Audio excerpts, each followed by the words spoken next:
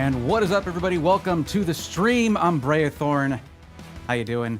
Happy to see you guys here. Hope you're excited because we haven't done one of these in a long time. And yeah, we're going to be checking out a very, very unique PC this evening.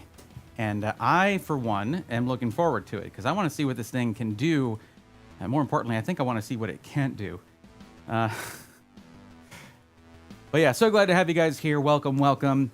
Today we are going to be, well, tonight we're going to be unboxing the ASUS TUF T500 desktop gaming PC, and it's got a unique thing going on there. Now, you know what? I'm going to say hi. Actually, say hi to everybody first. But that's right, Peter. I am not sitting this time around. I am not sitting. No. I am standing. Actually, I've got a new trick. I'm going to correct something really quick. Just, oh, you know what? Thing like times out, which is unfortunate. Okay, got a new trick.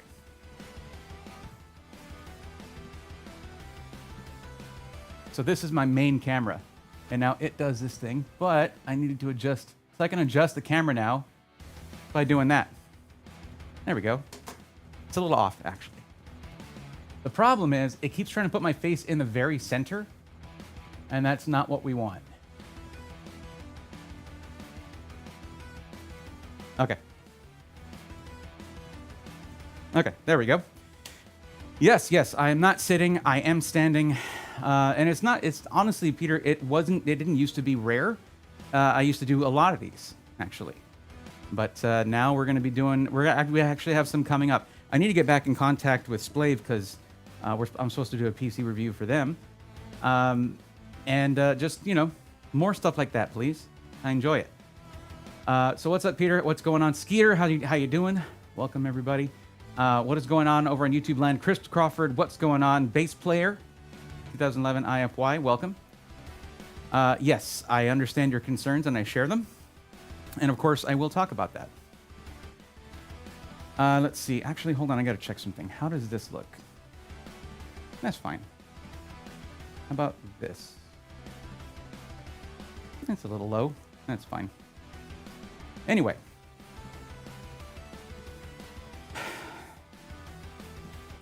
Bray, your picture's light is on. Talking about this one? Yes, it is. I replaced the frame. But yeah, what's up, Chris? What is up, Alice? What's up, bass player?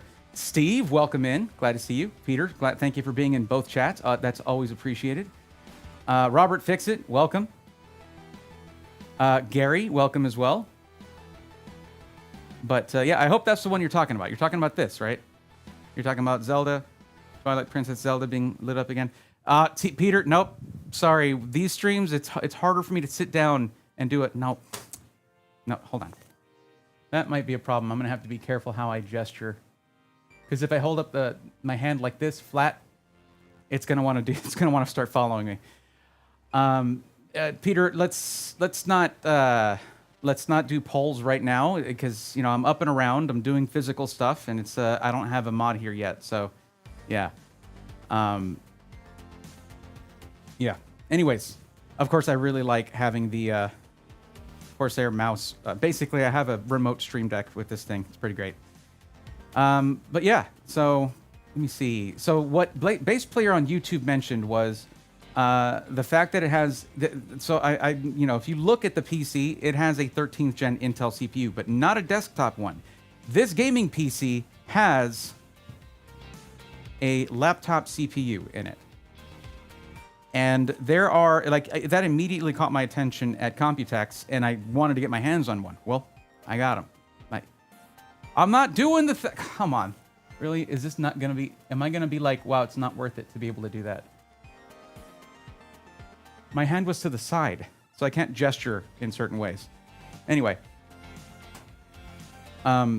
So if you're a PC enthusiast, odds are, at some point, you might have looked at a gaming laptop and thought, man, if that thing had better cooling and better power delivery, that CPU could probably do a lot more.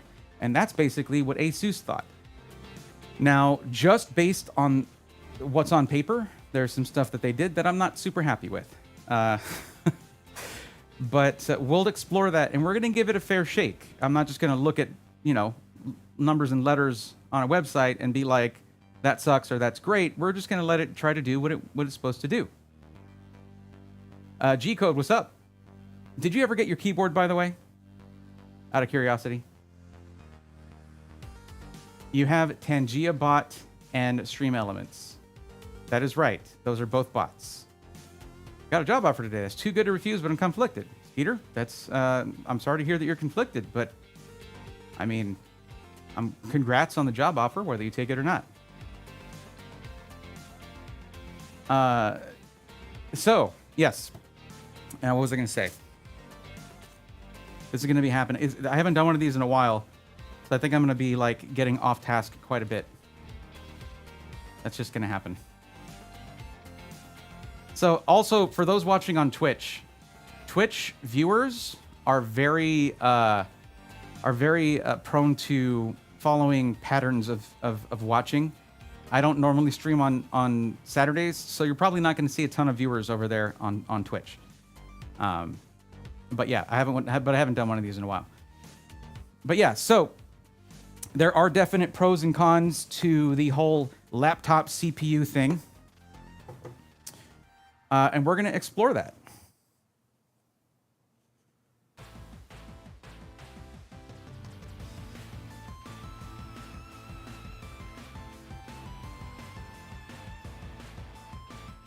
So when you have a laptop, you'll have when you see something like, I guess now it's Core Ultra 9 or Core Ultra 7. Not with this one though, for some reason. Or if you see Ryzen 5, Ryzen 9, whatever. And the same thing goes with GPUs. If you see something like 5060 or 5070 or whatever, understand that that hardware is not going to be the same silicon. It's not going to be the same because it has limitations, and they basically build it out for those limitations. Now, generally though, you can still get laptop CPUs with tons of cores, a lot of cores. But like if you look at the laptop 5090, for instance, it's not 32 gigs of VRAM, it is 24 gigs of VRAM. That's a huge difference, because the 32 gigs of VRAM was one of the main selling points of the 5090. So it's definitely something to keep in consideration whenever you're looking at a gaming laptop or a laptop for productivity or anything like that. But what if you did take that hardware out and you put it in a desktop-sized container with better cooling? Now, this is a fairly small desktop, and my back thanks ASUS for that. And they actually went with a desktop GPU that you can upgrade yourself, which is cool. There's not a lot of room for a big old GPU in there. But it's also cool because of the ceiling. The maximum GPU you can put in there is not super great. But we'll give it, like I said, we'll give it a fair shake. We'll give it a fair test and see how that goes. Now, as for the CPU, though, the cooling solution they went with is really interesting, and I'm actually really looking forward to opening this thing up and getting a good look at that. I don't know why I left that microphone there. I did so much cleaning, chat. So much cleaning. Now, there is one thing that I need to address right off the bat, and that is ASUS's method of shipping. Because this was not supposed to be a review, unboxing and shakedown of the T500. This is supposed to be an unboxing and shakedown of the G700. Unfortunately, it did not quite work out that way, and I will show you why.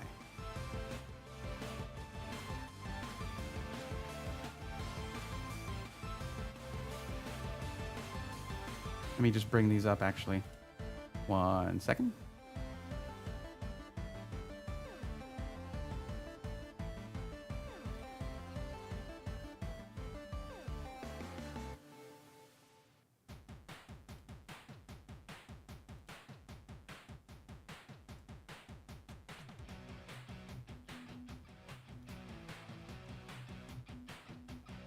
Sorry, I should have had this prepared already.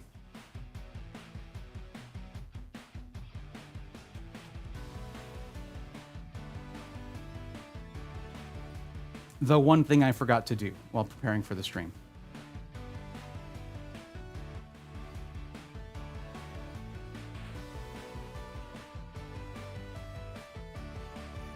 Let's see, it would be this button here.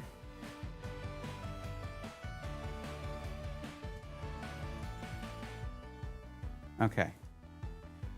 So one thing that I've gone over with a lot of system integrators is how it is always better to ship with an outer box. Well, this is how the G700 came in.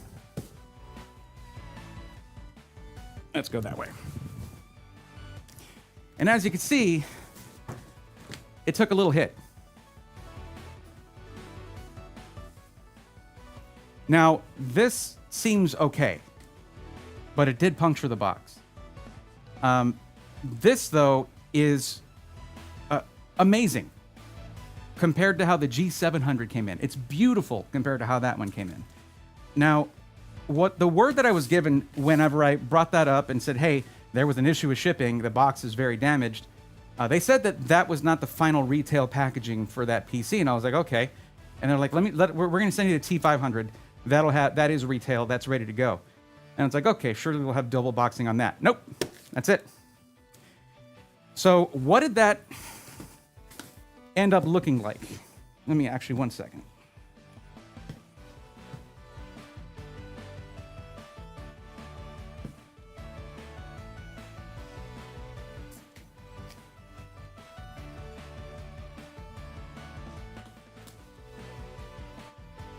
You know what? I just won't show that side. Okay. So what did that end up looking like? Let me show you.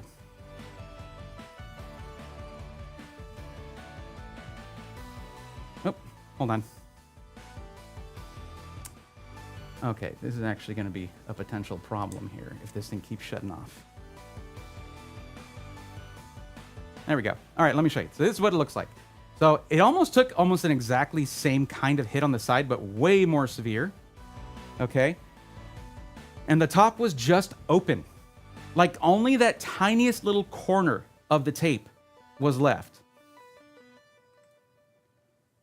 And I could just, with one finger, open the top. That was it. That was all it took. Gee, thanks, Peter. Appreciate that. But yeah, I know. I just know this is going to get really annoying. Maybe I should just use the pocket, continue using the Pocket 3, or have a secondary mirrorless camera on this thing, but whatever. So my suggestion to ASUS, like as of yesterday, or I don't know, it should have been forever ago, double box your PCs, please. Because first off, it clearly, if you look at the TUF box here, the T500 box, there's a PC in there. That's not good. You don't want people to know that there is a valuable thing in there. Now, to be fair, I suppose, the T500 starts at about $950 on Best Buy with the 5060 for the GPU. So $950. That's pretty good. But the one we're looking at here is $1,300, and that is a 5060 Ti. Yes, that's the upgrade. It goes from, it's a $350 upgrade to go from a 5060, apparently, to a 5060 Ti. And, oops, didn't mean to do that. Hold on. There we go. It is apparently $350 to go from the 5060 to the 5060 Ti. And that is the 8 gig version, by the way. Not the 16 gig version. And that is the maximum GPU you can get in this thing, is in an 8 gig 5060, a 5060 Ti with 8 gigs of VRAM. That, I think, would be something fairly easy for ASUS to fix, because it's just the GPUs they're putting in there. They could just put a higher end one in there. But I don't think that something with a laptop CPU and a 5060 Ti 16 gig should be more than that already $1,300 price tag. But the thing about it is, whenever you're looking at any shrunken down hardware of any kind, there's always a price increase. And what you might be able to get out of this, if they did their job right and they're able to crank up the CPU and get, better thermals, better power delivery and all that. Remember that laptop CPUs need to be able to run off of mains power, just off the battery. That's one, and that's how it's sort of all developed to be able to do. Then whenever you're plugged in, it can crank up the power some more, but we'll see how they're running it. Okay, we'll see if they're just running stock numbers on that CPU. But aside from that, why limit the GPU so much? I feel like that if they put a solid enough GPU in here, it could be a monstrous 1440p gaming machine. If you want, you have a 10-core CPU. It is 6 performance cores, 4 efficiency cores. Man, they really did not go all out on the CPU like I thought they were going to, considering the whole idea behind this. But we'll see. Well, again, we're not going to judge. We're gonna give it a shot. Anyone else use a soundbar for your computer? If so, what kind? Thanks, Eric. There are actual PC soundbars, like Razer makes one. And you pay the Razer tax for that, but they do make one. It's just me, or is a T500 getting a little close to Terminator vibes? Could be a wild unboxing. Oh, we'll see. I hope it's just as durable. That'd be cool. Shock and Awe, what's up? Welcome. The box is not tough. Yeah. G-Code says, like the shirt, by the way. Yeah, this is from Mini Katana. They don't have a lot of clothing. Yeah, you think that as they grew as a content creation channel, they would have had more merch, but the whole thing started with swords and shields and not shields. That meant it was one shield, but swords and knives and replicas and all that stuff. So, I guess, but yeah, this is from. And by the way, if you like that, plus if you like my Hylian shield here and the foam master sword, which is like the most accurate looking one that they have, and what you're going to see a little later, my new unboxing tool. You can get that off of Mini Katana, their website, and use code Breathorn for a discount, and it helps out the channel if you're trying to spruce up your setup. Anyway, so yeah, that's going to be my first. Like, I don't need to open this thing and see what it's like, just to know that they should be double boxing these. Like that's Bush League. That's amateur stuff, just sending the box by itself. You don't do that. You shouldn't do that. The Mac was hanging out. Jesus, Peter. It's terrible. Not sure if you ever looked at Mini's forum. You can slap any GPU into your Mini ITX case with the CPUs they use. Yes, it's laptop CPUs. Yeah, that's similar to this, Reinhardt. But what's up? Welcome to the stream. I've never gotten a PC from Mini's forum. They have reached out to me. It's just... this is the closest I've gotten to anything like that because my whole focus is on full-on upgradability. Now, that's one thing about this. This laptop CPU is soldered to the board. You cannot upgrade the CPU. And companies continue to insist to me that people don't upgrade their CPUs. Yeah. Yeah, they do. Or at least they want to if you'd let them. You see, I have the form that I do for PC matchmaking, and it has a question on there. Would you be? Are you planning on upgrading your CPU over time? And I have like a 55 to 60% ratio of yes to no on that. More people, like more than half people said yes, that they want to do that. But also, but you, apparently, we're going to see. We're going to look at the RAM. We're going to look at how the CPU is set up. We're going to look at the oddball cooler solution that they chose for it. We got to inspect the case and see how the airflow is. Of course, we're going to run thermals later because that's kind of one of the main points of this. And yeah, we'll run some gaming tests too. Well, electrothermal, like I said, instead of going with just, you know, whatever we see on the site, we're gonna try. Oh, I was zoomed out. Oops. We're gonna actually try this thing out. So, and I you know, you don't need to be sold on it. We're just trying to see what they're putting out there because this thing is on Best Buy. This thing is on Amazon. I believe Micro Center has it. I mean, it's everywhere. And you see ASUS TUF, and if you've watched like any content out there, you will have heard of it. So, yeah. So here is the new unboxing tool. Mini Katana earned their name. This is a miniature version of the Enma Katana. And even, yeah, the blade is black and purple.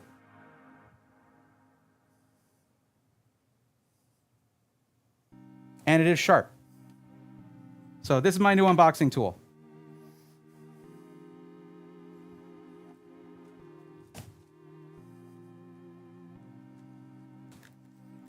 I think after a while, I'm going to want to have like a wall of options of these to use.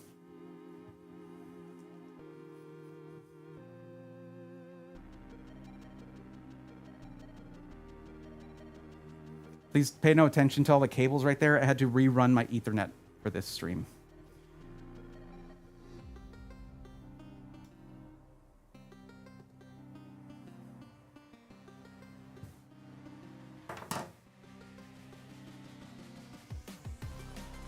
thing keeps shutting off, this little camera. So this thing has a little, this gimbal has a little camera that can go on it, and this is supposed to track you without having to tap into the actual camera feed. It just keeps turning off. I don't know why. There we go. Now I can switch to this. Perfect.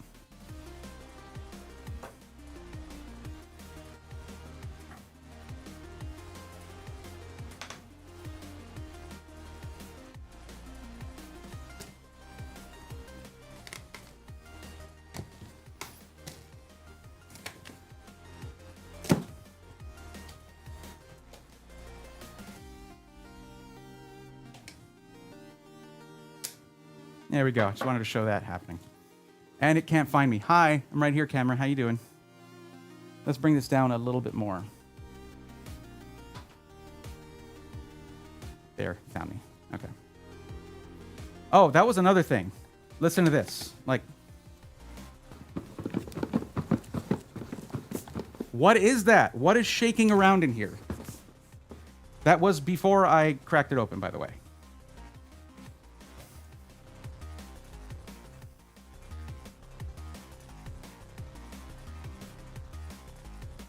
So we have a box of accessories, and that's what was shaking. It was this. So I guess that's good. They are using really good reusable foam here. This foam is very sturdy, and it does not, you don't get like a bunch of little bits of styrofoam everywhere. And it is better impact rating on this with, it's not like rated for single impacts like standard styrofoam is. It's better than that, so that's good.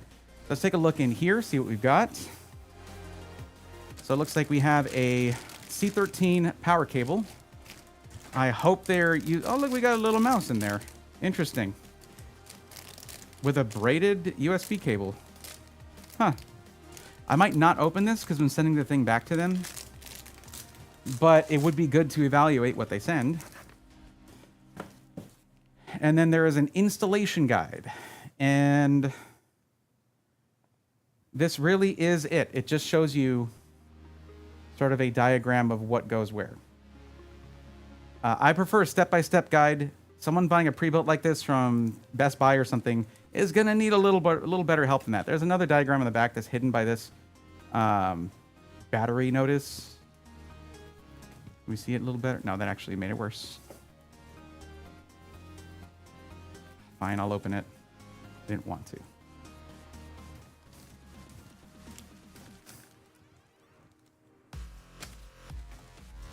Okay, so it's step one. Connect everything. That's not how steps work. You don't just say, step one, do all the stuff right now. Then step two, do this one thing. How dumb is that? That's not the best. Let's look at the rest of this. Because these kinds of things are critical. This is part of the ownership experience, is the unboxing and setting it up for the first time. Now, I do have to thank ASUS, because I guarantee you it's crap like this that keeps people going back to my how to set up your new gaming PC video. So thank you, ASUS. And then there's step three, which is press the power button. Did they really have to make step one literally like 12 steps? Step one is a literal 12-step program. But it's not the program. It's just there's like 12 steps in there. No, this is not very user-friendly. And then that's it. Like, this should have all been more stuff. There should have been like 7 steps. But whatever. All right, ASUS. One thing about tech companies is they're run by tech, like not run by, but a lot of people at work there are tech people. And oh, this is the warranty card or booklet. So yeah, they're run by, you've got tech people doing these things. And when you're a tech person, it can be easy to forget what it's like to not be a tech person, but that's who's buying your stuff. Non-tech oriented people. So like, you can't do that. You have to consider that's why they're coming to you. You know? Should I test the mouse? What do we think? Is that mouse worth the extra $300? Peter, no, because the mouse comes with the $950 system too. There might be a keyboard in here too. Let's find out.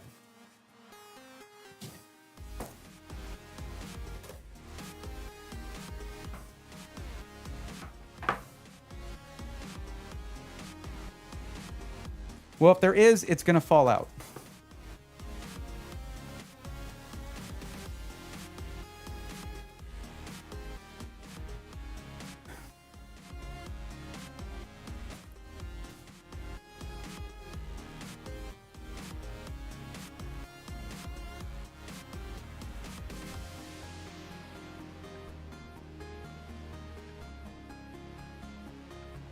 I do want to show this part because I like to show this part, but basically the way that you unbox a PC, it's very easy. Let me remove my lazy Susan here for a second.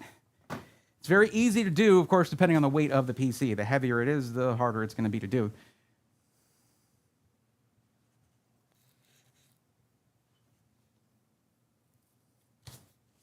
You're going to see me do this like a dozen times tonight. Stop. Thank you.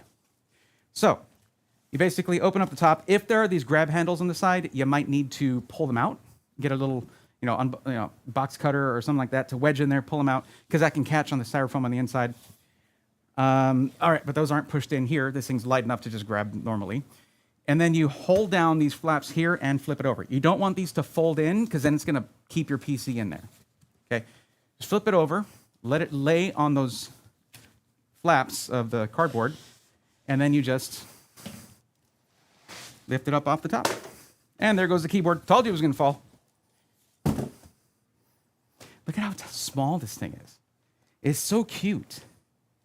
But yeah, this is something in between a regular sized PC and this is kind of small form. This is pretty small form factor, but like it's on the larger edge, the larger limit of small form factor.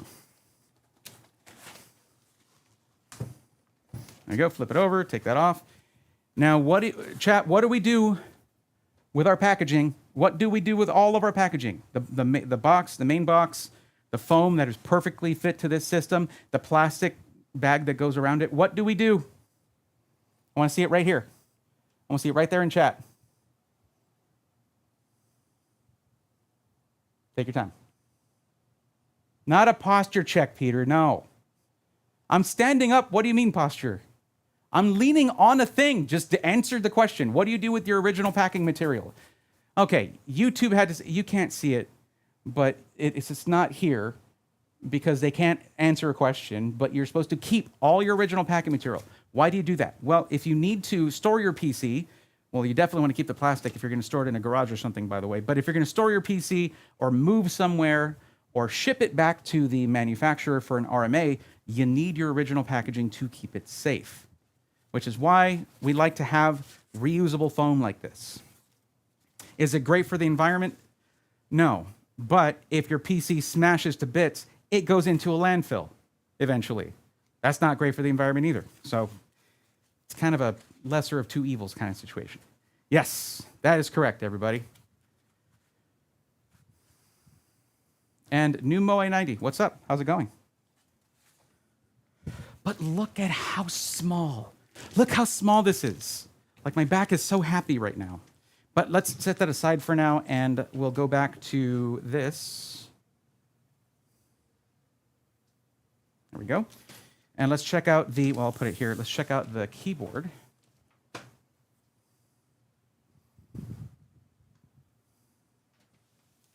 Let's see how this is. Like the mouse seemed like it might be okay for a starter mouse, even though it is wired. You might want wireless at some point, but if you want to get the best like latency or lowest latency, then you might want a wired mouse anyway.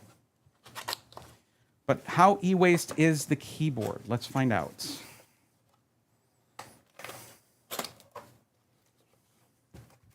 This is ASUS after all.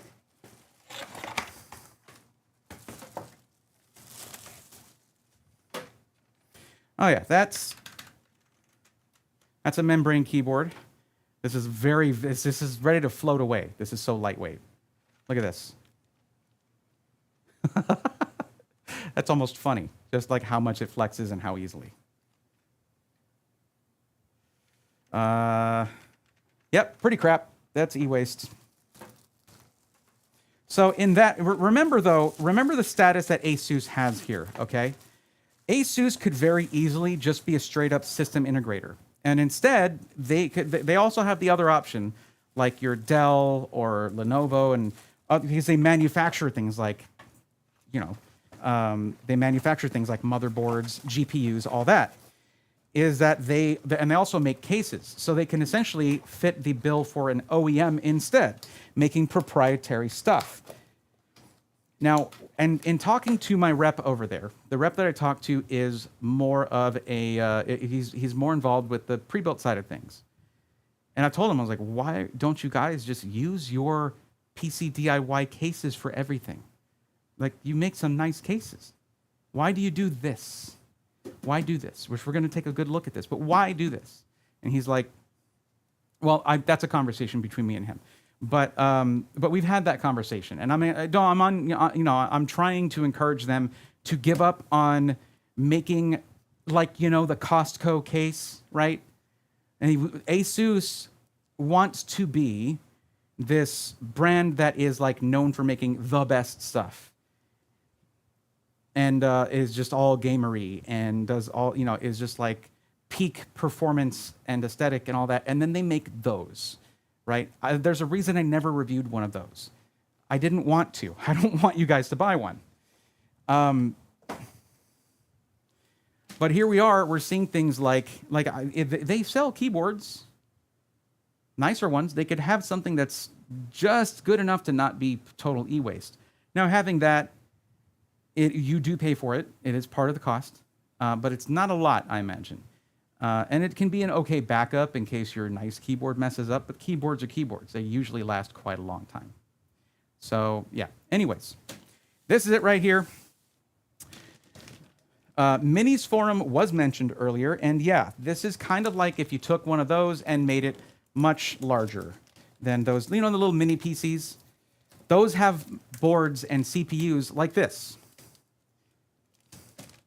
No, ain't doing that.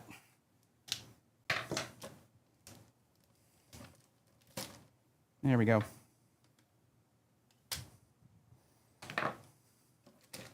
What? It's a katana, okay? I swear.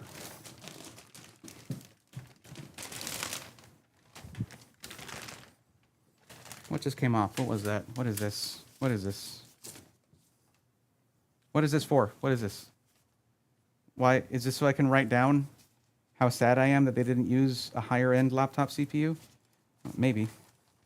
But yeah, this is yet another thing that you keep. You keep the plastic sheath too, because if you're going to store this thing in a storage unit or garage, somewhere that is not humidity controlled and temperature controlled, you need to keep humidity out of this thing. You need to keep it from, I mean, it can corrode. It can cause a lot of issues.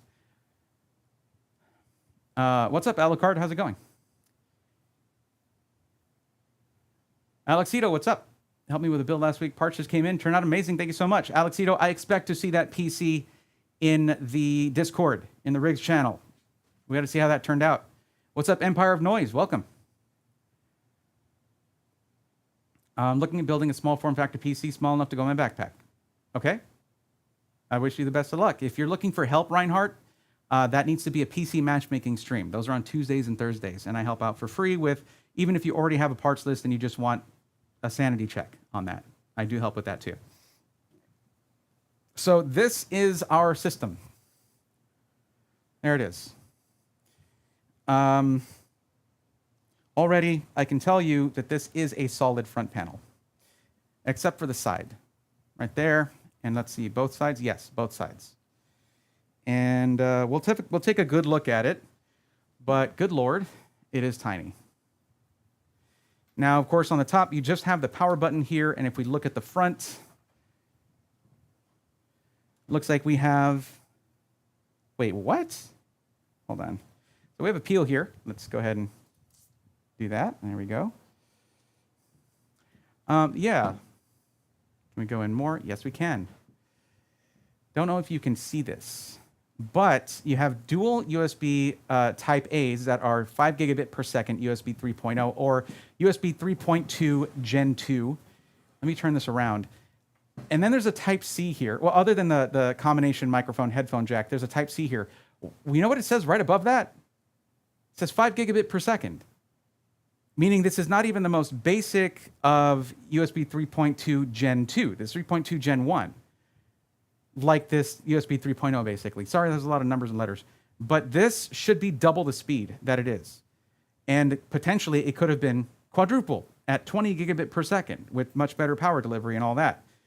Apparently, this is just like the same speed as these right here. So that is, I don't think I've seen that. I don't think I've seen that on any PC case, like at all, ever. Bro, my USB-C is 40 gigabit per second. Yeah, that is USB 4. And I'm not expecting it to be that. But at least you don't have the NZXT special where it's just one USB port that's Type A, one Type A USB port and then the Type-C. Like every USB header, every USB 3.0 header on a motherboard is designed to give two 5 gigabit per second outputs or output input. And this does that. Now, this is where I am especially disappointed with this because I already looked at this online.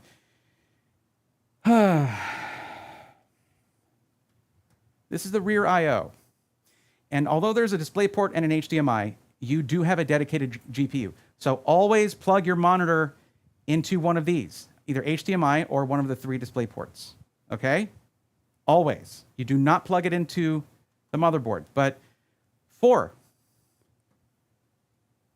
USB ports on the back, 4 USB Type A. They said that this thing was ready for streaming. Chat, do we agree that this is ready for streaming? I don't.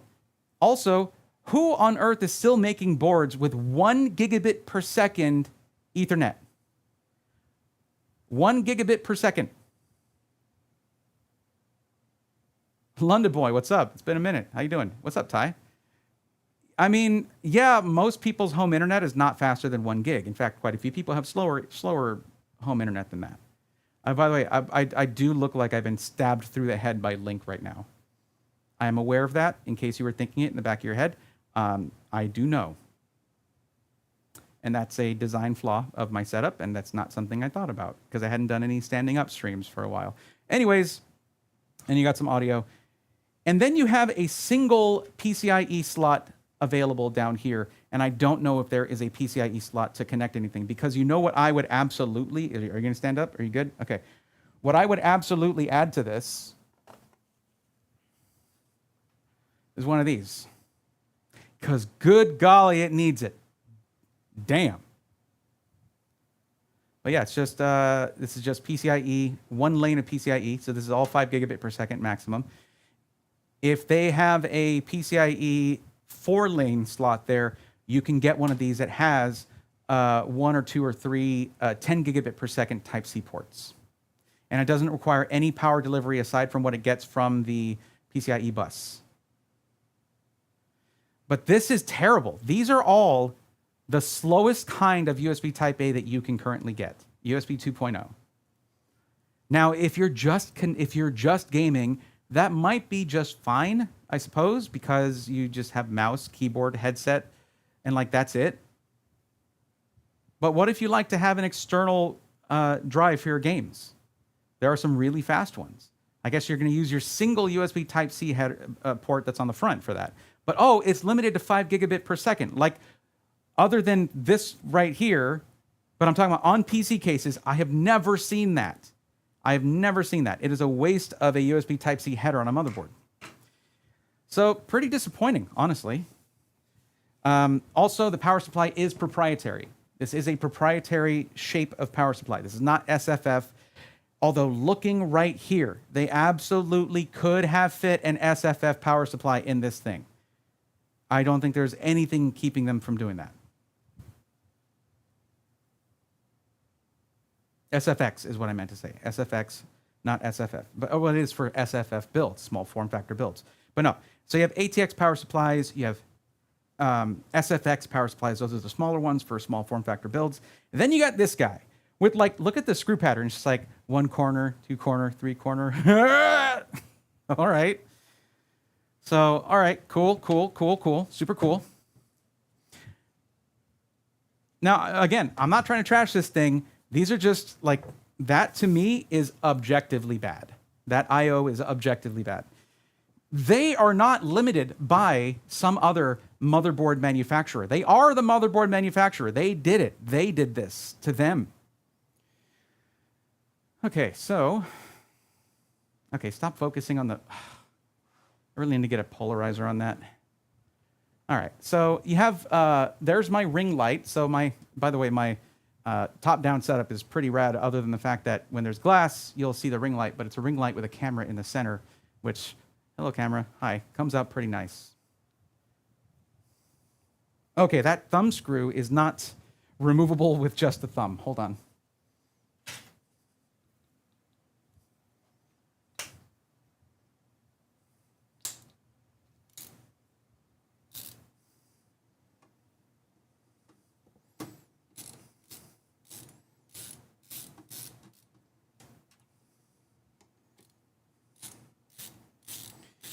Now, I don't know if that power supply is like a server style power supply, like the really narrow, long ones. If it has a standard to it, I have no idea. So that just pulls back and then up and off. It does feel like it would lock in place if you were doing that while it was standing up. So, hold up a second. Hold up a second.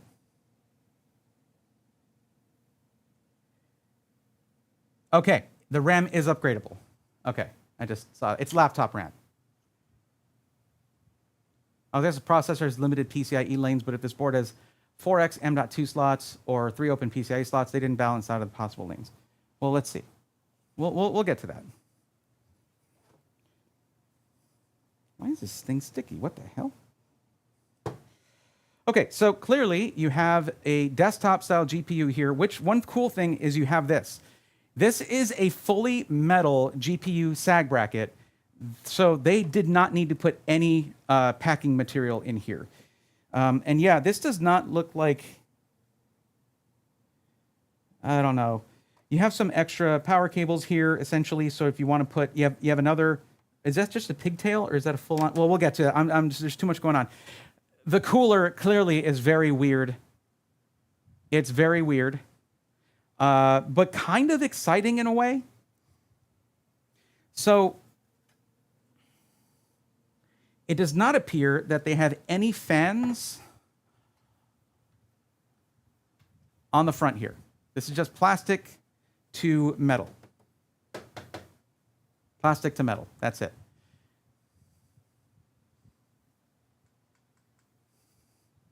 That is way too bright for my other camera. Let's do this. Hold on a second. Where did I put my light? Where did I put? There it is. Okay.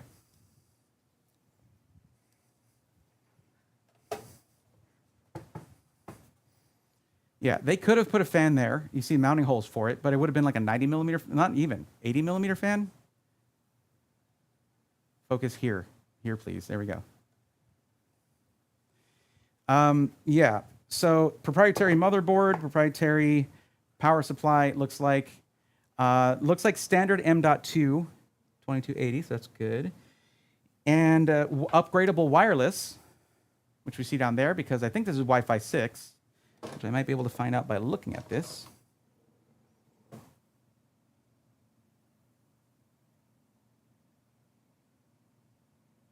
No, it just has MAC addresses on it. Oh, well, whatever. But it's upgradable.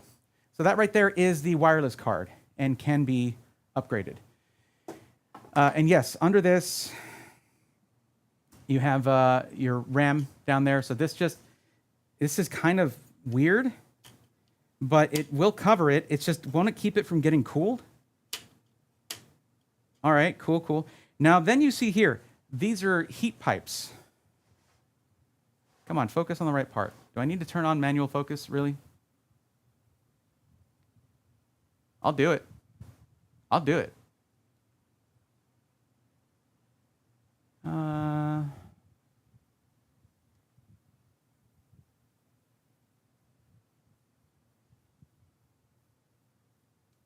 Okay. It's going to make the camera shake, but whatever. Okay, that is needed though.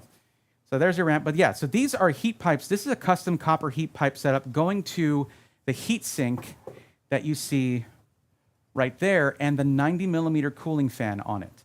And the heat sink is pretty thick. I'm going to have to mess with the freaking... The heat sink is quite thick. You see there. And you have this cooling fan. This looks like it might be, other than potentially in the power supply, if it has that, the only fan in here. So this is essentially, guys, this is an air cooler. But like a tower air cooler with extra long heat pipes, essentially. That's what we're looking at here.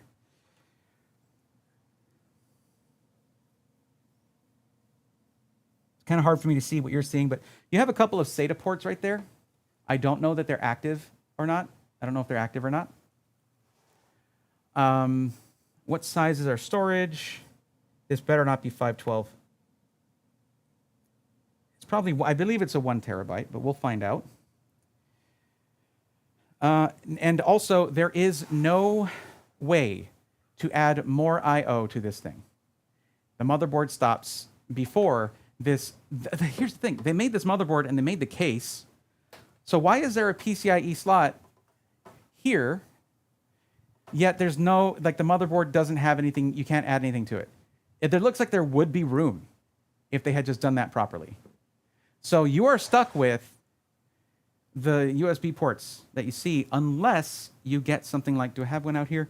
Essentially, there's something you can get that is it's just like the PCIe bracket cover, and it has a couple of USB things attached to it, and they just go to one of the headers. I guess you could do that.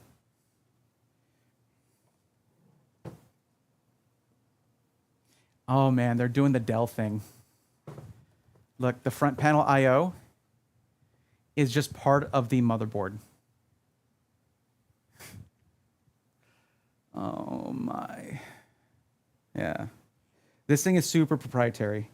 I wonder, oops. Oh, that's just a, okay.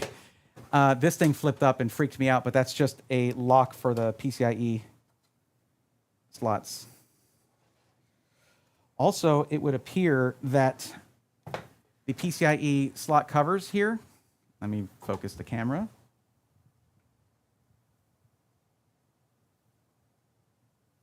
Are the same thing you get on like an old Dell case where you literally have to bend them and break them off. And you have to get your own covers if you want to cover that back up later.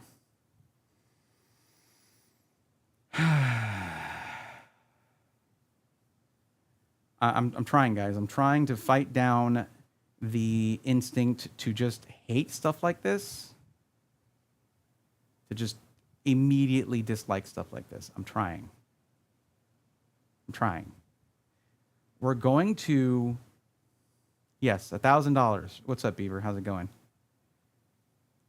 Only other fans would be the GPU and power supply. Well, yeah, that's what I was thinking, potentially the power supply. And the GPU, I was thinking like, the context of what I was saying was like, in this case, the case fans. I'm talking about case fans. The GPU has fans. That is a thing, yes.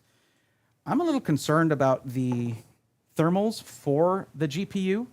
There's nothing pushing airflow to it.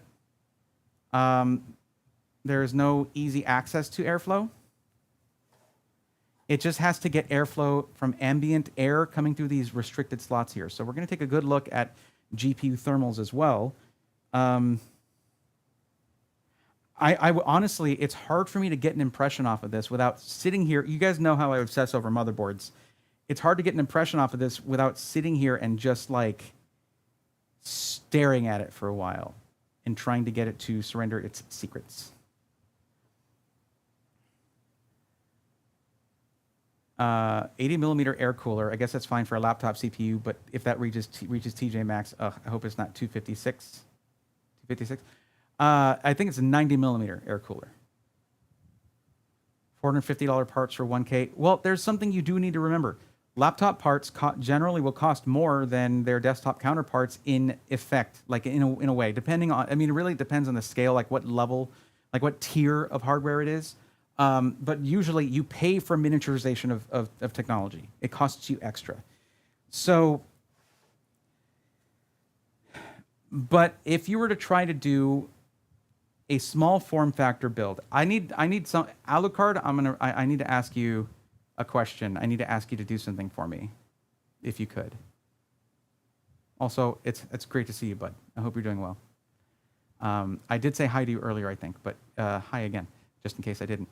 I need you to, if you could, throw together a parts list real quick of just like something like a, I don't know, a 13400F or 13400 CPU budget with a 5060 Ti 8 gig budget at small form factor build. See if you can beat the $1,000 mark. Well, that $1,300 mark. Can you do that? Just do a PC part picker list and then send it to me so we can evaluate it. Welcome back, Ty. Hope your doggy's doing well. Peter, look, when we're doing these, this is content, Peter. So I tend to ignore things. You are a little bit newer here. You have not been here for one of these, but I tend to ignore during the content streams things like timeout requests and polls and all of that stuff, which is something I did mention earlier. But you'll get used to it. Hang out long enough, and you will get used to these kinds of streams.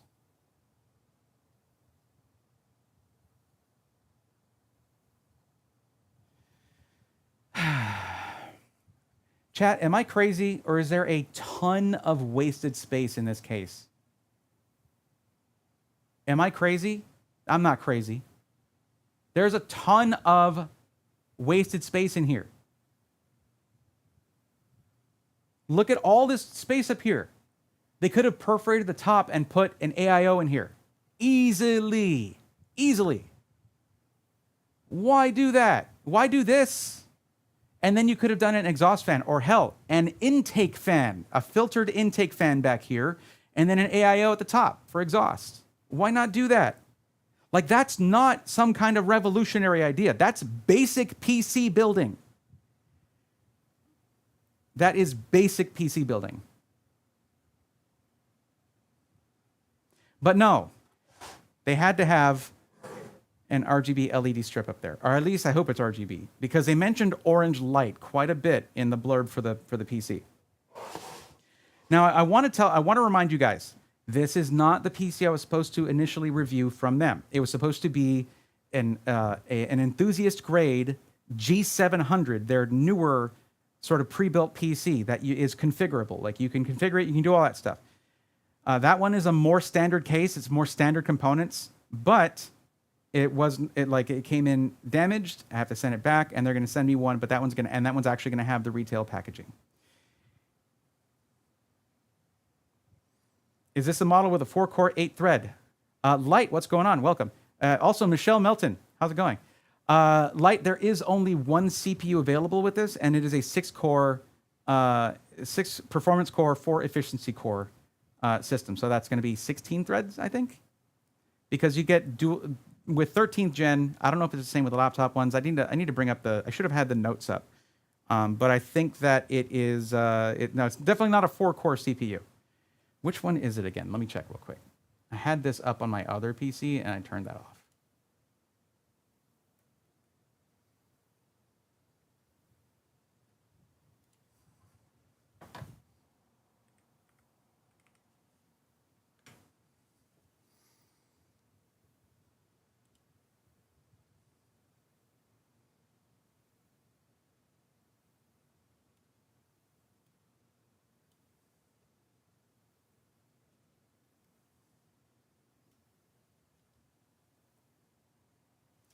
Okay, it's a T500. The CPU is you can't see it because, no, it's there, okay.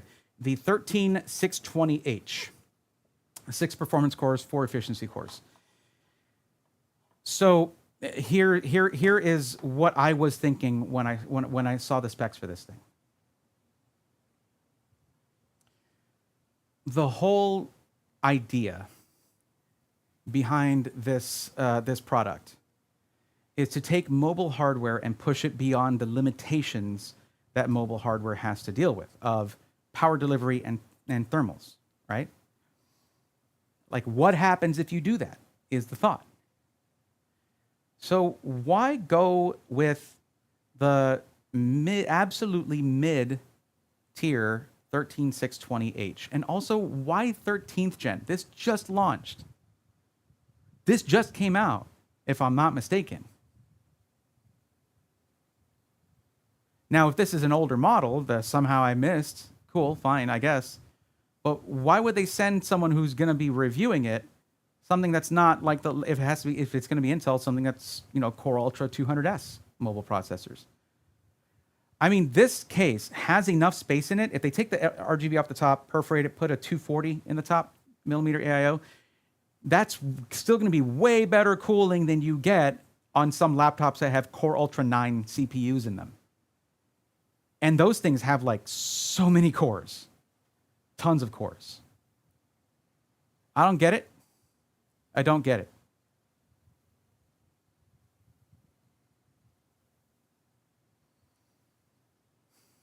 Also, I believe this, so if we look to my right, your left, that middle one there that talks about RAM, game on with up to 64 gigs of DDR5 RAM.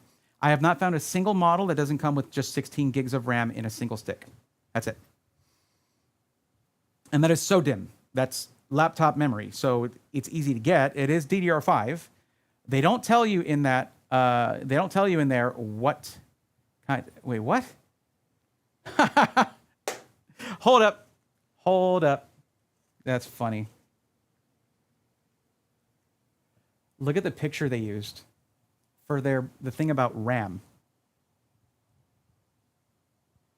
This is for storage. We're talking about storage. The picture is SSD slot 2. Okay. You know what? It happens. I guess.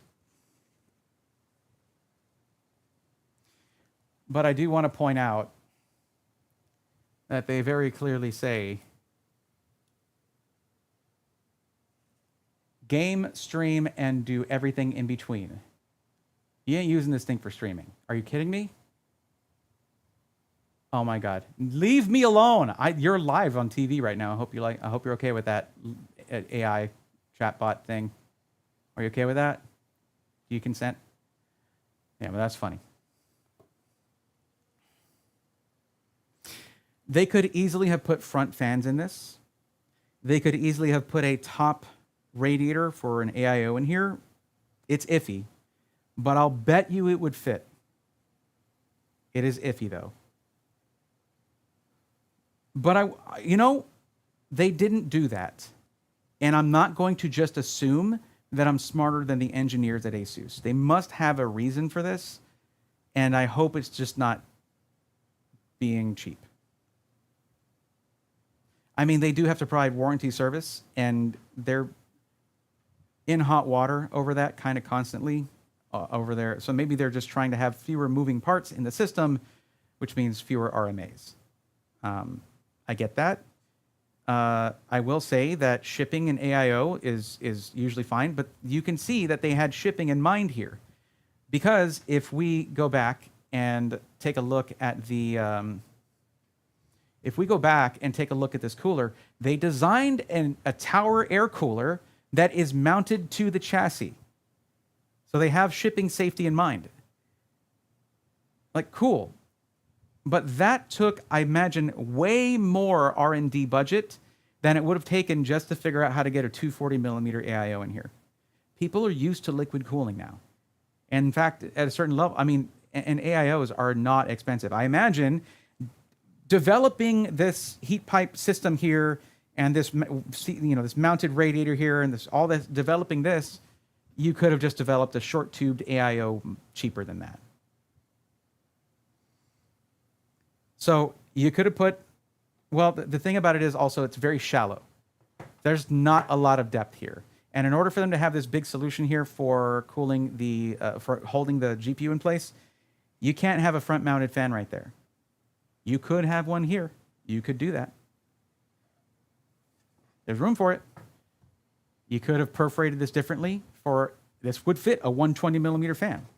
Do I have one handy? I don't think I have one. It's like in the closet and this table's blocking the closet, or else I'd grab a 120 millimeter fan and show you. But a 120 would fit in here.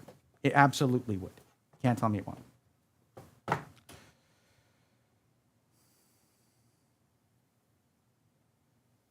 The build I have on Part Picker is 1370. It is an AMD build, though. Now, that's why I was asking for Intel build. I wanted to do something similar to this, but with desktop hardware. Now, is it nice and compact and lightweight? Hell yeah. Like, this weighs like nothing, and it feels really sturdy. This feels incredibly sturdy. They even have, like, reinforcement, metal reinforcement around the tempered glass here. This would actually be kind of difficult. Oh, also, by the way, there is ventilation here for GPU airflow. So that actually is probably okay, because that goes right there. So yeah, they thought about it. They thought, that's why I'm saying, this is why I'm saying, guys, I can whinge about it all I want, but I'm not here assuming that I know better than ASUS's engineers. I don't. Got 2 of them ready for you. All right, let's see here. Why'd you do 2? Page you requested could not be found. Hold on, let me try a different one. There's that one. I got this one. This is the AMD one came through. All right, I'm going to put this back on, and we'll look at the back. Well, there's really no back. There's really no back panel here. There's no cable management in the back. Power supply cables are just hanging out. I got to check something real quick before I take a look. We take a look at those part picker lists. I got to see if this is a dedicated 8-pin cable or just a. Nope, it's not a pigtail. This is a dedicated secondary 8-pin cable. So upgrading the GPU in here is actually somewhat easy. It's just you won't be able to use this. You will not be able to use this unless this is adjustable somehow, but it does not look adjustable. Yeah, doesn't look like there's multiple holes for this to screw into. This screws to the GPU. It has to be this GPU unless there are a lot of ASUS GPUs that have the same screw placement. But also, this is going to take up too much space. You put in a larger GPU there. Yeah. Now, let's look at this one, though. What about... Actually, no, I left it. I put so much stuff away. But I have a 4070 Super that's about the same size as this.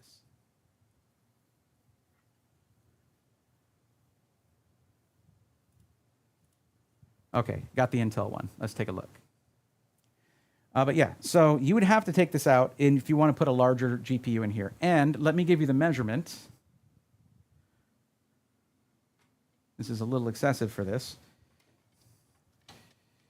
But it looks like, as for internal space, you have, just estimating this, just about 10.5, just under 11 inches in length for this. But then again, you're going to come into a problem with this. See, the way they run the cables is behind this thing. So you're going to have to run your cables around here, and you cannot go with an extra wide, like not thick, but extra wide GPU, because this is a very narrow case. So there is some upgradability there, though, and that's maybe something I'm going to try in the future, unless they get mad at all the stuff I said and they want it back immediately, which, you know what, fair, if that's the case. The thing is, my guy at ASUS understands that I don't pull any punches. This is not sponsored. I'm not keeping this thing. I'd send it all back. They really just want to get my take on it. So that's what they're getting. It's unfiltered. And why I try to be fair. Like, again, I'm not an engineer. I'm a PC builder and PC enthusiast. Just trying to look out for consumers, you know? I think that this could have been better. This could have been much better and not for much money. In fact, I have to wonder how expensive it is to manufacture that bespoke cooler versus getting an already made AIO. Or making an AIO, like one of their AIOs, but just shortening the tubes. ASUS going the AliExpress way was not unexpected. Yeah. Okay. You know what? I'm going to sit down for this.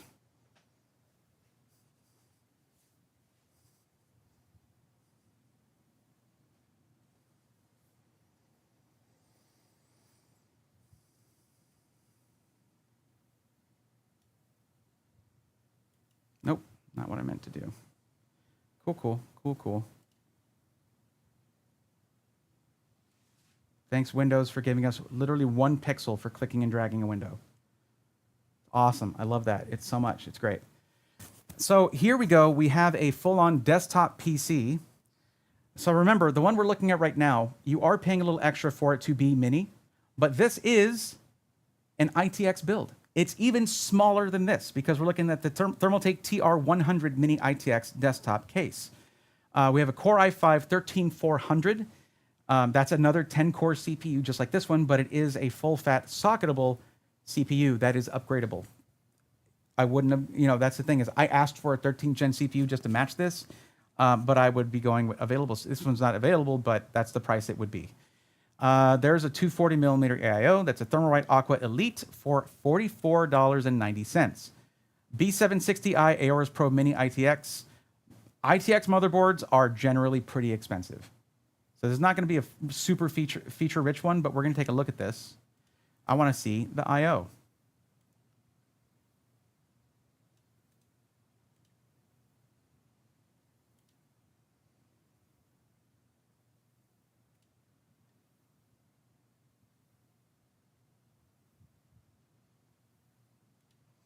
Absolutely smokes the I/O on the T500. 2.5 gig Ethernet. This should be Wi-Fi 6E for this generation here. You have 4 USB 3.0s that are 5 gigabit per second, 2 USB 2.0s that are 2.0 speed, and then 1 Type A that is 10 gigabit per second and a Type C that is 10 gigabit per second. Plus, this motherboard features USB 3.2 Gen 2 by 2 front panel connector on it, right there. USB 3.2, of course, for your USB 3.0 front panel I/O. And yeah, like way better.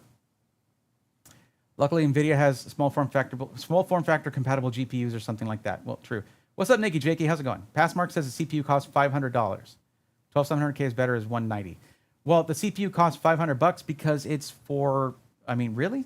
$500? It's a lot. It's a mobile CPU, but I doubt if it was $500 that ASUS would be putting it in this $1,300 system. I'm pretty sure they get them a lot cheaper than that. Now let's look at the other build here. Oh wait, let's actually finish looking at this one. This is 32 gigs of DDR5 6000 CL30. Not 16 gigs, 32 gigs of full fat, not SODIMM, but yeah, full on DDR5. Now, I don't know this M.2 drive, but it is 1 terabyte for $56.99. I imagine this is something equivalent to like an NV3. PNY dual fan OC RTX 5060 Ti 8 gig. I think with the price difference here, because we're looking at $12.99 from ASUS, and this is $11.89, you might be able to get the 16 gig 5060 Ti instead, which is a lot better. Because they shouldn't have had an 8 gig and a 16 gig. It should have just been 5060 Ti 12 gig. That should only be one version, and that should be it. But I digress. Is RTX 5059 a good upgrade over 3058? Neither of those exist, Silent Furies. 5050? Okay, but what about the 3058? You mean 3050. I would go up to a different class of GPU if possible. Go up, but I mean, yeah. It depends. The Kras is a good, solid performing NVMe. I've used it in multiple builds, no issue. Is it DRAM-less? I wouldn't be surprised at this price. Or does it have onboard DRAM cache? Then we're looking at a full-on SFX power supply, Lee & Lee SP750, 80 plus gold certified. There's something I didn't mention about this smaller power supply that's in here, and it is 80 plus platinum rated. That's pretty good. And I've noticed that a lot of OEMs, including Dell, they use really well-built power supplies because otherwise it's just, they get RMAs more frequently that way. I would aim for a 5060 Ti 16 gig. Yeah, or a 9060 XT. 16 gig. Okay, hold on. Let me close that. There we go. Now let's look at the AMD build. Ryzen 7 7700. So that's 8 cores, 16 threads. And same AIO, different RAM because you want to make sure it has Expo. And I don't think this. No, same RAM because it has both Expo and XMP. Same M.2, same GPU, same case, same power supply, different motherboard, of course. Let's take a quick look at this one. And I mean, ASUS, come on. What were you even doing with your I/O? Why did you do that? I have to connect this thing to test it. Like, it's so annoying to have terrible I/O on something you can't add more to. That's the thing. This is why, like, this thing, the one of these right here, where's my pedal, by the way? One of these right here is like 30 bucks. You just need one lane of PCIe to be available. One lane. And you made this motherboard. You could have provided that. There's a slot for it on the case, but you didn't do that.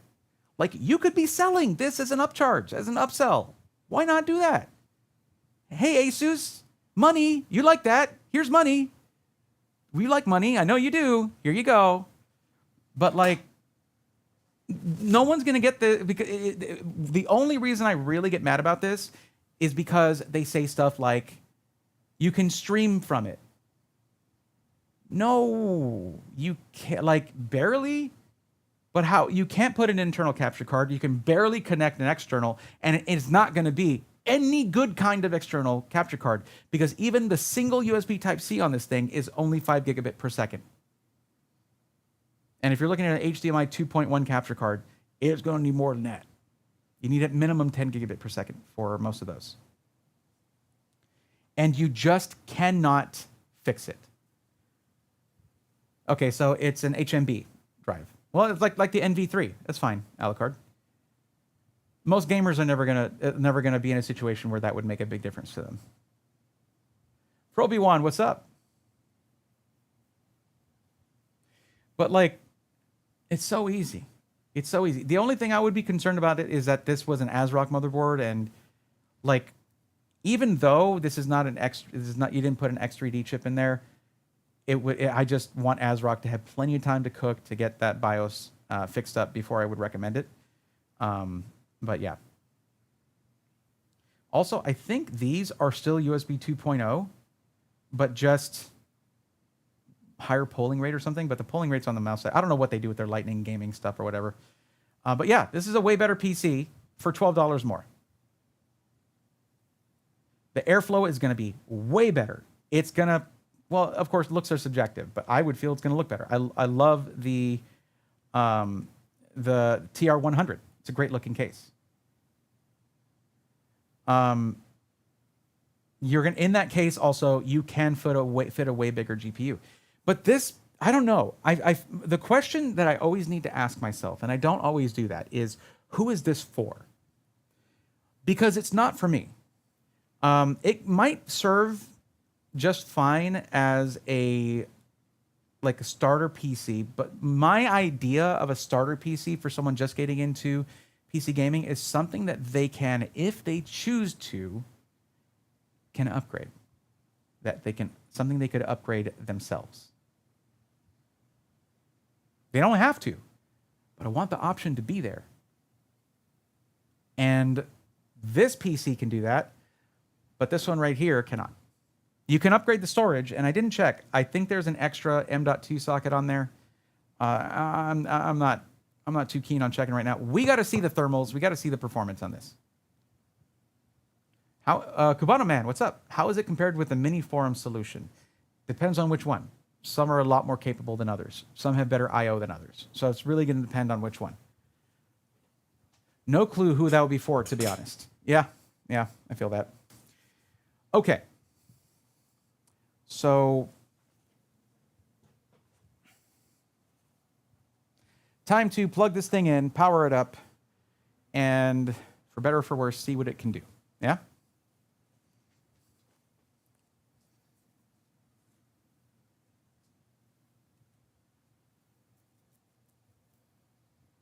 Okay, let's get farther down here and just stop right there. Thank you.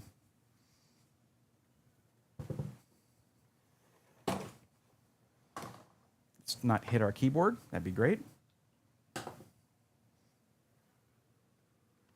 My cat is meowing at the door. That's awesome. Hi, Nugget. Yeah, I ain't using that. Just use these. I'm so sad. I'm so sad.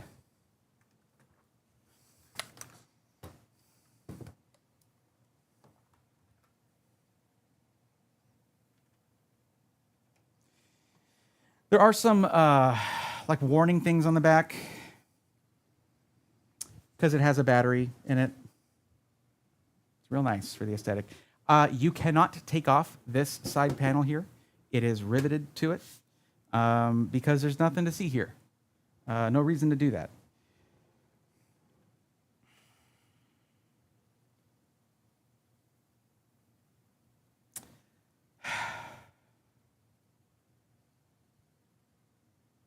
Also, is it just me or is there enough room here for 2 of these 90mm fans? They could have done that, I think. I think they could have done that. I don't know if that's just me. That's okay. They got a new one that comes with X3D, but the gains are not that big.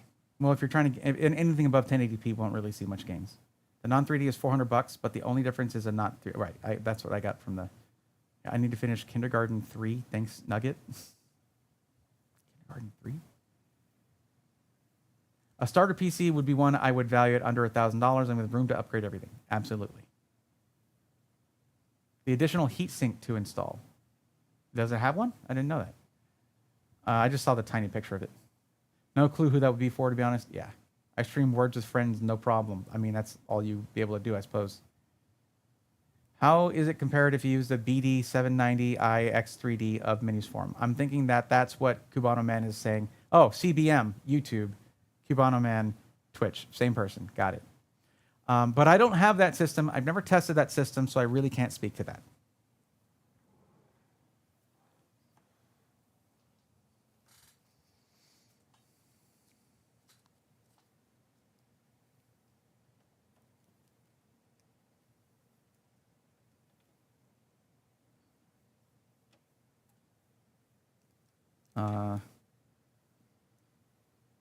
Whoa, what is wrong with this Ethernet port? Hold up.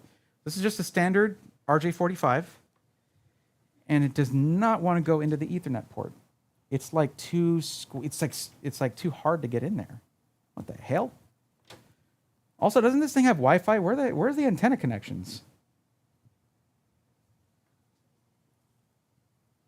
Is it just an internal antenna? I guess.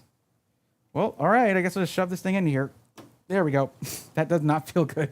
That did not feel good. There's also no toggle switch for the power supply. You know, your 1 and 0, where it's a circle in a line. Yeah, I think I saw a YouTube short with Zach's Tech Turf, where he was like the line is on for some reason, and I was like, oh, Zach, it's 0 and 1. It's binary. 0, the bit is flipped off. 1, the bit is flipped on. So that's what that is. That's what that is. But you know, there's a lot of PC stuff that I've missed over the years. So where I'm just like, yo, that's what that is. All right, cool. I missed the first part. It has a battery in it. It's just a CMOS battery. A lot of these companies have to put that kind of warning on a pre-built because of the CMOS battery, which is like, all right. They do have HP Omen for 1125 with similar specs. Well, hey, that's, you know, this is ASUS, man. The ASUS tax. Also, the Omen might have a normal cooling solution. This is a special one. I'm not even turning off the lights for this. There it is. There you go. It has orange lights in it. And on the front. Here, let me do this. There we go. I mean, sure. This will get you going, I suppose. This will get you started. The caps in the PSU can explode too, I guess. Best bet is Wi-Fi is internal like HP. Yeah. I like small form factor PCs. I don't think that's what this is necessarily. This is not a small form factor PC because small form factor PCs have a lot of the features of full-size desktops, like the upgradability, additional things you can do, like adding storage, upgrading over time, all that. Well, I already said upgradability, but in a smaller size. This right here, I can't do an open hand gesture like at all. It freaks out. Okay, this right here is the opposite. This is a mini PC that has been expanded. So you get all of the same features of the mini PC. Impossible to upgrade, less I/O. Good job. That's what everybody wanted, right? Yeah, that's a thing. Oh, I didn't plug in the HDMI. Let's do that. I love that. I just have a thing where I can like pull out. There we go. And where does the HDMI plug into, chat? Where does your monitor cable plug into? That's right, the GPU, not the motherboard. It'd be easy to confuse it here too. No, Rurutu, no. Don't listen to that. No, don't look. No, it's in front of my hand. I can't block it. That's right, the GPU. All right.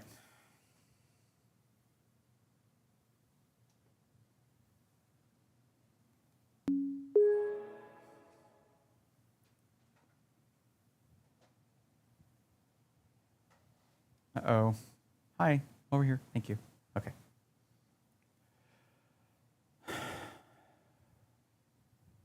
I forgot you were streaming today. Well, I mean, it was going to be yesterday or today. Tenma, you're good. A screen reader. Turn on narrator by pressing Windows plus Control plus Enter. For more accessibility features, press Windows plus U or select the accessibility icon in the bottom corner. This right here, I mean, the RAM is upgradable. Cool. It's so dim, but it's upgradable. I feel like they still should have put 2 sticks, and on this $1,300 system, it should have 32 gigs of RAM. No question. There might be an extra M.2 slot. I need to see that. I should check that. But yeah, here we are. We're in the setup now, so that's cool.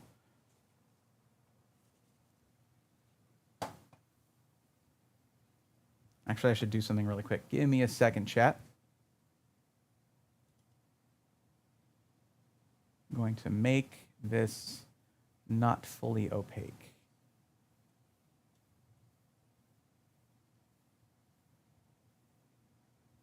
There we go.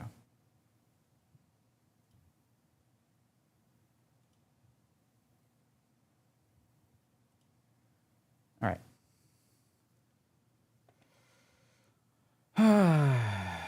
Now let's see what the OOBE is like. Out-of-box experience. Let's see. Only a couple languages available. Is the right country or region? Yes. The right keyboard layout or input method? Yes. No. Can I do the skip? Actually, it's a new command now, and I need to see what it is. Well, let's see.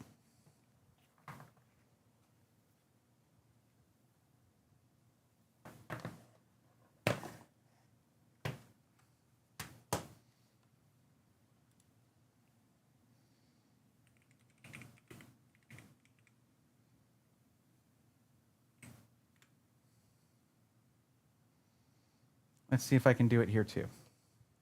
We want to try skipping making or logging into a Microsoft account. So I need to see if, yeah.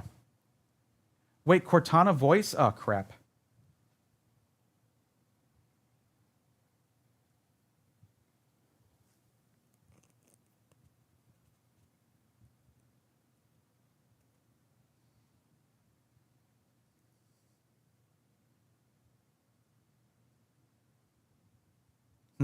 Okay, yeah, I do hear myself, so that's good. Why am I not hearing any music? Has there been no music this entire time?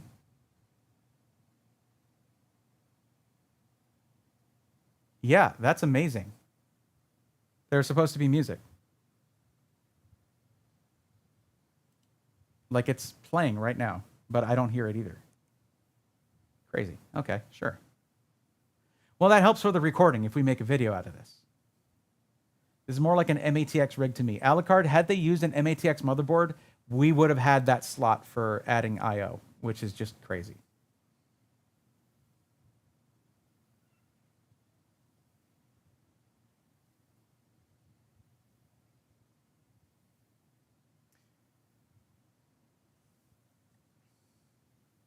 Yeah, I'm not hearing anything Cortana-wise.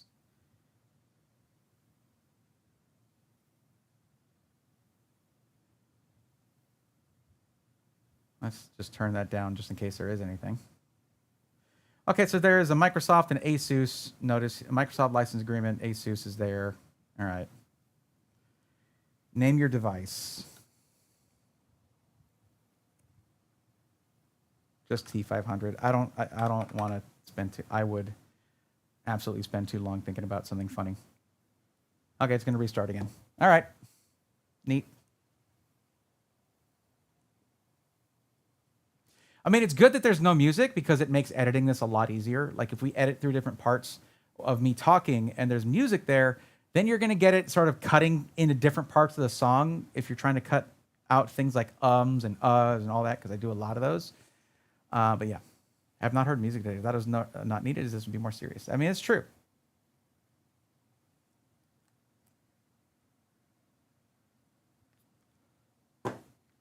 Proprietary things do make me sad, though.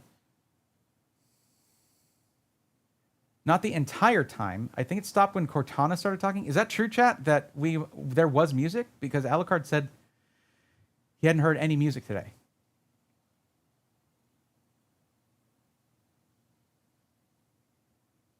Okay. Let me turn down the capture. We don't need to hear all that. Hello, mouse. Oh, wrong mouse. Ha ha ha ha ha ha. I'm going to do that a lot. Just get used to it. Okay, yeah, we can turn that down quite a bit.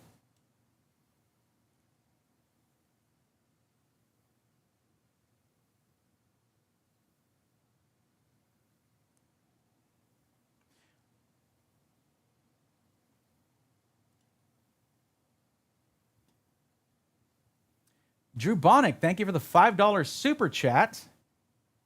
I appreciate it. Let's go, nerds. General thanks as a consistent watcher. Thank you for teaching me pragmatic computer building. You're very welcome. I want to do more PC building. I need to get back to regular content again, and that is the plan. That's coming up very soon. But especially there's something going on that I'm not going to talk about yet because it is a fairly serious thing. And like I'm actually investigating something right now. And yeah, but yeah, absolutely. No, it's a pleasure. And if you watch a lot of the streams, then you'll hear a lot of practical stuff when it comes to speccing out your PC and all that. I just found Intel is discontinuing the graphics performance analyzers after more support was added to BattleMage. Seriously, Intel? Why would they do that? I just got here when you're taking Tower to the bag. Yeah, I guess if you didn't hear it then, it's been no music the whole time. I've only been playing my own music. Yeah, I usually play my my backing track .gg stuff, but what the hell is this? It's updating right now. You got to do that. We're on live TV, man. Well, live Twitch.tv. But still, man, this is exactly what. Have you guys seen the Gamers Nexus video on ASUS stuff? So this thing does run with Armory Crate. It's going to insist right off the bat that Armory Crate's on, or it's going to have it on there already. And if you run Armory Crate, there is a driver manager that you need to turn off, which is currently has a vulnerability to it. That was exposed by a good Samaritan who researched it. And so yeah, if you're running that, turn off that driver manager if you can, or just uninstall Armory Crate, like period, until that's been resolved. There's music 106 minutes into YouTube stream, then it cut off. I don't know why. That's crazy. But now that there hasn't been music this whole time during this, recording, I kind of want to leave it that way. But let's see if it works if I just restart it.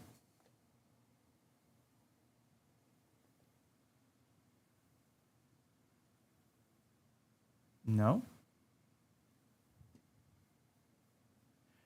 Oh, the speakers are muted. Why? I don't know.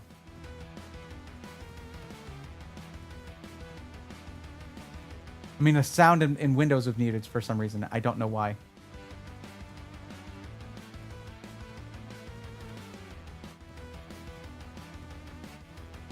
Well, we'll continue to run it without music because of that. Like I don't, you know, if I give this to Unware to edit, I don't want them to have to worry about the audio having that. Oh, also now that we're sitting down, I can switch to better microphone.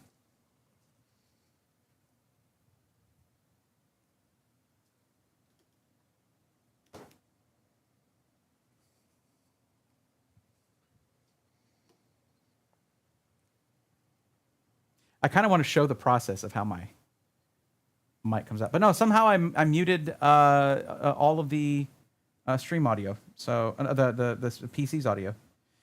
Okay, here.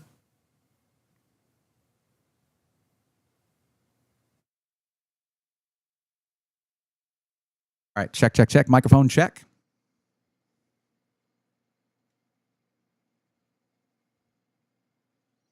So I guess, thanks, ASUS. We're going to be looking at this for quite a while. This screen's just going to be happening for a while.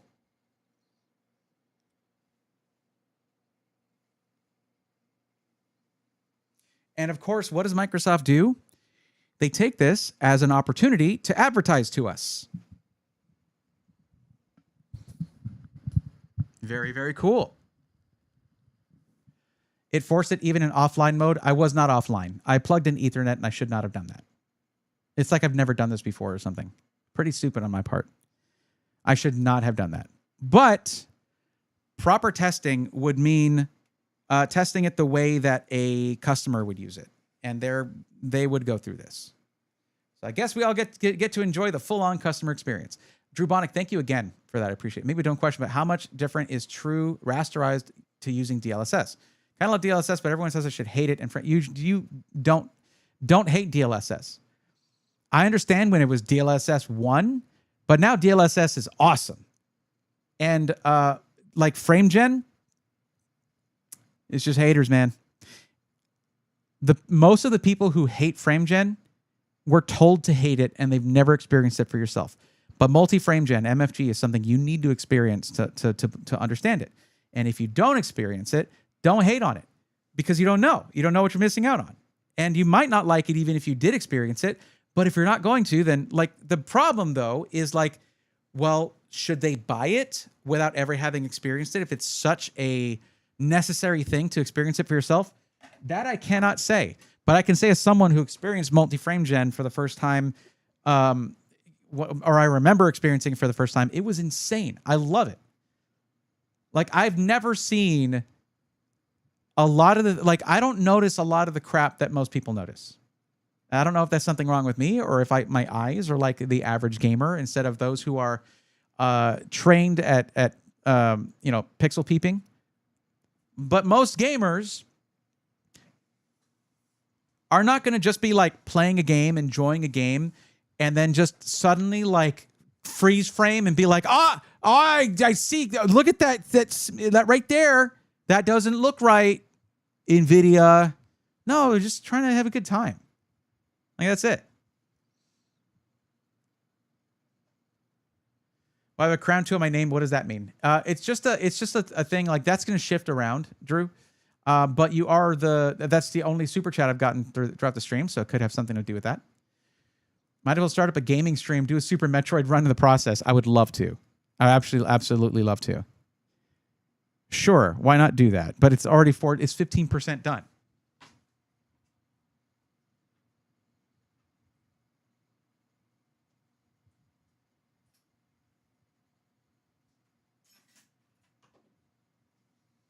Let's see how far into a rando I can. Let's see how far into a Metroid map rando I can get by the time this thing is done.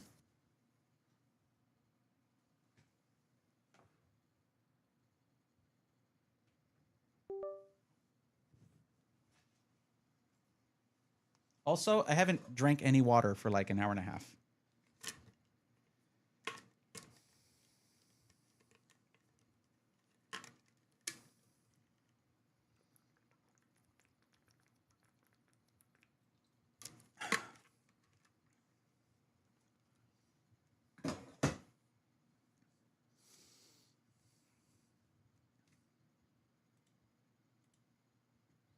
I have frame gen. AMD has it too. But if you Google interpolation, NVIDIA just wanted to charge more for something that already existed. Smoothing frame gen is not performance, not trying to fight.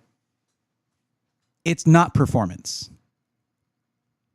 But the thing is, most people can't really perceive upper limits of performance anyway, right? So, like when you're talking about a game that runs at like, this isn't the best argument, or I haven't really thought about it this way. But if you think about like something like, I don't know, Rainbow Six Siege that runs at like 450 or 500 frames per second, difference between that and 450 and 500 frames per second, it's going to be a little hard to tell. But really, where it comes down to it, and I think where it helps more is not with something like average FPS. It's going to be more like your 1% lows, things like that. If you can improve that in any way, that is something that really contributes to a game looking kind of crappy. I don't know. I suppose when people say you just need to experience it, you need to see it for yourself, they say that because it's hard to explain. Like, I like it. You might not. Maybe MFG or Chaos is like cilantro, and MFG tastes like soap to you, but to me, it's delicious. Also, Steam surveys say that people rarely pass from 144 hertz, says Cubano Man. So pumping frame gen to like 400 FPS is not going to give you anything. Well, the cool thing is most games that feature MFG, you can just set it to like level 2 or whatever, or 3, or all the way to 4. So you can have single frame gen. You can have frame gen with 1 additional frame, 2 additional frames, or 3 additional frames, that's full on multi-frame gen. Okay, it's still going. There's like 30% left. I guess we'll run one real quick. Why not? Just the beginning of one. But here's the thing. You guys have to explain why we're waiting.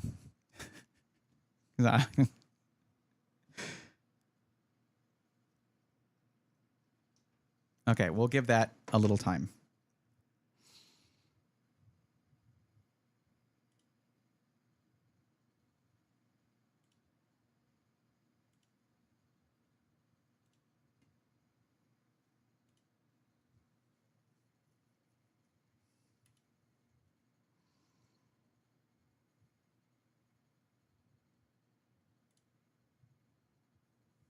Okay.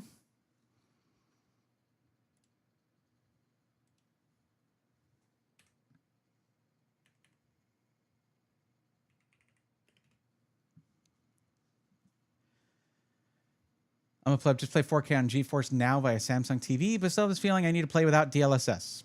No, DLSS is fine. DLSS was rough when it first came out. It's been many years since then. We're talking about 20 series. DJ Machiavelli at 187, what's going on? We're taking a small break from this because there's this huge update this thing decided to do automatically because I'm an idiot and I plugged in Ethernet. I never do that when I'm first starting up a PC. I deliberately keep it off of the internet so I can do an OOBE bypass or an NRO bypass. I didn't do that for some reason. Don't ask me why. I don't know.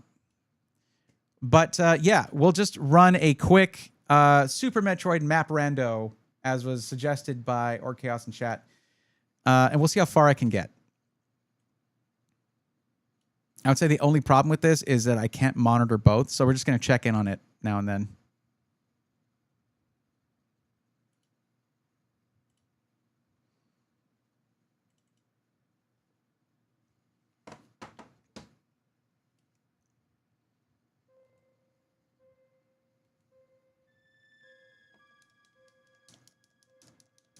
Oh, are you really doing this to me right now? Okay. Hold on. Let's just go to input real quick. Input config. I got to do all this stuff again. Hello?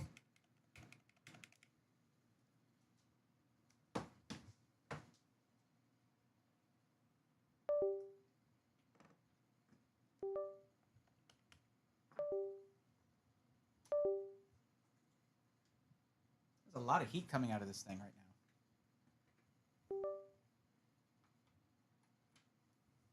This might keep us from having our fun.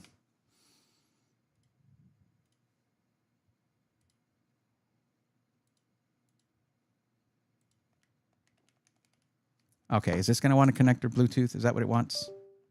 Yep. It wants Bluetooth. Oh, well, it just means a little bit more input lag. Switch to? Nah. YouTube chat is over your window and Twitch chat.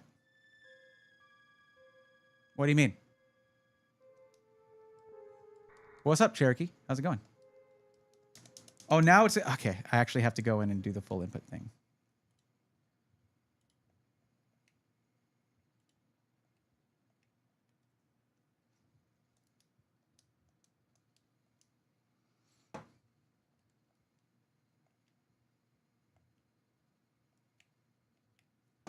There we go.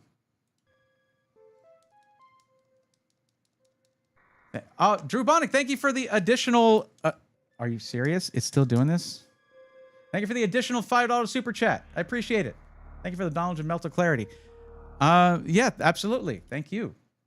Thanks for the support.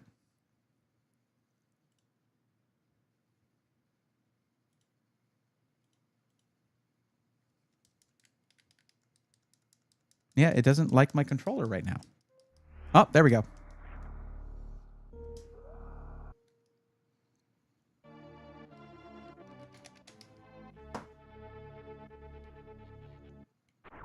For those who don't know, I used to stream a lot of these. I'm doing just a Metroid map rando. We're just... I can't go there. While updates and installs are underway, please enjoy some Metroid. Yes, this is a map rando. It is all fully randomized. The map is randomized. It's a it has all the same game mechanics, but a little, you know. Oops, everything's been moved around.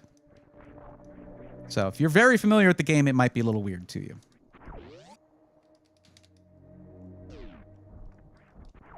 Also, Samus does not look like Samus. You have custom sprites that you can put into it.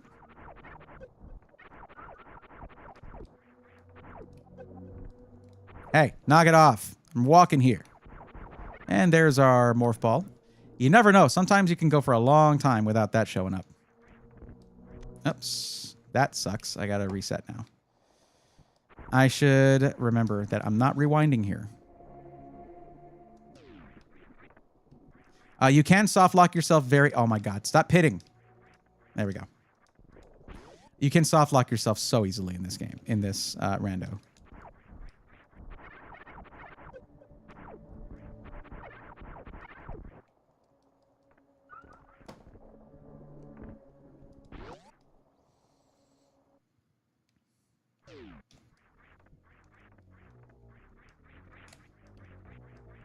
Ah. Kind of need this. I want to get out of here. For those who don't know, this is Alcatraz. This is a trick that speedrunners do, and I'm doing it terribly. Oh, that's right. I have high jump boots on. I have it to where you start with high jump boots because I hate playing without it. That was almost in Alcatraz.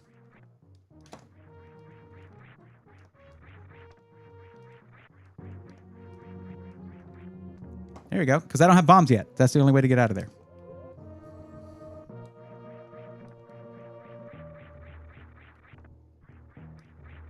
Please, not fan tune this early. Come on, come on, come on. Yay, we have a map. Can you turn up the game a bit? I can barely hear the music. Sure.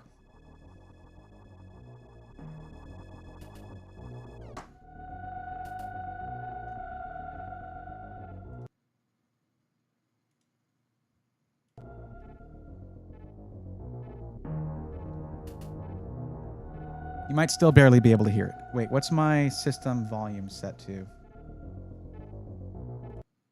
No, it's maxed out. Here's our map. There we go. Different markers mean different stuff. Okay, so I can go get that. Yes, I can. And there's a major item right over there. Not that way. That's a big old waste of time. Okay.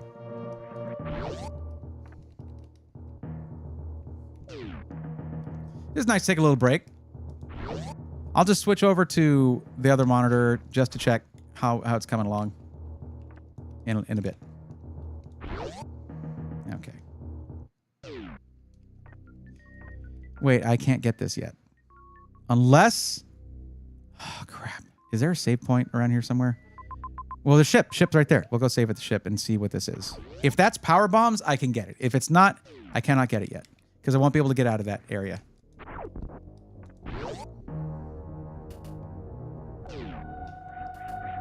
Is it still really quiet, or is that a little better?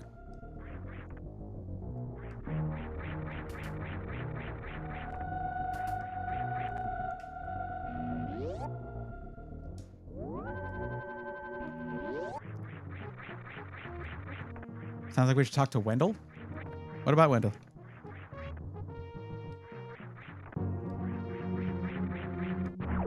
I mean, other than him being awesome. What's up?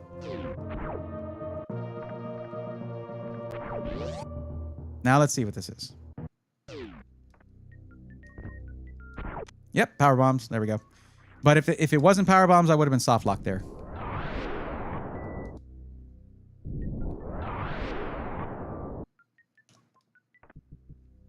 Soft lock means you cannot escape somewhere or cannot proceed. You're just stuck.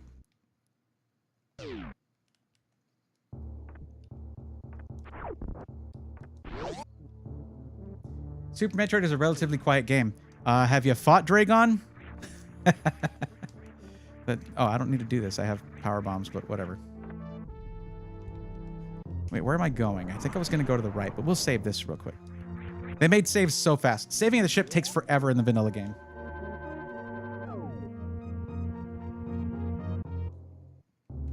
Also, Tamay, I hope you're doing well. Don't know if I said hi earlier, but hi. Also, Sailor, what's up? I'm on the Roku right now. Nice. Wait, let me see if that... Yep. Hi. Just a little quick zoomy for you. Who's a sprite? This is just one of the custom sprites that you can choose from in the randomizer, in the generator. So I don't know who it is, but I think it's a super cool character, and the animations are really cool. Also, I usually have fast forward set up for all the door transitions, and I have a really bad habit of fast forwarding through those because they annoy me. Even with this faster version, they take a while.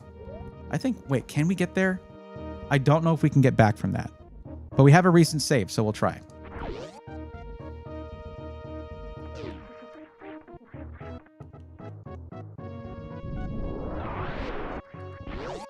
So this wants me to do a mock ball to get through here. Uh-oh.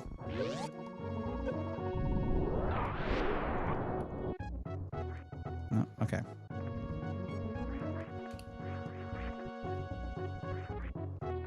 Nope, that ain't gonna do it. I don't actually have to do that. That's why I have power bombs, so I can get through it.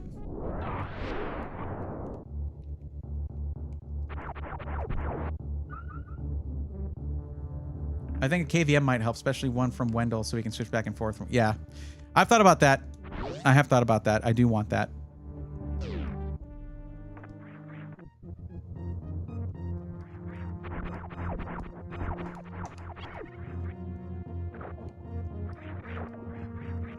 That would have killed me in one. Oh. Well, never mind. I don't have super missiles yet. I can't get through that. Should have. See, that's on the map. I can see that. I can see it's right there. I should have noticed that. So we have another place we can go.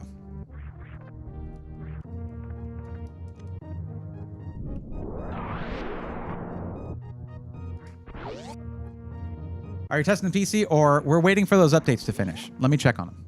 Sorry, T. Peter. T. Peter Love. I did mention why I'm doing this. And still running. We're at 70% though, so it won't be much more of this. Also, BC Murray. Don't know if I said hi earlier, but hello. What's up? Okay, so we got to go back. We got to kill those guys anyway. They might have come. They might have shown. I don't think they're going to show up yet.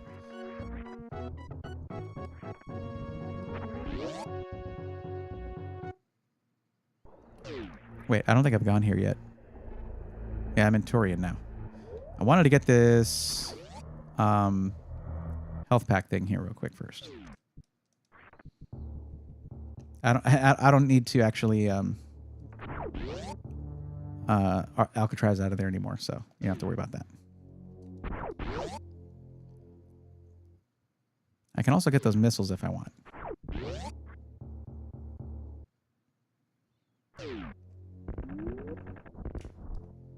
Nice little mock ball there. So I can get... Oh, I don't think I can get that. I think I need to kill Fantoon before I can get that. Hold up. But we got to see what this item is. What was Mother Brain hiding under here? Super missiles. All right, now we can go get that major item. But I don't think I can do this yet. Ah, get out of there. Stop it. I don't think I can get this one yet because I think this is a room that only works after Fantoon is kaput. Yep.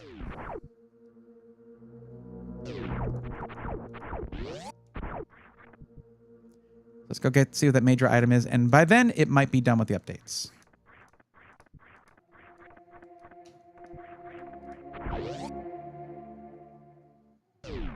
It was at 30-something%. Oh, well, at least when I started, it took me a little while to get started because of the controller issues. Which there is, because I have to run the controller on Bluetooth, there is a little bit of input lag. Even though this is a wireless controller, I tend to run it, there we go. I tend to run it wired while I'm playing this because it helps avoid latency, but whatever. I'm not going to try Alcatraz again. One cool thing is I can reload on power bombs right here.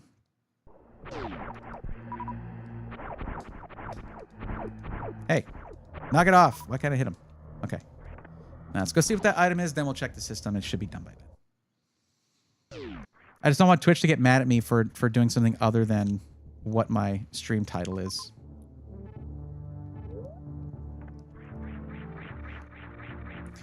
That's not science and technology. Hey, it's a sci-fi game, all right?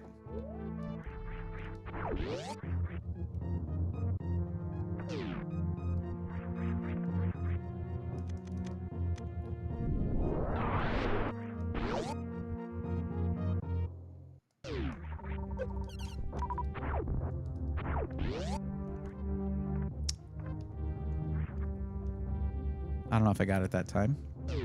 Almost. So close. Oh, well.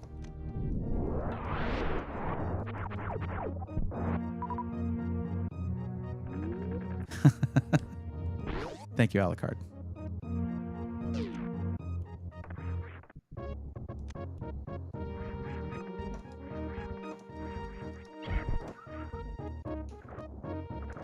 Oh. I would very much like to rewind real quick because we're almost out of time anyway. Sorry, 1 second.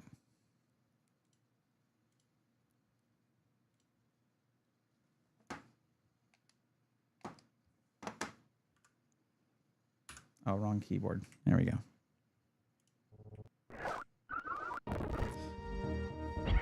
That was my fault. I've been trying to cut back. That's something I've been trying to cut back on completely because it takes the stakes out of it. But this is not we're not racing anybody. We're not doing anything like that. I just want to see what this item is. And it is Speed Booster. Nice. Okay. Got to go fast. Okay. Then we just shift F1. Save that there. Let's check on the install. It is... All right. No more of that sound. Come on. There we go. It is done. Nice. Okay. Fun. That was fun. We had fun. Okay. There we go. Now, let me see if I can do it now where I don't have to sign in. So, wrong one. This one here is all I need. There we go.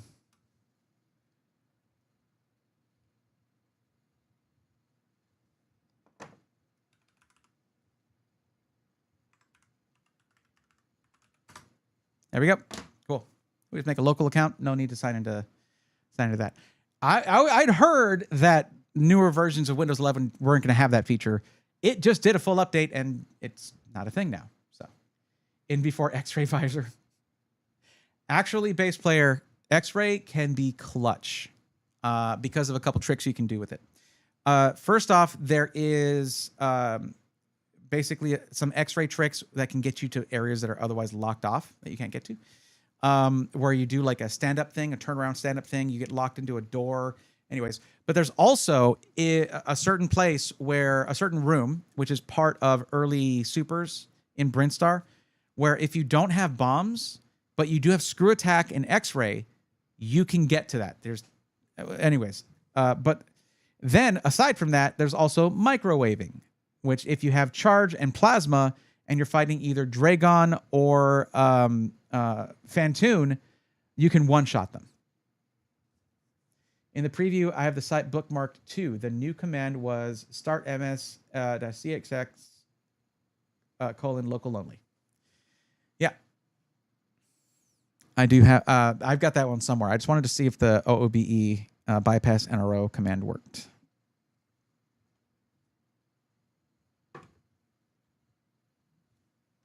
I'm sad that my controller wasn't working.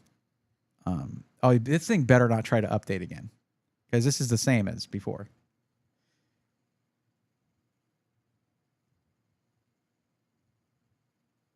Otherwise, we're going to have some more Metroid, guys.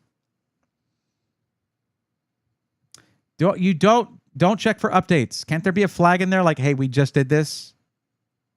Okay, name your, it's still T500.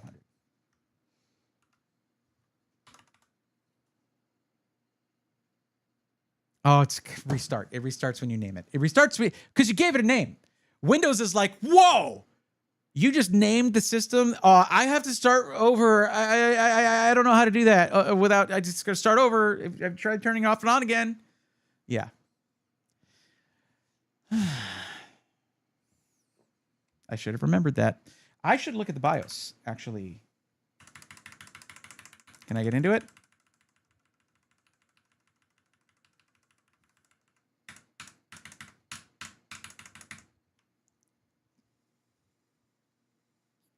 I might have missed that splash screen, honestly. I did. I don't have internet, even though you're connected to internet.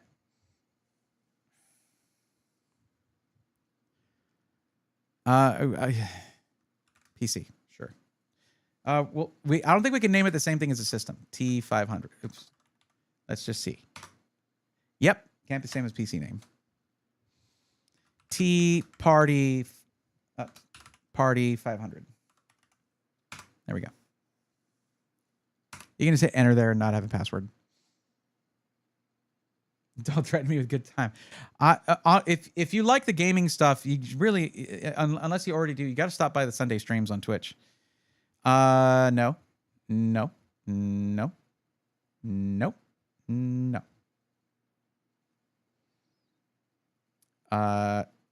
Oh.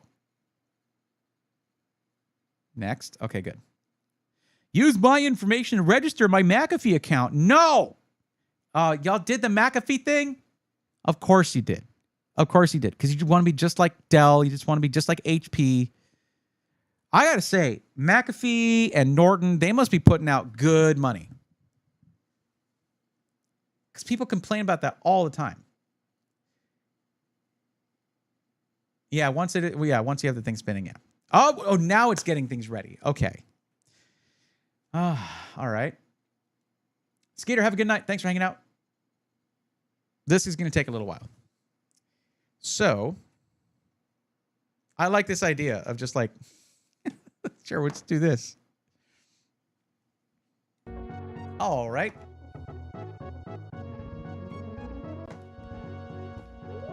Got speed booster. Let's go fast because we got to go fast.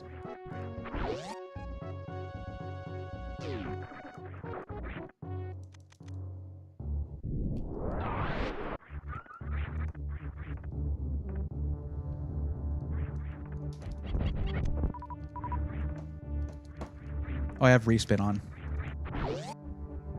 Watch ASUS install Norton and McAfee at the same time. Oh, man. Oh, I don't need to do that. I have speed booster. Whatever.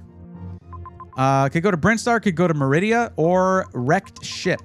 So Wrecked Ship is the smallest area. There's also Turian. Man, they seriously made Criteria into a hub. It is surrounded by other areas. So let's go to Wrecked Ship first. It's the smallest area. Those things always drop power bombs, so it's good to kill them.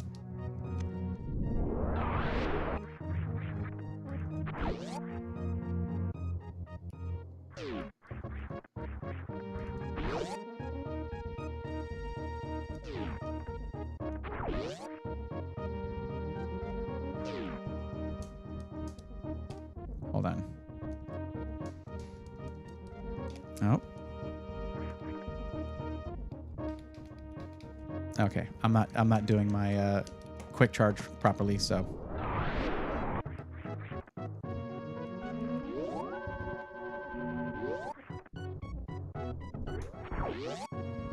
It is fun to have speed booster so early on because of rooms like this. Uh-oh, we don't want to be here. Although...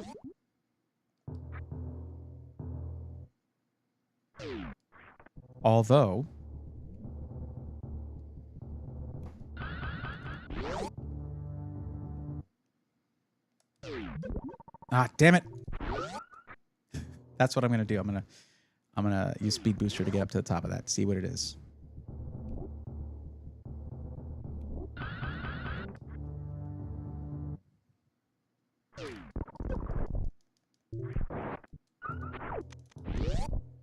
And see what's in here. Another. Well, I can do this. I can do this. Hold on.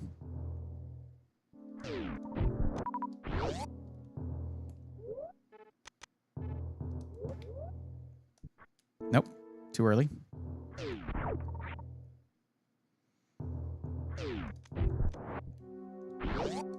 Too early again. No. I gotta reset it. Just gotta set up again.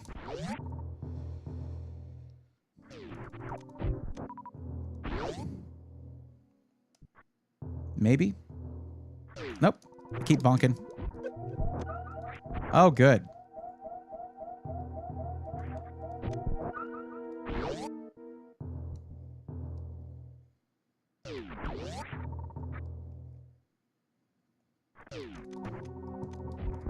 Ah, okay. All right.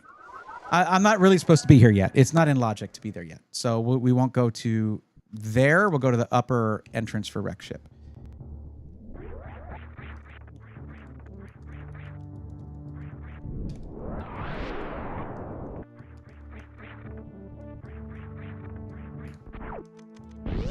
Okay, let's just see what's here. Oh, this room is not good. I actually can't do this yet. I don't have an E-tank. All right, so we'll go somewhere else. Wreck ship is not the place to go. Let's see the PC now, see if it's done. Didn't really get much done there, did I? Are you ready yet? Are you good? Okay, we're good. So we'll switch back. And here we go. See, just like that, chat. Easy. Okay. I have a Logitech mouse. This is not their own bloatware. This is Logitech trying to get me to put bloatware in. Also, ew. There's a lot of crap on this PC. There's a lot of bloatware on here. I didn't put Microsoft Office on here. 365 Copilot is going to happen. I mean, yeah. Whatever. But let's go ahead and fix a few things right off the bat. For one thing, McAfee is here.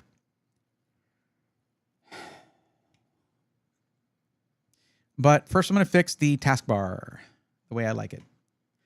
So taskbar behaviors, alignment to the left, like God intended.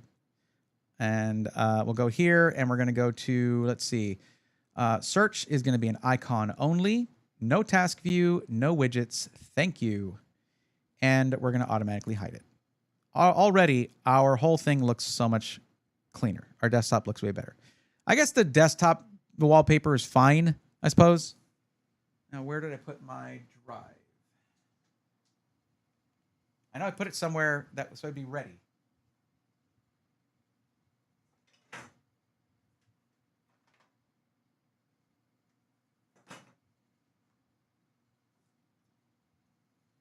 And now I don't know where that is.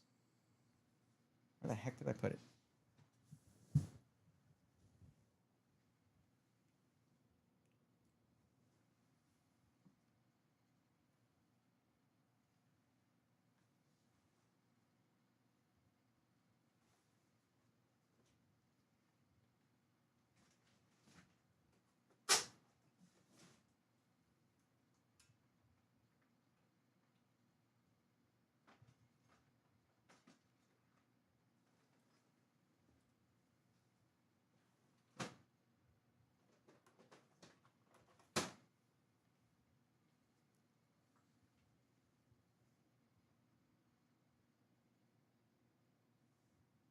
Where the heck did I put my drive?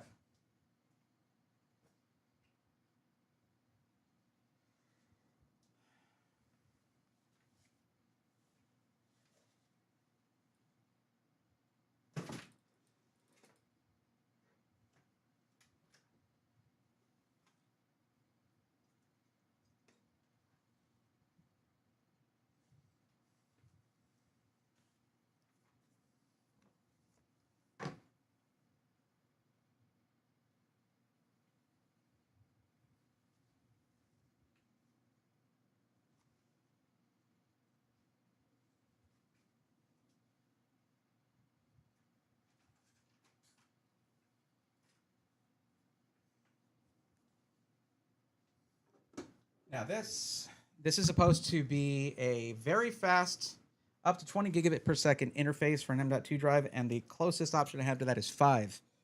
So, all right.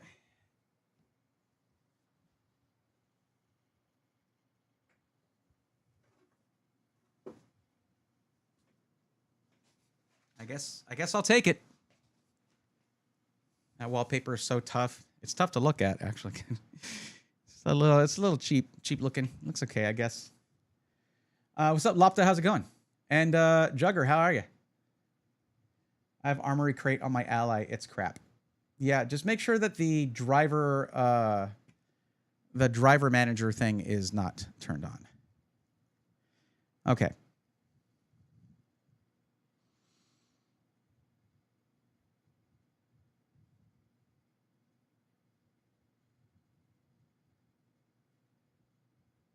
Also, if you have a high-end monitor with or any kind of monitor with a high refresh rate, make sure that you go to advanced display. You right-click, go to display settings, go to advanced display, and pick up that, like, put up the actual refresh rate that you want. Now, this is a 4K monitor, and we're trying to run it at 4K 144. We're not going to run games at that resolution. There is no way. There's no way that it would run that properly. Okay, what am I doing? Right, so I was going to go here, here. And I've got a few things in here that I want to run. First off is Chrome setup. Let's do that.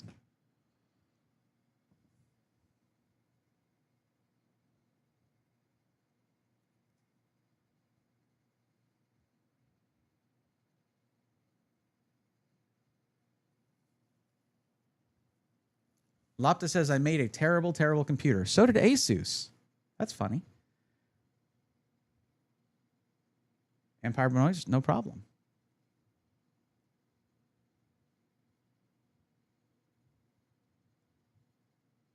New and simpler hack lets you bypass Microsoft account requirement when installing Windows for the TechSpot article. Okay. I'll see how it's simpler. It looks like more characters and a little bit harder to memorize, but hey, what are you going to do? Yeah, Lopta, you're going to want to see the VOD of what this thing looks like on the inside. I mean, it was a cool concept, but I think they really kind of whiffed it on the specs they chose and some of the decisions they made about cooling and I/O. The I/O, like the amount of USB ports that you have and whatnot, is the worst I have seen on a computer, period. Like, that's not the award that ASUS should be chasing, but that's what they did. Set as default, and let's see if it complains. It's not complaining so far. Oh, I should just do this. But look what it does. Like, look how stupid this is. Hold on, let me adjust the scaling here. See, it's easier for y'all to see stuff. Go to 175. There we go. You hit set default, and it's just HTML and HTML. All of these other ones, it's like, no, just use Edge. Just use Edge. If you're ever wondering, why did it open up Edge when I opened up that PDF? It's because Microsoft, okay?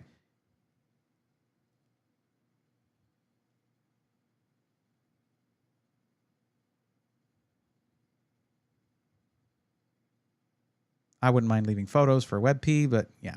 There we go. There we go. Now, HTTP and HTTPS is appropriately already set. And the mail to thing is whatever. Okay. Now, we also want to go to, let's see, apps. And we got to go to installed apps. And we're going to go immediately over to, well, we can uninstall Copilot. So we're going to do that. Uninstall Copilot, just like that. Then we're going to go to McAfee. Uninstall McAfee, just like that. There we go. There we go. Is it going to gaslight us? Let's find out. Oh, we're sorry to see you go. Before you do, we'd love to hear why. Other. I hate you. Send. Without McAfee app on this PC, we won't be able, that's the sticking point, right?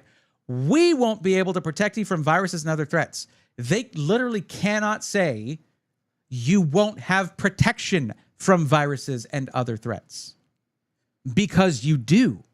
It's Microsoft Defender or Windows Defender. And it's quite good. It used to be a joke. It is not anymore. Windows Defender has got you. Remove. You still have inactive. I shouldn't have to click that more than once. Sorry. I'm sorry. I've been dealing with McAfee and Norton and other my entire career. Almost done. Hey, guess what? Now you got to restart your PC because we hate you too.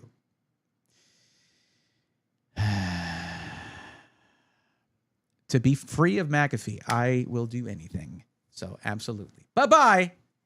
Bye-bye now. Bye-bye.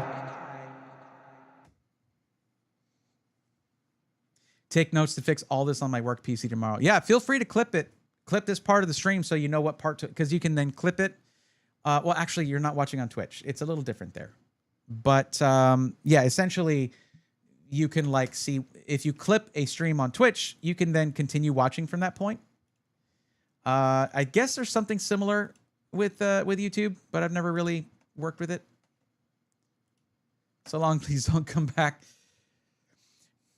Bye, have a bad time.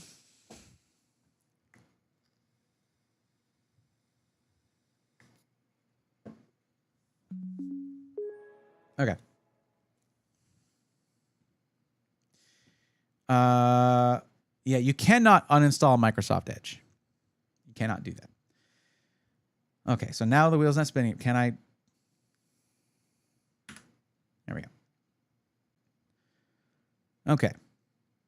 Outlook, get out of here. Unpin from taskbar. I would probably go in and uninstall Microsoft Office as well. If you want a good Office suite for free, just get OpenOffice. So what I would recommend doing is this. You go to your browser. You go to nightnight.com. Excuse me. McAfee Web Advisor added. I didn't add that. ASUS, this is what you put. And then look, it pops up this extra thing. This is supposed to be uninstalled. I just installed Chrome. But I installed Chrome before I removed McAfee. So it went in and it got its dirty, grubby, little, stubby little sausage fingers into it.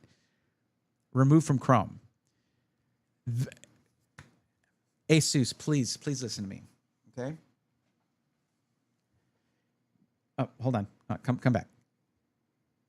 McAfee and Norton, by extension as well, it's adware.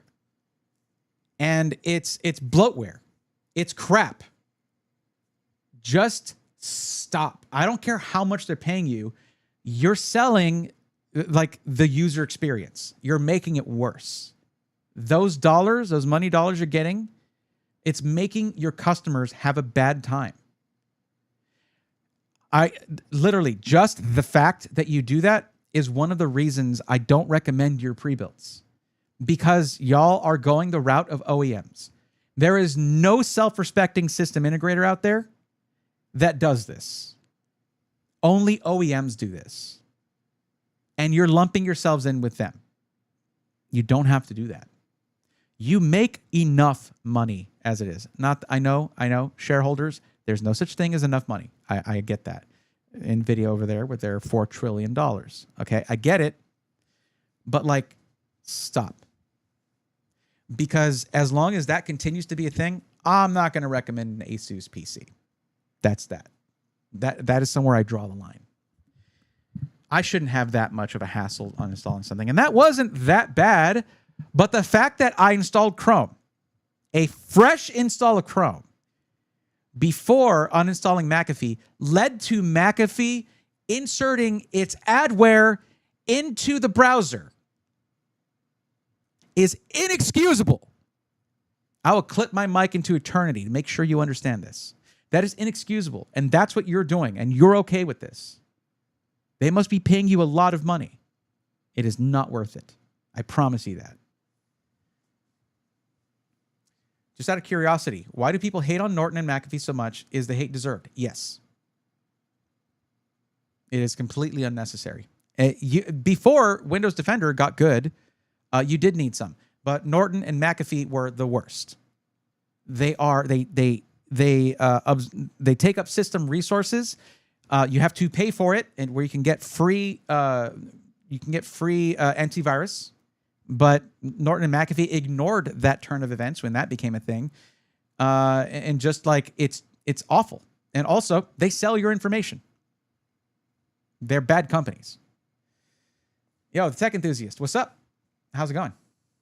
You can with Revo. Revo installer, yeah, Revo installer is good. But I was trying to go to nightknight.com, where you can get some really great apps. You could basically get a single installer. I did this, so it stopped following me. You can get a single installer for things like Chrome, Discord, Microsoft Teams. If you even want that, you don't want that. It's already going to be on your system. But no, Discord, Chrome, VLC, Spotify if you want that. You can get utilities or online storage like your Dropbox, Google Drive for desktop.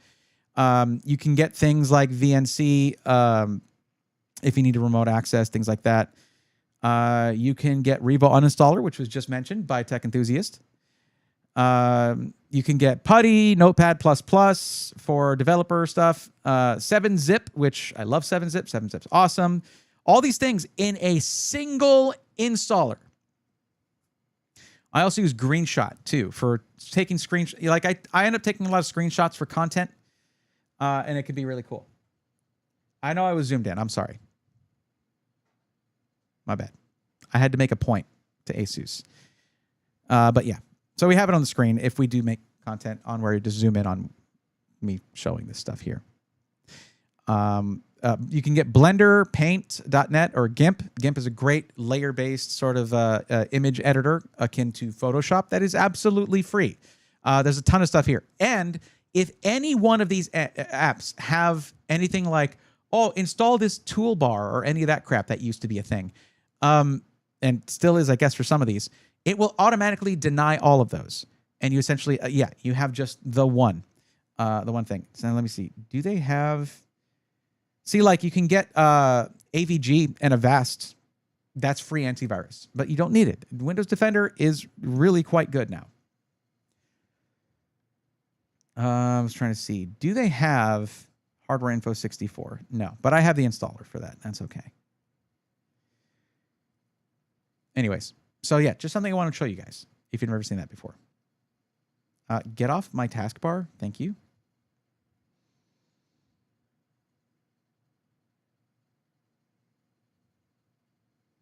Now we can use this as a way to test the transfer speed.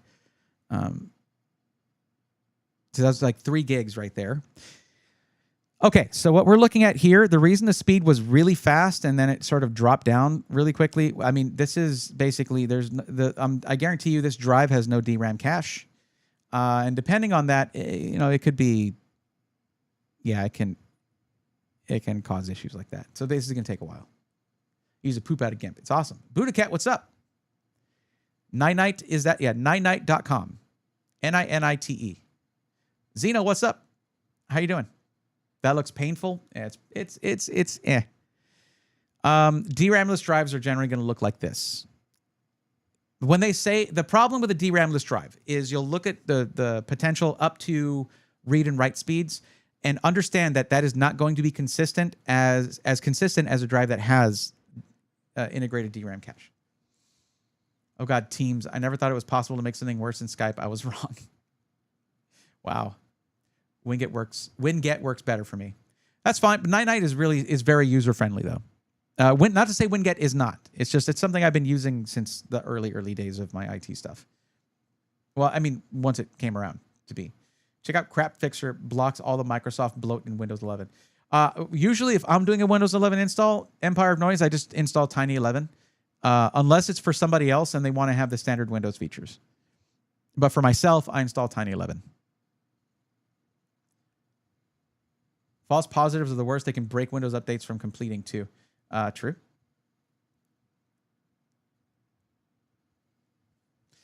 Okay, that wasn't too bad.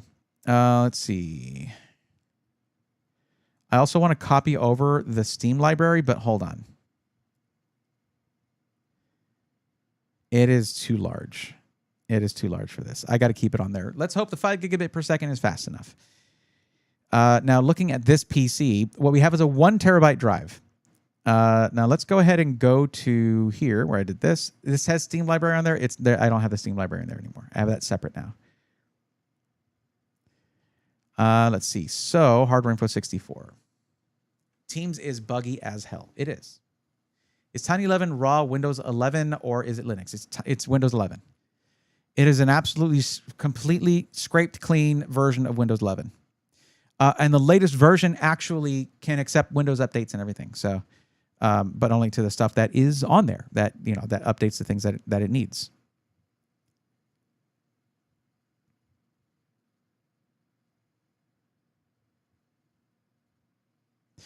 Let's get a little more info as to what the specs are of this system.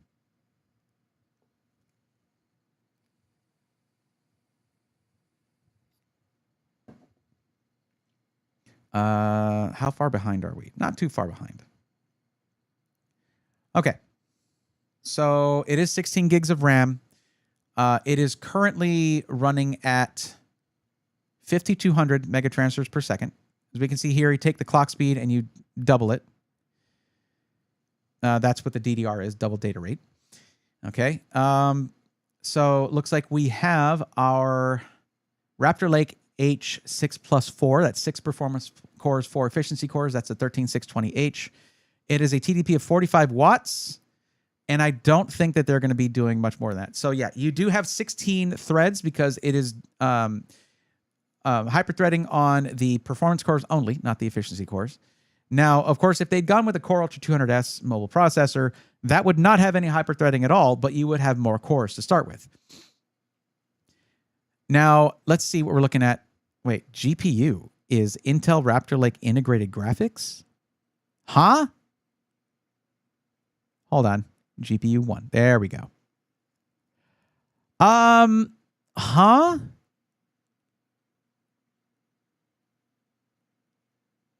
Interesting. So there are no drivers on here for the GPU, I guess? Yeah, it's not recognizing the GPU like at all. What is that about? Hold on. Video adapters. Why is this blank? What the hell, ASUS? Okay, so driver information. It does have the drivers. Oh, it's a newer GPU. This is an older version of Hardware Info 64. Let's go ahead and update it. That's my fault then. Not ASUS, that ain't you. That's me.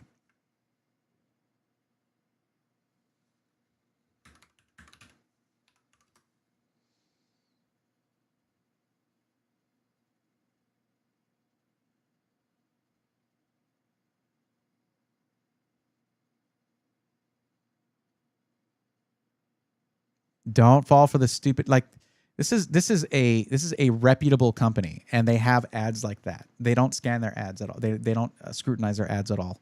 So stupid.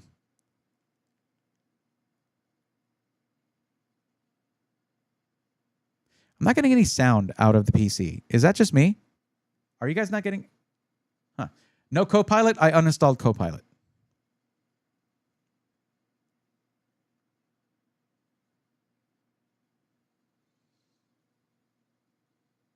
How are those fake download ads still a thing?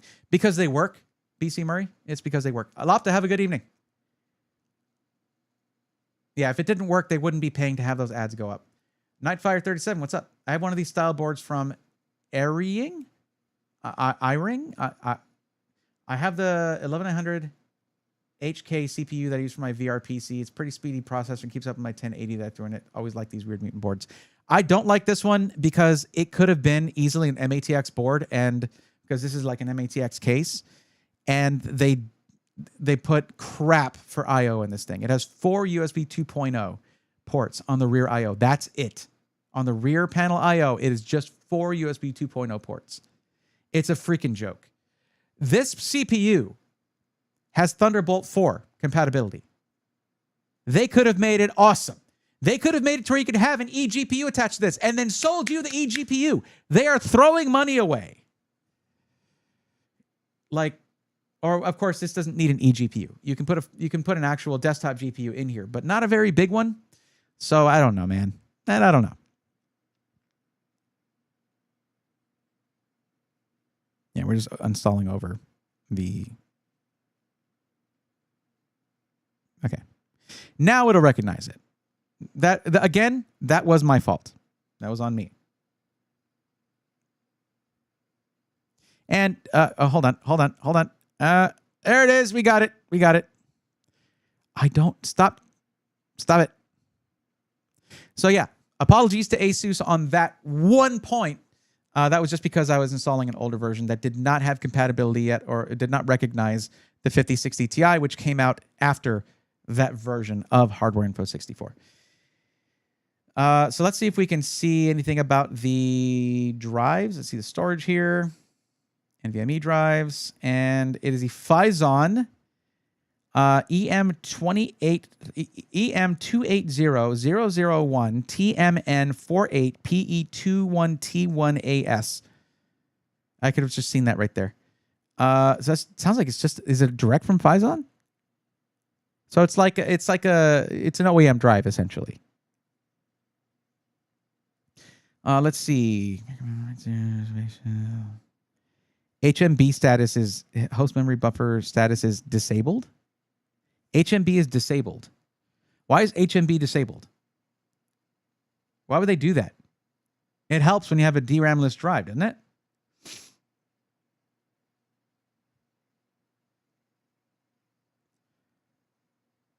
Oh, whatever.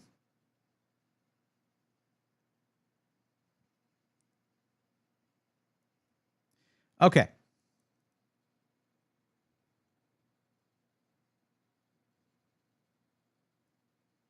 Also, I do want to make note of something pretty important here. Now, it's not going to matter. Not with a 5060 Ti 8 gig. But, though it is an X16 slot, and this is just a standard GPU, it is running at X8. Now, I have a question, because I don't know this off the top of my head. Is the 5060 Ti, does it only have 8 lanes? Is it only 8 lanes on its own already? It's not going to affect the performance. It's still PCIe Gen 5 for both the card and the motherboard. And at X8, that means you're getting the equivalent throughput of 16 lanes of PCIe Gen 4. Because as the generations go, PCIe speeds double. So this is fine, but it is something to take note of if you get something like, I don't know if a ProArt 5080 would fit in here. I don't think it would. It's too long of a card, but it is only a 2-slot card, and maybe it would fit if you take out the PCI the GPU support bracket. Maybe. I don't know.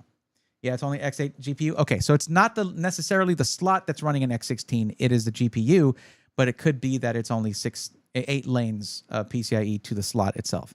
We won't know unless we put a different GPU in here. You guys let me know if you want me to do a separate stream of trying to upgrade this thing. I would have to buy a stick of SODIMM memory to do that, and I would have zero other use for it. Yay. But let me know if you want to see me do that, at least the GPU. Okay, so let's get the sensors running. Or I already did. They're right there. And those will go right here. And we're going to run some synthetic benchmarks. Wait, if I close this now. Oh, cool. If I minimize that, it minimizes this. Okay, we're going to close Hardware Info 64, run it again.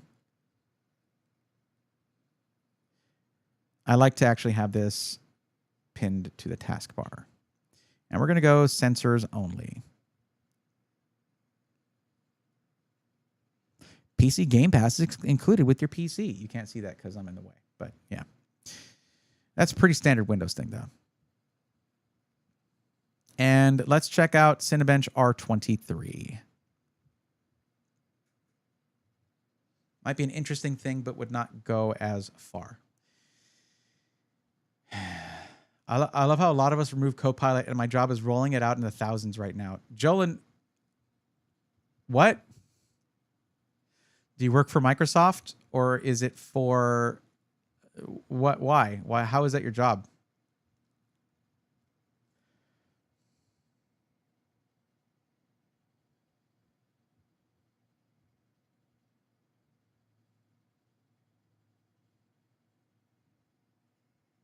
Like, my job is to show people little ways that they can optimize their PC when they first get it. So that is one of them, I'm sorry to say. Yeah, why am I not getting any audio? Oh, there we go. It's alive.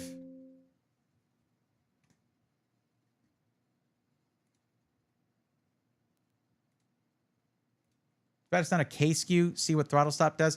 That's the thing. This is one of my main points about this system, and where I truly think that ASUS failed, other than speccing the motherboard I/O, is that the whole point of this is to take one of these basically mobile CPUs and see what you could do if you had it in a larger case with supposedly better airflow and a better cooler, and see, squeeze more performance out of it. But you can only get this sort of mid-tier CPU, mid to entry level. It's like somewhere between entry level and mid-tier. Okay, I mean, 10 cores, yeah, but like only 6 performance cores, whatever. It's i5 equivalent essentially. Okay, it's fine. But why not put like a Core Ultra 9 in this sucker as an option? Like, make more than one version of this. Put an i7 equivalent in here instead. Core Ultra 7. Like, why not do that? I don't get it. And if there is a version with that, which I haven't seen one online, why send me this one?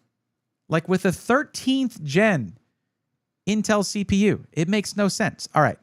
We're going to do... here we go. We're going to go ahead and... Oops, that's not what I meant to do. There we go. And we'll make it 10 minutes. Okay, we'll just chat while we're running this. Here we go. Bam.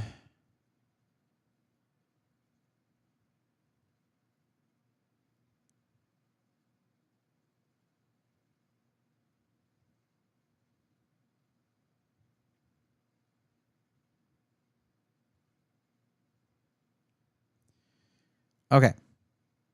It's really weird streaming without music.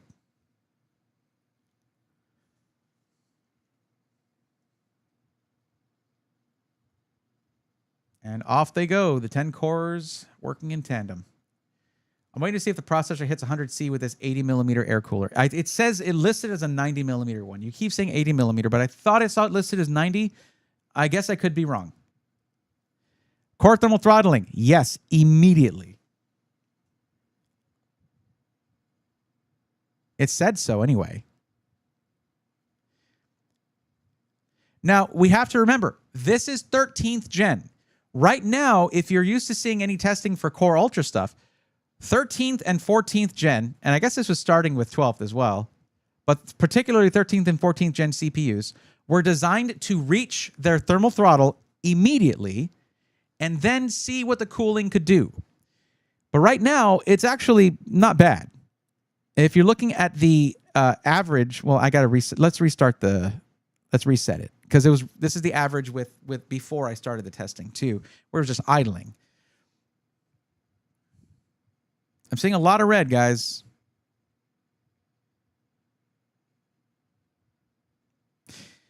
Okay, all right. But yeah, these are designed to basically go to 100 degrees Celsius, and then after it evaluates the capacity of the cooling, it would then scale the frequency to maximize performance. This was their reaction to 3D V-Cache, to X3D chips. They're like, okay, you know what? to the point where in an interview, I think it was with Roman, with Der Bauer, where an Intel engineer said, if you're not at 100 degrees Celsius, you're not using the performance of your CPU. That is a terrible take, but it's what they decided on. Tech enthusiasts, what do you think of the 5070 versus 5070 Ti now that they're MSRP? The 5070 Ti, in my opinion, is the best of 50 series if you can get it at MSRP, because that thing punches way above its weight class. It makes the 5080 look like a joke, because 5080s are like $500 more, and they hardly get more performance at all. Same amount of VRAM too. So I had for a while, and it's going to go back in there, a 5070 Ti in the system I'm streaming on right now. There was not a 4K game that I could not play and have an amazing time. That's not very bad for $750 to $780 if you can find it for that price. Now, it's the ones that are like $900 where it's like, all right, I don't know about this anymore, you know? I work for a very large financial firm. It started with a small pilot and has been expanding faster than expected. Well, see, if you found a use case for it, awesome.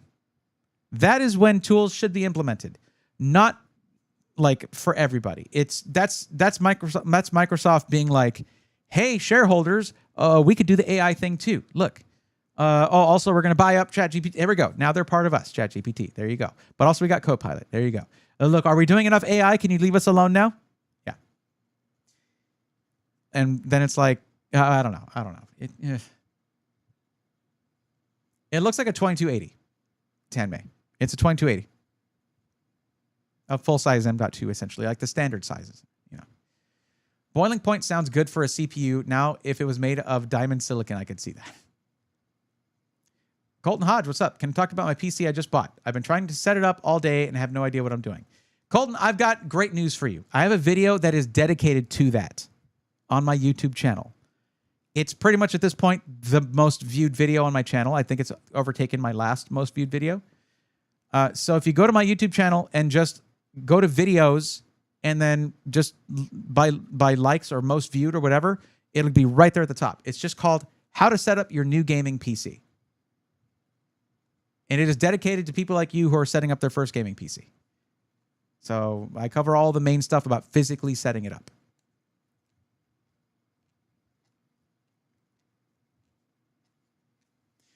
The iRing, how do I say that properly, Nightfire? Boards, you can get an Ultra 9 185H. They're on the popular Chinese shopping sites. I guess I just don't get why they didn't go with Core Ultra 200S for this. Why they went 13th gen. It makes no sense to me. Now, as for the instability issues and microcode issues, I don't know if that affected the mobile CPUs because they had to have lower TDPs and the microcode was probably set up a little more carefully because of power requirements and thermals and stuff. I don't know. But I don't remember hearing much about it affecting their mobile CPUs. Revenge 1736. Hello, welcome. How's it going? Tech Enthusiast says $750 at Walmart for a 5070 Ti. Yeah, I honestly don't think anybody needs anything more than a 5070 Ti unless you're doing AI stuff. Or I suppose, well, I mean, there's other stuff that requires a lot of VRAM, to be clear. But if you're that person, you know that. You know you need VRAM. If you don't know whether you need 32 gigs of VRAM, you probably don't. That's what I'm saying. It's a prosumer level of VRAM to have a 5090 with 32 gigs. And then the 5080 doesn't have any more than 5070 Ti. Now, when the super cards come out, the story is going to be the same. Because in the 5070 Ti and in the keep following me. In the 5070 Ti and the 5080 Supers, in the 5070 Ti Super and the 5080 Super, what the hell?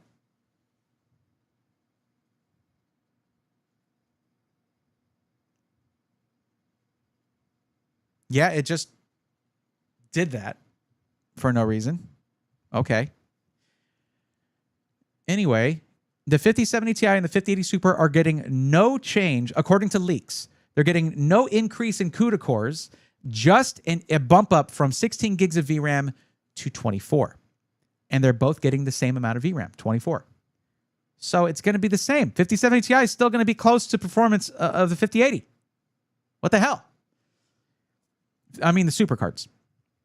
Now, the 5070, if you're planning on doing anything over 1440p, if you plan on gaming at 4K or in like super ultra wide or anything like that, the 5070 will run out of VRAM in a lot of games. So if you're planning on playing at 1440p, you're good. 1440p or 1080p, you're fine. But the 5070 is also going to get a super card. And that one is going to have 18 gigs of VRAM. Like, all right, if you say so. I have a friend who has 80 gigs of DDR5 in a 4060 build. Revenge, how 80 gigs? Or do they have 2 kits of DDR5 in there? Oh, it's a 32 gig kit and a 48 gig kit. You never run more than 1 kit of DDR5. The meta right now is to just run 2 sticks. It's like memory controllers have gotten better, but apparently they're not there yet. When it comes to getting your XMP or Expo overclocked, they're really stable and all that. You just do 2 sticks. Tell them to get a single 96 gig kit. He had 16 and he got 64. Oh, wait, hold on. 32 and 48. Does that? Yeah, that does equal 80. I could have been right. Yeah, get the 16 out of there. Take out the 16 gigs. That's what you have to do. You cannot do an additive upgrade to DDR5 right now. Okay? They're probably running at JDEC speeds, like the, 48? Yeah. 4800 megatransfers per second. Is that what it is? Man, it's been a while since the launch of DDR5. I don't really know anymore off the top of my head, but whatever. Anyway, what you do is when you get a RAM upgrade for DDR5, you take out your original kit and you set it aside for troubleshooting, just in case. You keep it and set it aside. In case you have any RAM issues, you can just put in the original kit, see if it was the memory. So yeah. I need 32 gigs VRAM for object capacity in making a game. Do you? Maybe. I don't know. Tanmay, why you can I have a video for that. You don't need to send it to LTT or Jay's 2 cents. Okay, Colton. I didn't realize you had an issue.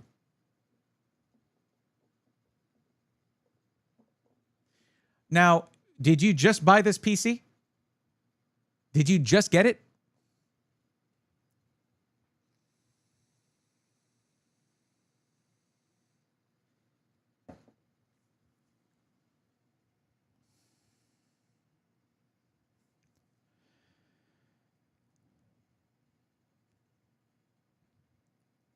Okay, so core clocks are averaging at their 3.79. Maximum it's hit was about 4,700 megahertz. I think 4.9 is what's the maximum is supposed to be. Are they?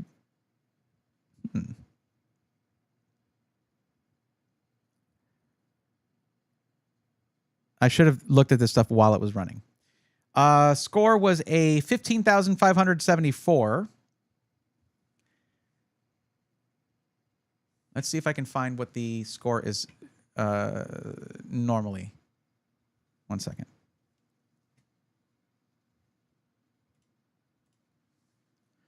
Let's see. It's the 13620H.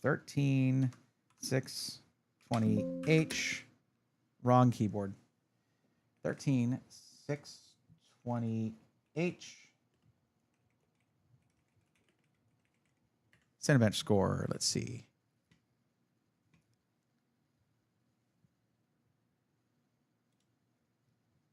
Interesting. I've never looked at... Oh my God, I just X'd out of an ad and I just put another one immediately. I've never looked at this site, cpu-monkey.com. I don't know how reputable it is.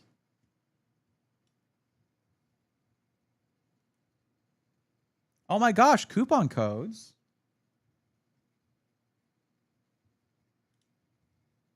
Hold on.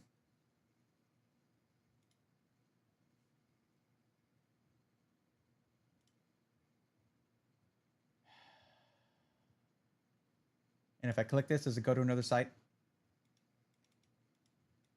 Great website. Way to go, CPU-monkey.com. Hold on, I need this on my main monitor.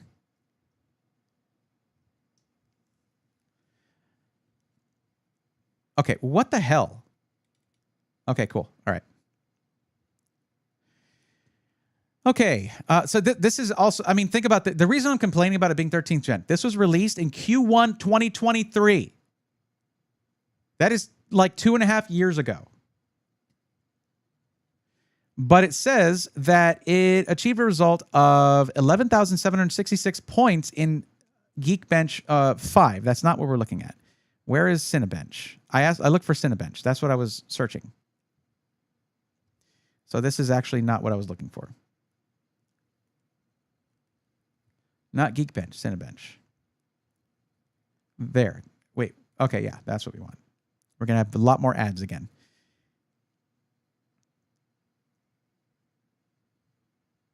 Okay, 13,861 is what this scored on R23 multi-core. 13,861.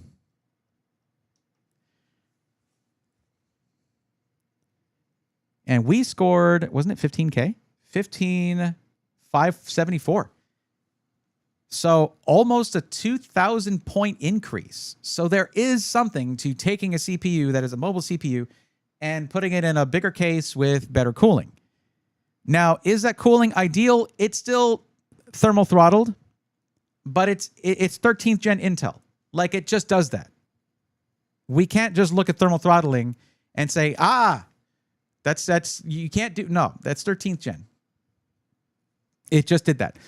Now, I want to remind you guys, that is what so many reviewers complained about, was the thermal throttling and power draw of 13th and 14th gen, and 12th gen, to be fair, and 10th. Well, okay, so reviewers complained about that for a very long time.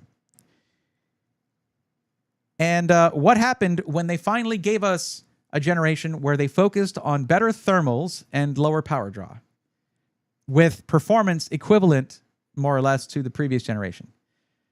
Everybody lost their freaking minds. And I'm over here like, guys, no, that is good. This is what we all wanted. Remember the 7600 reference. 7600X reaches around 15K too.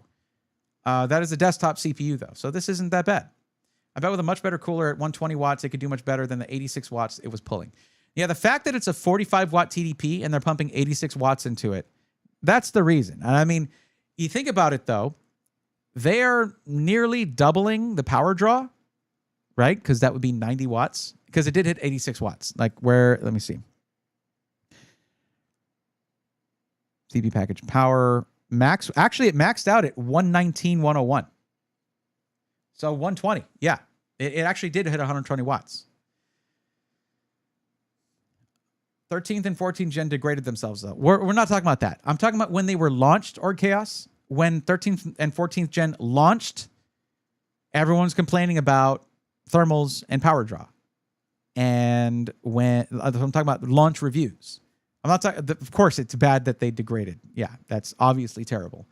But yeah, anyways. So yeah, it pulled 120 watts for a 45-watt TDP CPU. So yeah, the fact that it's pulling triple the power, just about, and getting 2,000 extra points in Cinebench R23, that is like the definition of diminishing returns. Holy crap. That's a big difference in power for a measurable difference in results. Cinebench R23 is a very unrealistic test for your CPU. It's basically, you know, it's like rendering, tile-based rendering on an extreme level, right? But that's something that people do with their CPUs. Just the average user is not going to do that. But this can sometimes translate to gaming performance. It's just, we're really just CPU testing here. Now that we've done that, let's move on to testing GPU temps, which is what I was concerned with before I really saw the perforations in the side panel. It's probably going to be just fine.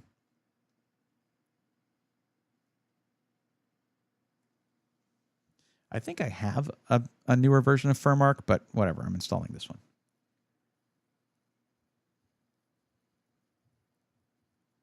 No, see, it's a pre-built. It's CyberPower Gamer Extreme C series. Yesterday, this morning. Okay, Colton, I'm going to tell you something right now. Return that PC. And it's not because the problem that you're having is not fixable. You should have zero problems. If it's something you just bought from Best Buy or something, just return it. Also, don't buy CyberPower. I would prefer you got iBuyPower between the two. They have better customer service, and that is something that many I've had reporting on from my own community members in the SI testimonials part of my Discord. But also, I generally recommend that you buy from a system integrator rather than buying from a big box store. Like if you're getting it from Best Buy or Amazon or whatever, and you're like, oh, look at this Skytech PC. Just get it from skytechgaming.com instead of getting it from a third-party seller. Because you're actually giving up on some of the quality of your components so that that third-party seller can get a cut. That actually does happen. Keep following, please. Thank you. Okay. Sorry, that was just the camera thing. I gesture way too much, I think, for this gimbal thing that I'm doing.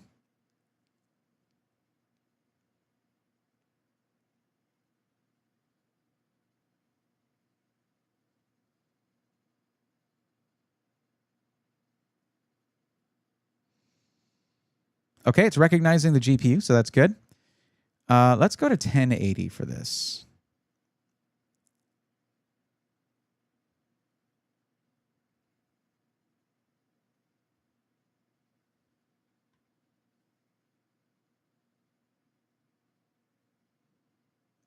Now, with the GPU temperatures, CPUs can get hotter than GPUs. Generally, you don't want to go too much above 80 degrees Celsius for your GPU temperature.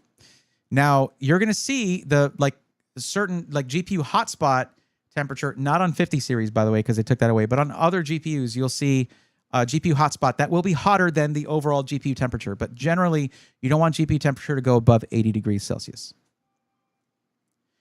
Can the software be found on Steam? No, you just download it from the internet. Zintech. You just go to Geeks 3D and download it there. What's up, D-Steez? How's it going?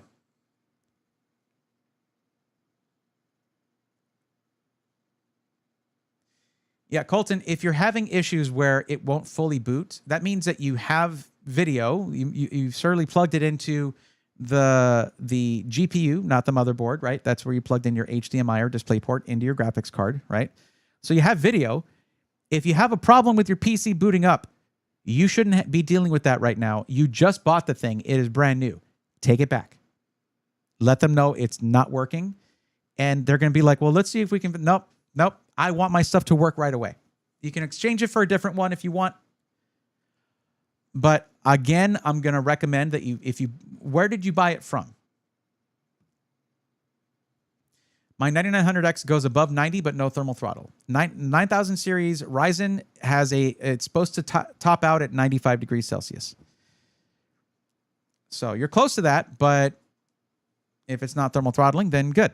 But it might be that it's already lowering some frequencies in order to not thermal throttle, which is kind of like thermal throttling anyway. But it does that before it hits the cap. But generally, with Zen 5 stuff, it's gonna cap out too. They both did it, starting with 7000 series for AMD and starting with 13th gen, I think, for Intel, if I remember correctly.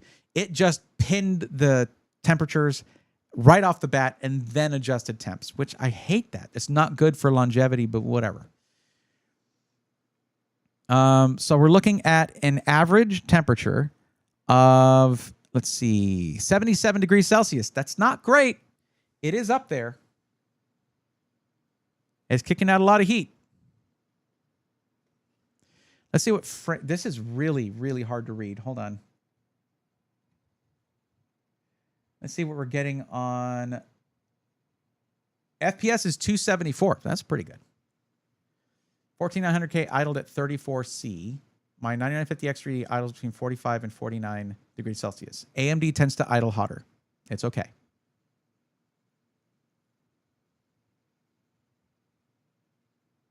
Sorry, Braithorn couldn't figure out which video videos to recommend. That's okay. Ambient temperature right now is 26 degrees Celsius. I have, actually, you can kind of see it. Hold on. Right there is my thermostat.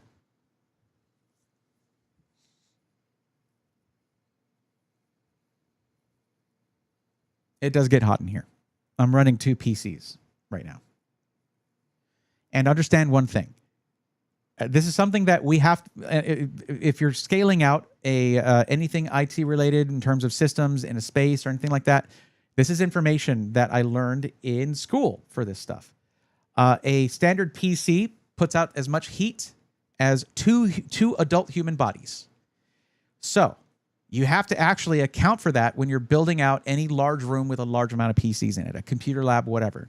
And you have to account for that with the HVAC in the room. It's pretty crazy. GPU seems like it gets no fresh air with that PC.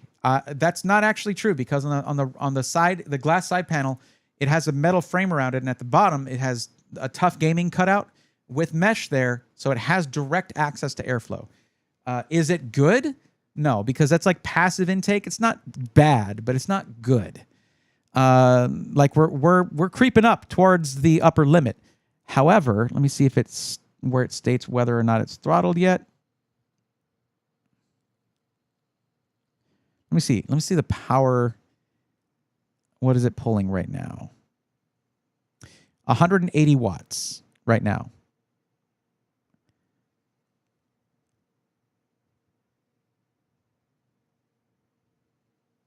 GPU performance limiters says yes. Power. There's a power limitation right now, probably to maintain temperature. So, yeah, it's pulling back a little bit. Still at 275 FPS, though. NVIDIA's GPU self-throttle at 83C, so 78C isn't great, but it's not bad. If his room was really hot, it wouldn't be great. Yep. I mean, it's like I said. Basically, org chaos. That's like why I said the passive intake is not bad, but not good. With a CyberPower PC, can I use a USB key that comes in the box, or do I need a Windows USB key? It depends if that USB is a recovery disk or not, a recovery drive. But again, I wouldn't even mess with that. You should have a seamless experience when unboxing your PC. Now, I think I asked you where you bought it from. Did you buy it from a local store or did you order it? Now, I'm trying to help, and I'm going to ask you some questions. And you just ignoring that and just asking more questions and more questions isn't really fair in this little exchange. So I won't answer another question until you do respond to whether you bought it locally and at what store, or if you ordered it from online, from the internet, from a website, from Amazon, whatever. Like, where did you get it from? You got it at Best Buy. Take it back to Best Buy. They will take it back. And instead of buying a PC at Best Buy, unless you have to do it because you buy your tech from there, you have the card, like you have a credit card with Best Buy, all that, ordering directly from a system integrator is better, unless it's CyberPower, because CyberPower sucks. Unless there's something I don't know about CyberPower in the last, I don't know. I haven't scrutinized them, I guess, for a few months.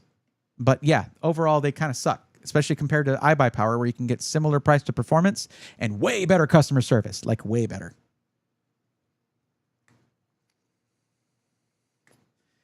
Tanmay, don't spam in chat. Which, by the way, guys, spamming in chat, even if you have good intentions, saying the same thing over and over in chat, it pokes at a very particular part of my brain. The part that gets angry, I think. I think we've run this long enough. How long have we been running this? For about 7.5, 8 minutes. So, yeah. I thought there was only that little fan hole that was covered. No, I at first was really worried about the GPU until I mentioned that. When I was looking at it, I showed, hey, this is ventilation directly for the GPU. It makes a lot of sense.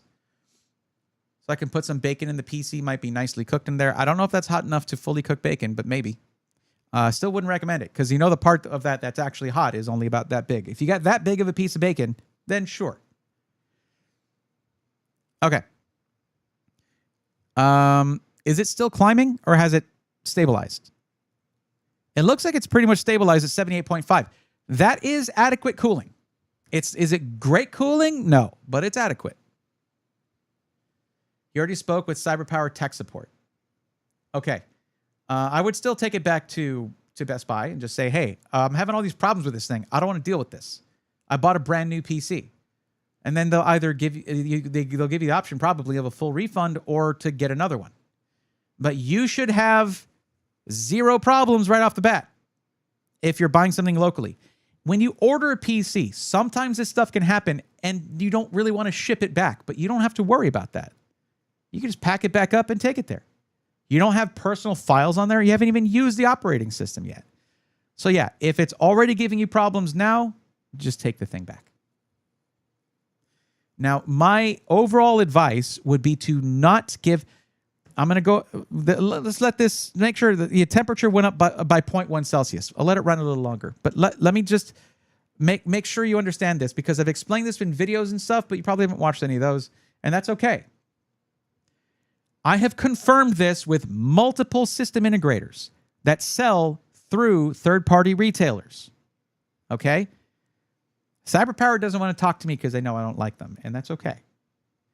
I would rather that they very quietly fix their problems. They don't need to talk to me. I don't care. But I've talked to like almost every other system integrator out there. When you are looking on Amazon.com, Newegg, or you're at Best Buy, all of those third-party resellers, they need to make money. So they get a cut of that sale.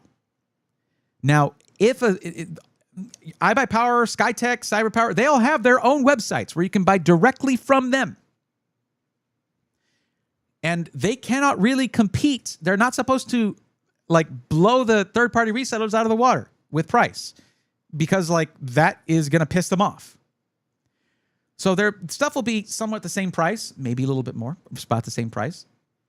But because those SIs don't have to give a big 20% cut, 25% cut, whatever, to Amazon or Best Buy or whatever, that's just me ballparking the cut. It could be more, it could be less. Because they don't have to do that, they don't have to cut corners on motherboard, power supply, all the non-CPU, GPU components in the system. So you literally get a better computer if you buy direct. Does it take a few days to come in? Yes. Unfortunately, yeah. But this is a proven thing. In fact, they even pack them differently when you order it directly. I have shown actual video proof of this. So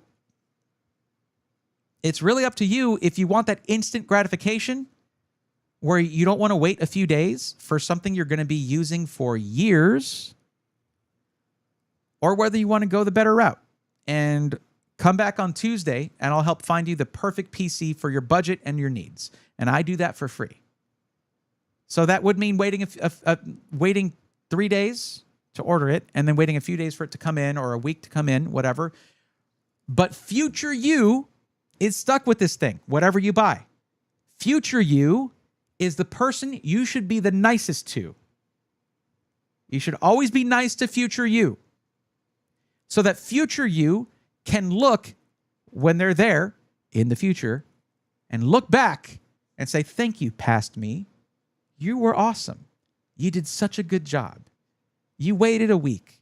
Maybe you wanted something custom and you waited 2 weeks or 3 weeks, whatever. And you got the perfect PC for me that I've been using for all these years. You didn't rush it.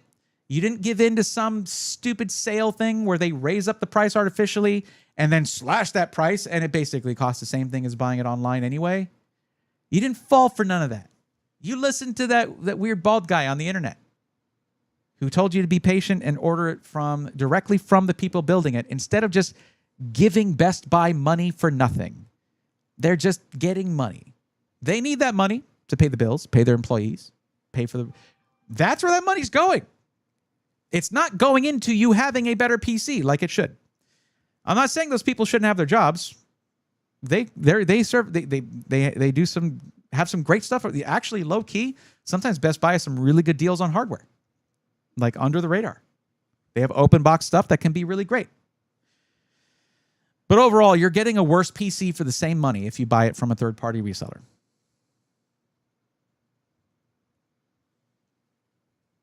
Colin Hodge, unless you're tied to Best Buy, either by credit card or one of their subscriptions, save yourself the headache and return it and go through a system integrator directly. That's the thing.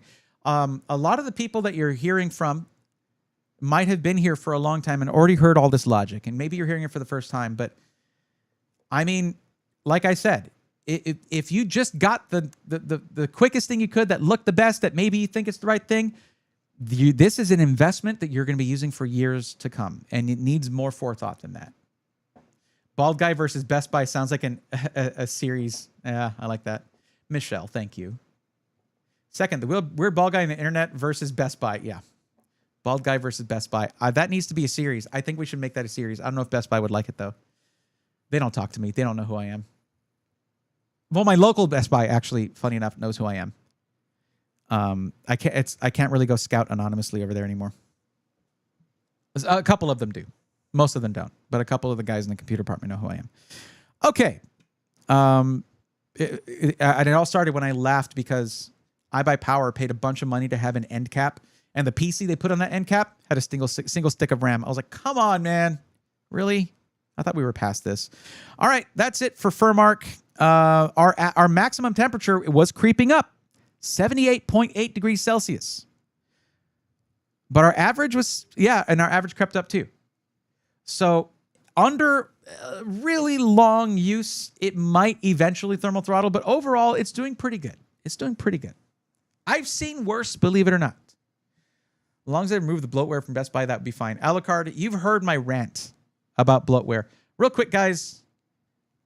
This is something that I learned while working for a company called Clear. When I was going to college for IT, I had 3 jobs, by the way, and full-time school. I don't know how I did that. But one of them was maybe like 15 hours a week, 15 to 20 hours a week.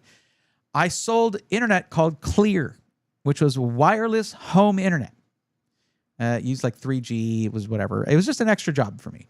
But it meant that because it allowed me to work at Best Buy while also never working at Best Buy. I never worked for Best Buy, but I did work at Best Buy. I learned a lot from those guys there. PCs at Best Buy. You know how we had McAfee here? Well, Best Buy gets some of that money on putting bloatware on their PCs. They have the system integrators do it. So SI gets a cut, they get a cut. Best Buy, I think it's the lion's share of that. Okay? That's not the thing, though.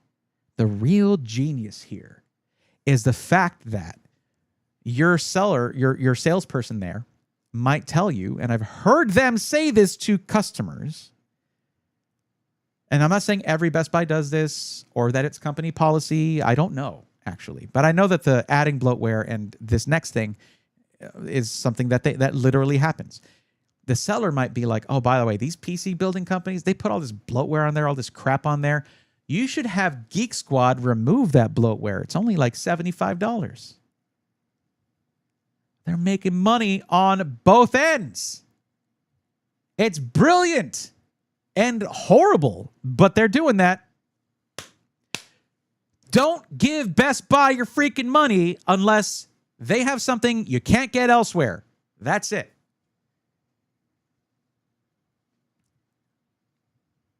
I got to tell you guys, if I find out something like they don't do these things anymore, cool.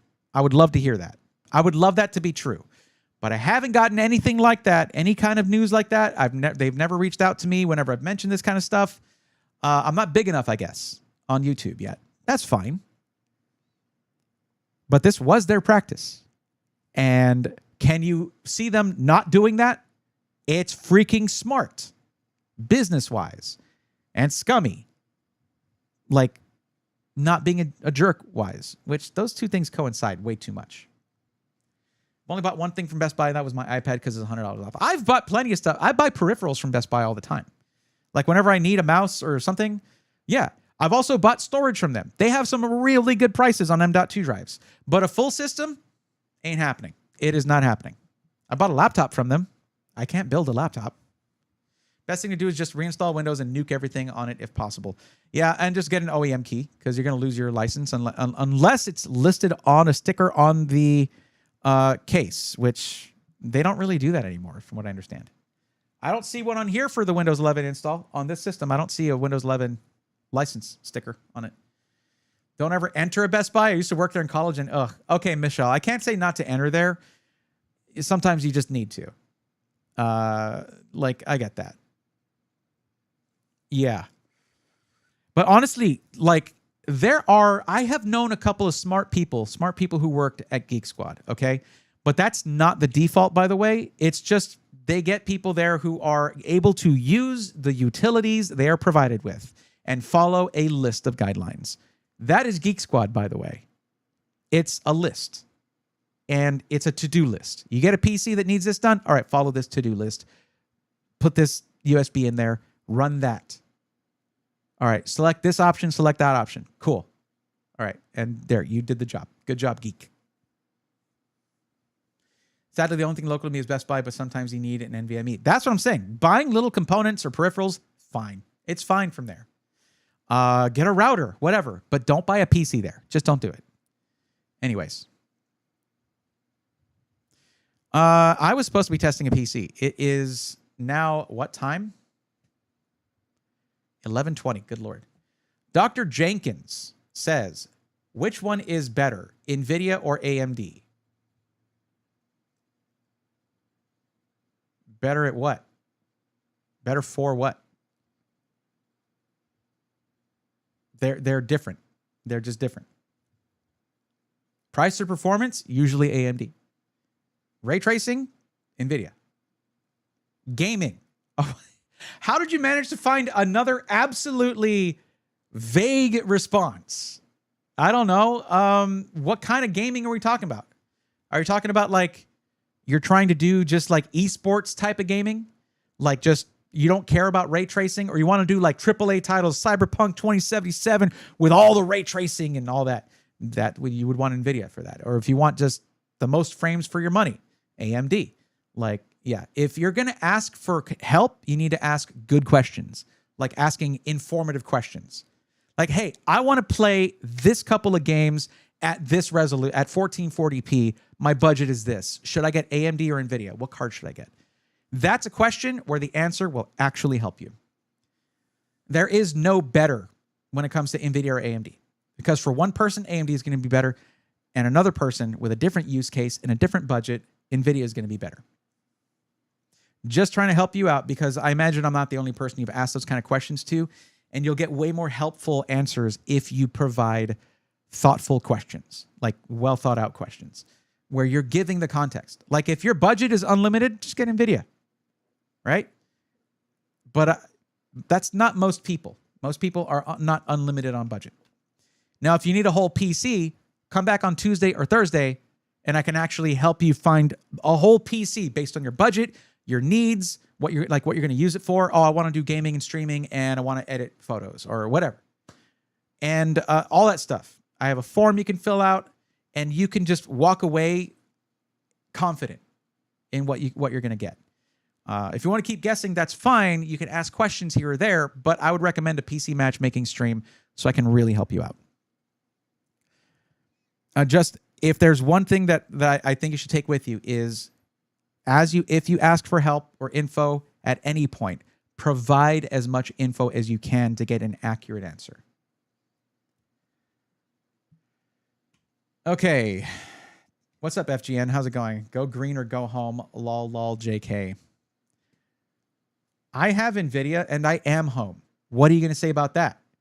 What do you got to say to that?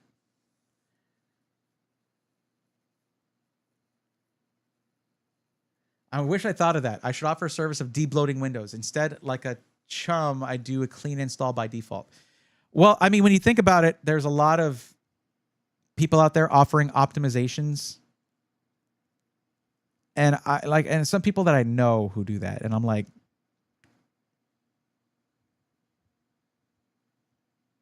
just get a utility like CCleaner or something, and just like clean up your thing and like uninstall unnecessary programs, and you did it. You optimized your PC. Like that's the most of what that is. Hey man, I would love one closer to me. What are you talking about, Micro Center? Vin Val, what's up? Welcome. Okay, we're gonna do some gaming stuff. I should be installing Steam right now. I'm not, but I should be. My bad. I hate this cursor. Looks so small. I'm gonna change that. I'm gonna fix that.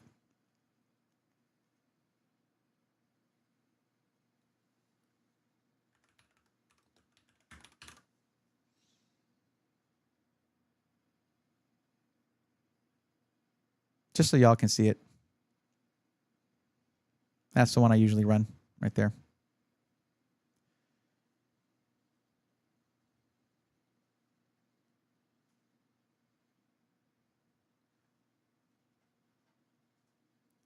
I'm going to have to switch off of this just to log in.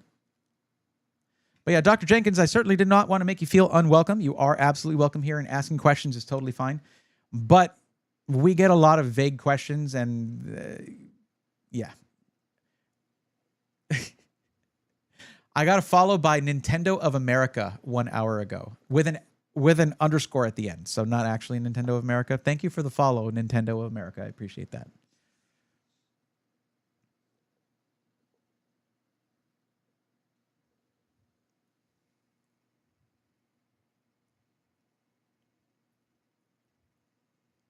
Okay.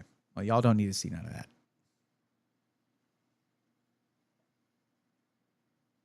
Oh, wrong button. Excuse me.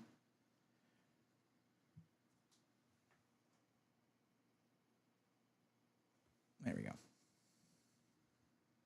I always clean up this room before an unboxing, and then I mess it up with the unboxing, make it a mess with that. It's great. Love it.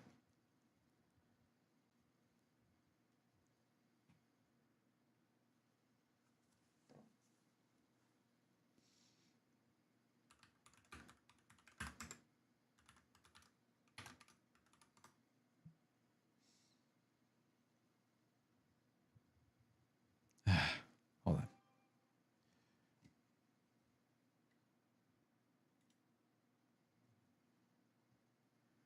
on. Okay. Just got to get my code here.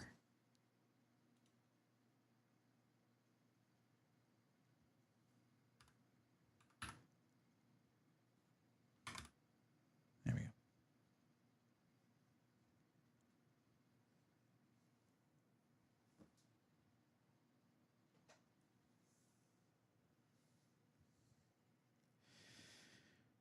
No, go away. Go away.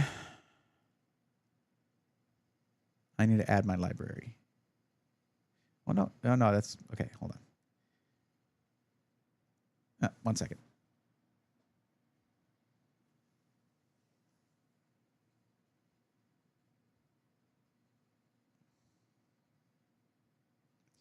Storage, add drive, local drive. There we go.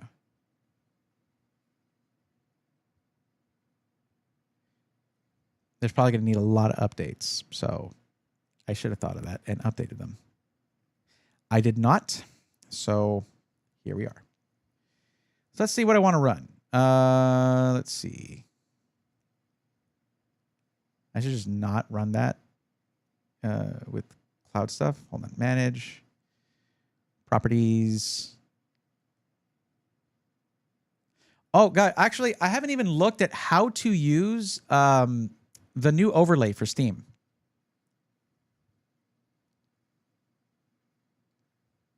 I was planning on just using that to get telemetry.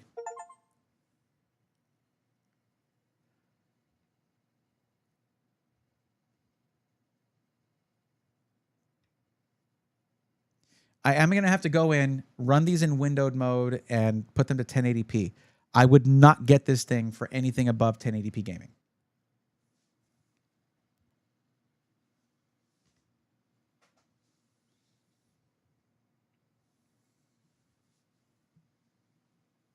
Keep my water closer to me. Is there any word on when the ASRock Creator Mobo is releasing? I don't know, actually.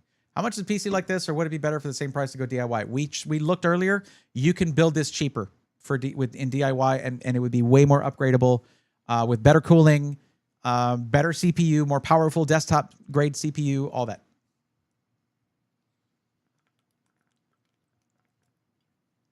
However,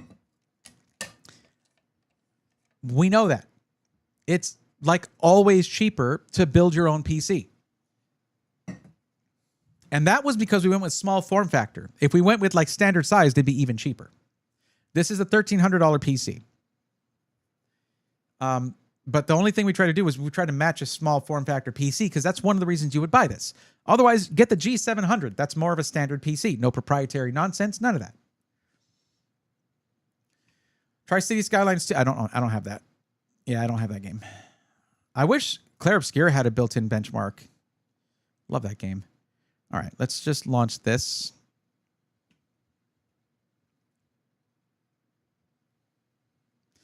Yeah, I don't suppose I need the overlay, except for maybe for Counter-Strike, but I'd like to run it if I can.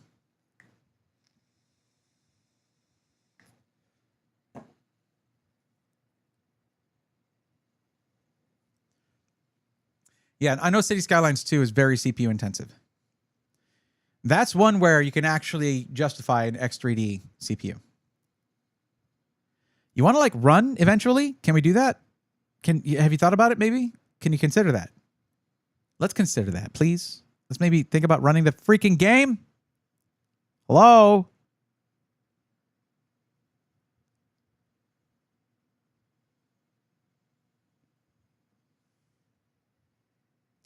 What is happening right now? Oh, there it is. I hate when that happens. I hate when I finally lose patience and I try stopping a process, and then it's like, oh no, here you go. Thanks. Well done. Good job.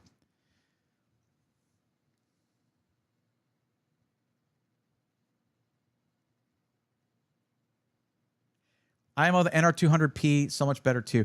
I built in the NR200P. It's as far as small form factor PCs go, it's not bad to build in, which is nice actually. But it was just a little too big to be put into a hard case carry-on, and that was like the reason I did it. What do you mean download?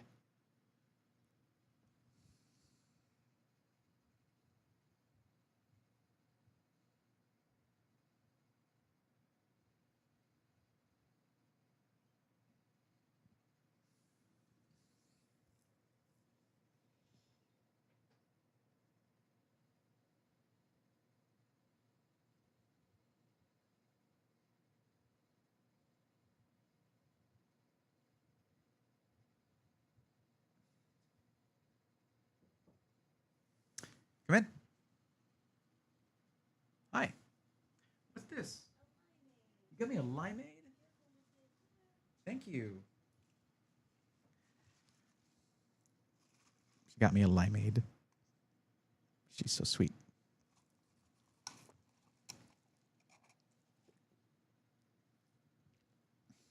This is the best thing at Sonic. Not cherry limeade, none of that stuff, just the limeade.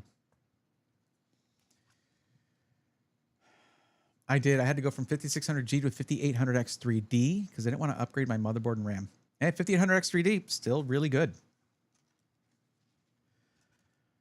That PC going to B-SOD from the game, man. You sure putting this thing through its paces. That's what I'm supposed to do. That's what customers are going to do. That's what buyers are going to do. They're going to like try to use it. That's what we should do. That's what I should do. Yeah. So I'm going to do it. Don't need that light anymore. It's kind of washed out. Much better. That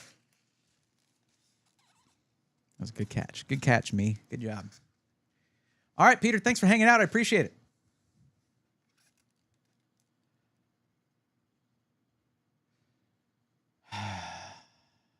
We're going to be here for a long time.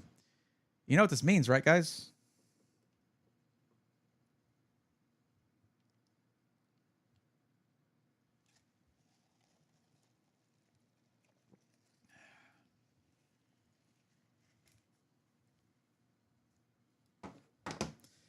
maybe a little bit of Metroid time while this runs. And I guarantee you, once this is done, it's going to start upgrading a lot of stuff. Let's just take a little break. We'll come back, run some gaming benchmarks. Right now, let's do a little Metroid. Why not? I've still got it up and running.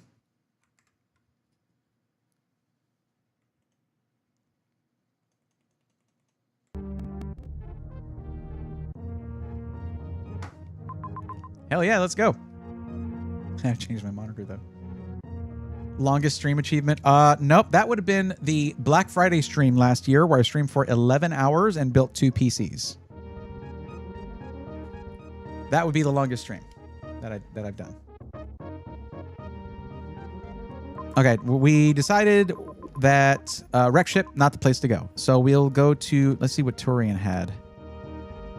Yeah, we can do Turian. Let's go Turian.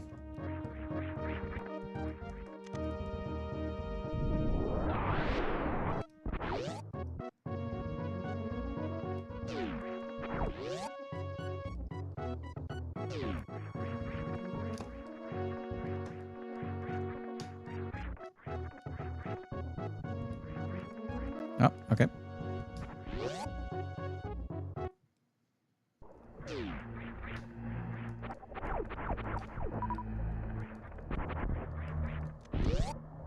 I should actually not go this way.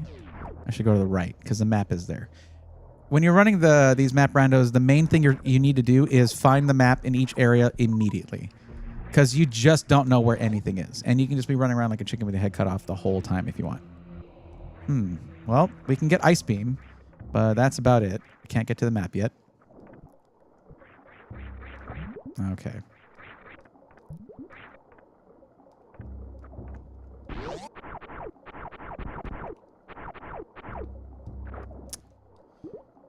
I promise you we can get Ice Beam.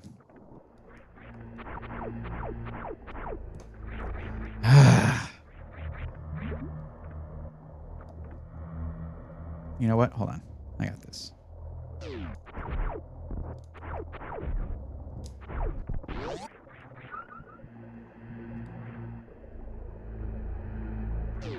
Ah, damn it. You know what? Nope.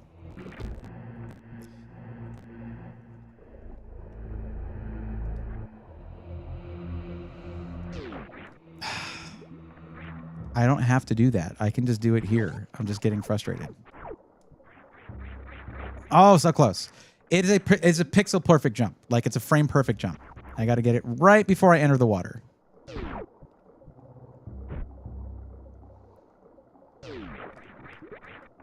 I want Ice Beam because it's likely that I'm supposed to get this right now. Oops. Stop hitting me. They don't listen.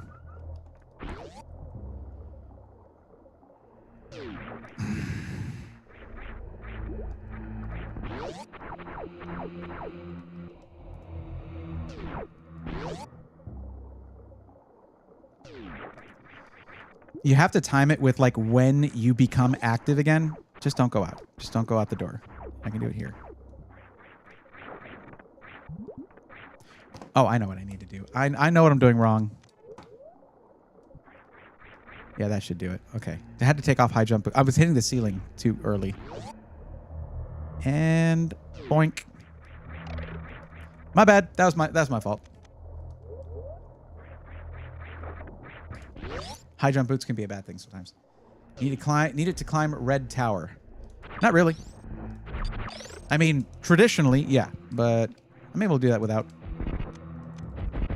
I meant to use one super missile, but oh well. Nope. That ain't it, Chief. Yeah, I wish I could get through to get the map there, but it's not that time yet. I need space jump or the... I can't do this either. Okay, so that means it is not yet time to be here in Turian. That's what the logic says. I need space jump or the grapple beam.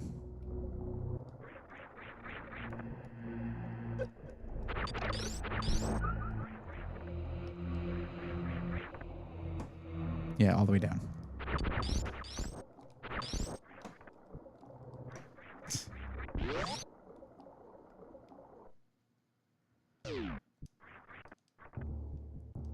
So I want to go down to... Let's check Meridia first. No, I want that moonfall. Give me the moonfall.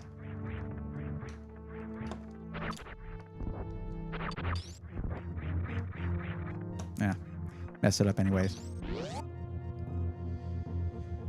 Yeah, Meridia's right there.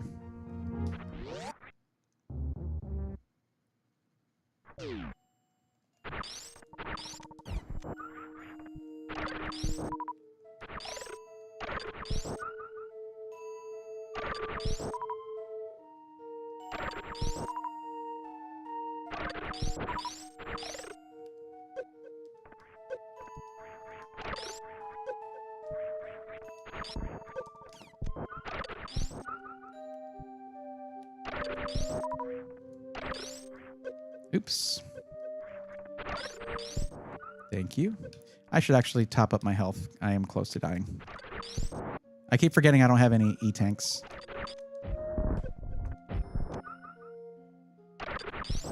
I'd like to get an E-tank. E-tank would be nice. There we go. Let's see what's up here. Ooh. That's a good start right there. And I can get it right now. Late game item in the early game. I'll take it. Kills almost everything with just like instantly. Hell yeah. Don't need that. Doesn't matter because I wanted to come down here anyway.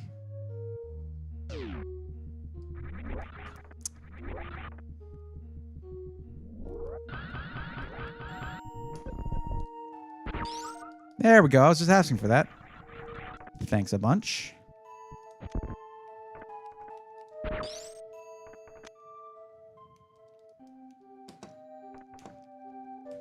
Cool. Wasn't fast enough. Where's the map here? Oh, map is down there. Okay, I could go get that now, probably.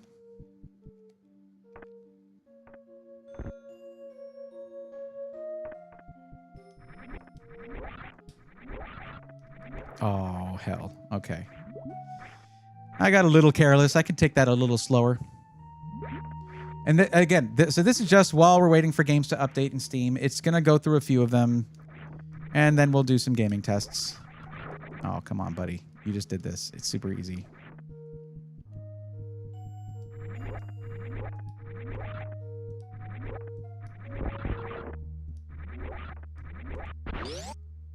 Okay. Oh. The hell? Okay, I gotta go above to get it. Let's go check that one item in the bottom left of this room of West Ocean here. Oh, hell. All right. Okay, fine. My bad. Fine. I'll go the slow way.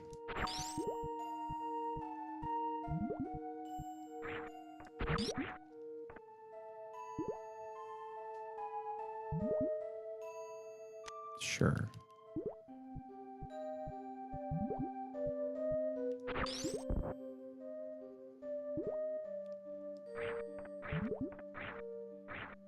So the basic pickup's still in the same spots? Nope. That's all randomized. Everything's been moved around. Sure, I'll take a reserve tank. Thank you.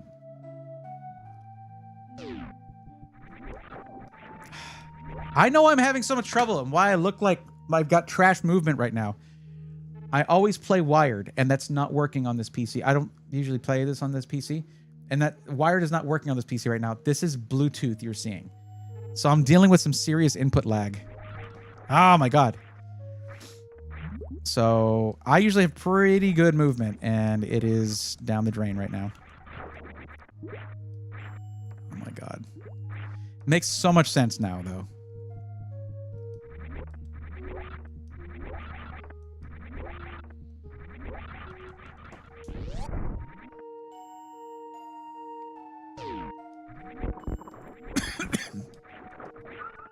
Those things hit really hard.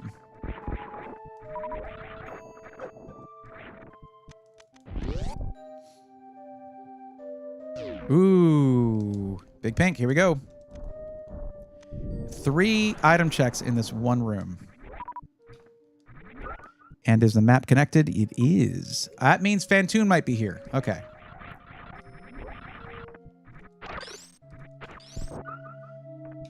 Let's see if it's turned off or not. And Fantoon is here. Let's go say hi after we get these items. I like to have more than 5 missiles when I fight Fantoon. So just so you know, there's this boss that in the vanilla game is in the wrecked ship area. And when you go to wrecked ship, everything's turned off and very haunted and very spooky. And it's because there's this ghost who is draining all the ship's power. So when you go and kill him, then everything turns back on, including the map room. So in the area, in this case it would be Meridia, where the map is shut off by Fantoon, the map will always be a left entering room. So you enter it from the right, right? So it's a left door to get to the map. And connected to that room will be a right-facing door that has Fantoon in it. Because that's how it is in the vanilla game. I know that was probably a little... But that's why I don't know where anything is. I just know that if the map room is shut off, Fantoon's going to be there. I didn't get 5 more missiles. This is going to suck. I got Spazer. I got, like, another E-Tank. Wait a minute. What else did I get? I don't know. I'm confused. Oops. Well, actually, no, that's good. I want to have 1 less missile, so they'll start popping up.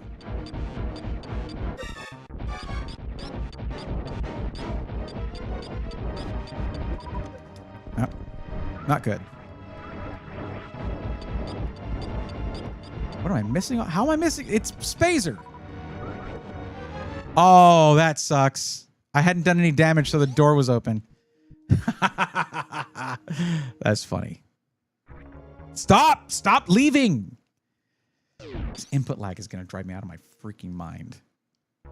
It doesn't help that there is a PC between the controller and the PC I'm playing on right now.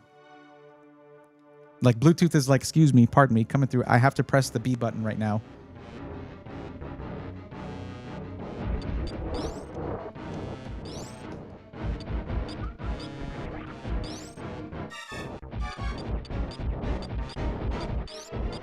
It's going to be the worst Fantoon fight of my life. I've only got 1 missile left. There you go. There it is. All for you.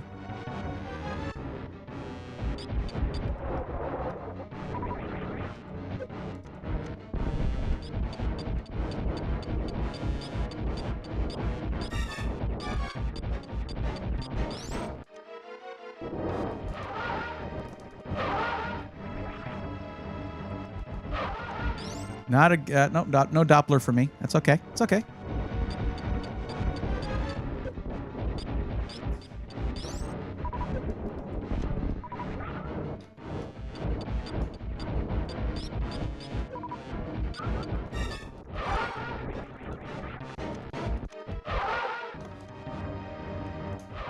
Ah, he wasn't quite there yet.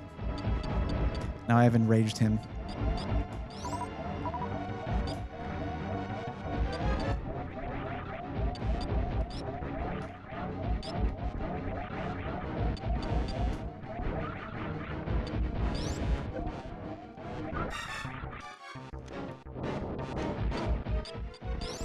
He's 1 super missile away from dying, though.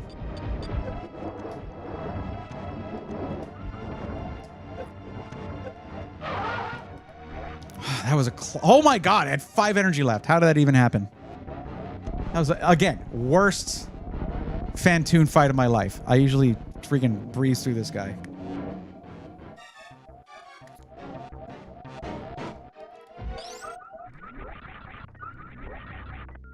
Okay, let's go check them. Let's go check the map. Let's go see what we got here in old Meridia.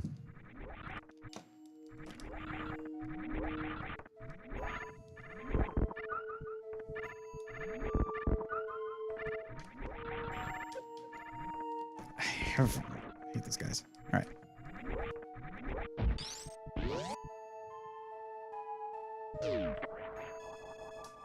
What do we got? What do we got? Okay, major. Just 2 majors here. That is it. Well, let's hope they're worth it. Well, there was 3 actually, because it got spacers too. Yeah, game updates.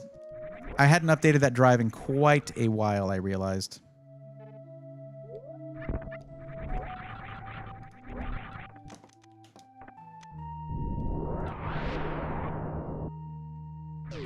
Alucard, you know I read both chats, right? Just unless that's for the benefit of people watching on YouTube. Which it probably is, now that I think about it. So thank you, actually.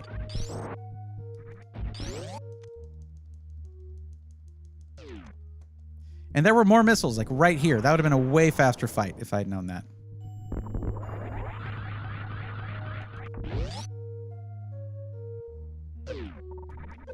Oh, good.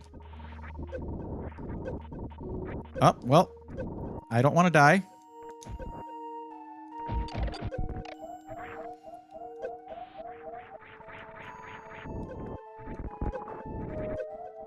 Yeah, that was close. I did so badly in there. Holy crap. Hey, give me some health, would you? Got space jump, though. Okay, let's just grab those missiles. So having screw attack, high jump boots, and space jump, and speed booster, that's a lot of good movement stuff. Holy crap.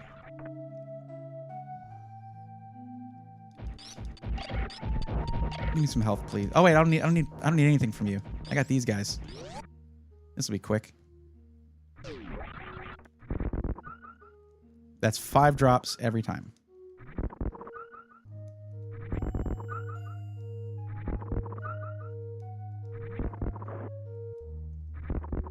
Oh, I was already full up. Let me check the system real quick.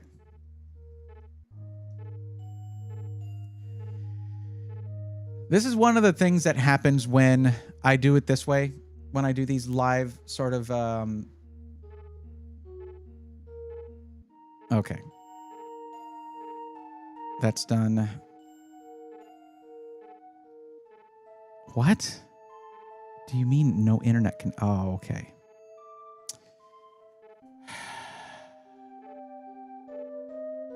Good news, everyone. The PC went to sleep because I hadn't touched it for 5 minutes. And that's like, okay. Okay.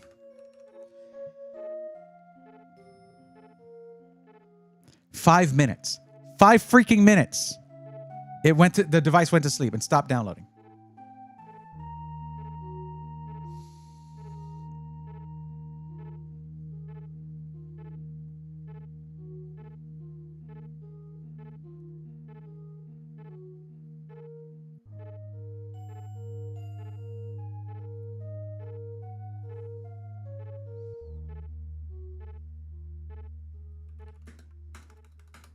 What is wrong with this keyboard?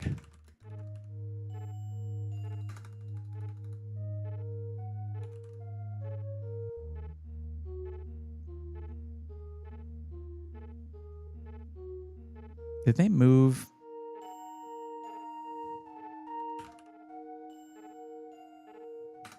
The power mode settings? Or is it right here and I'm not seeing it?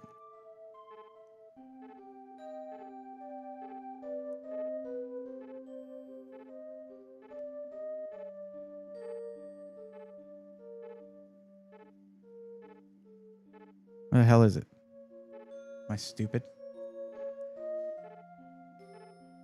That's kind of normal. Yeah, but I just forgot about it.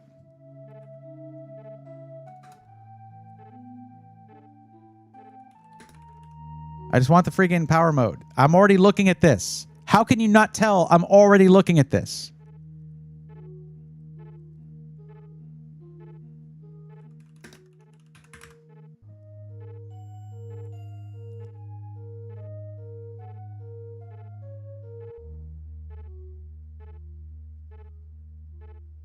If I put power in search, it usually pops right up.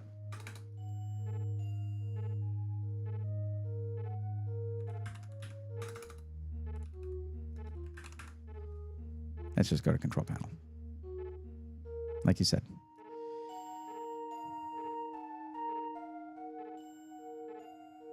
Does it not allow you to see the whole list anymore? God, I hate Microsoft.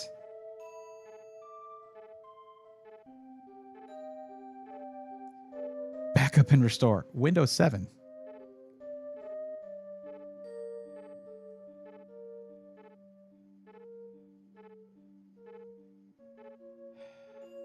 Oh, I know. Hold on. Search. Choose a power plan. There we go. Power plan. Just look for power plan. It's on balanced. Is there no other option?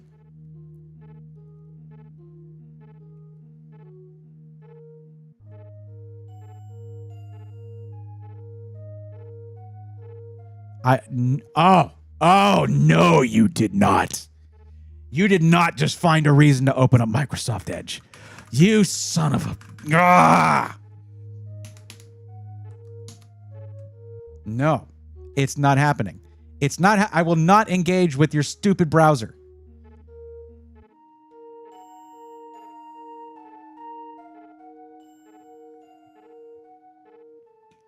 I'm sorry. You didn't see that. You're not seeing that screen. Here. It just like there's no, it usually is right here.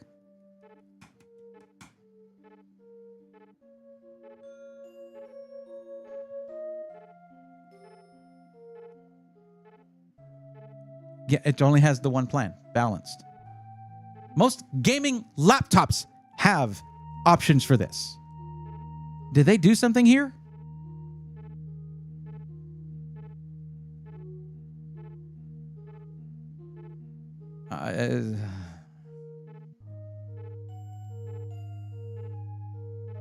Anyway, now it's not going to go to sleep, and it's still going.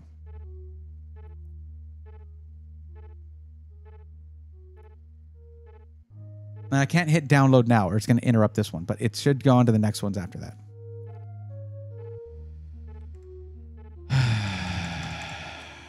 I'm very frustrated with this computer right now. SI systems don't do this crap. ASUS. Real system integrators don't do this nonsense.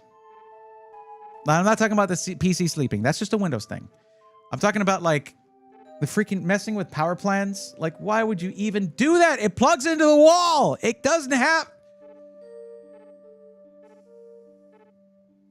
If your cooler isn't good enough, put in a better one.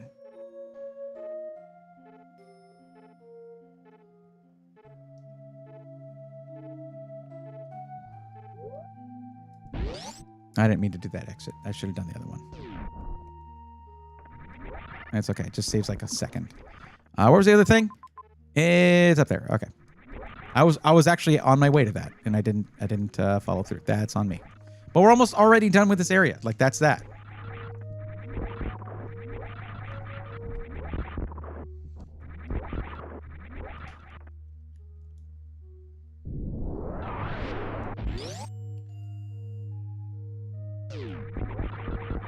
I love Space Jump. Wait. How do I get up there? Did I do something wrong? Oh, I have to exit through Brinstar. I have to exit. I can't get up there. I have to exit through Brinstar. Okay. Change the screen. Oh. Sure. Sorry, my bad. It's a lot to keep track of.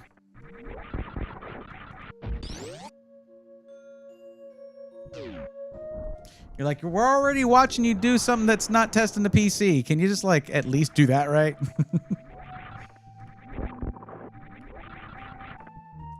I haven't done one of these in a long time. That's why there's so much like that's why most of the games that are on my external drive, because even this is faster than downloading every one of those games from scratch, right? But that's why a lot of them needed updates.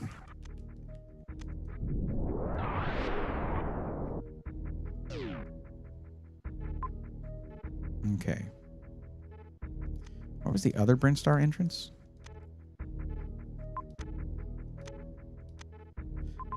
There. I could get to that, but I don't think I need to yet. So basically what I'll do when I do one of these, I'll look where the map is and I just try to start heading in that direction in general. Now here we are in Aqueduct and we can, if this is not, okay, good. I can get a couple item checks done right now.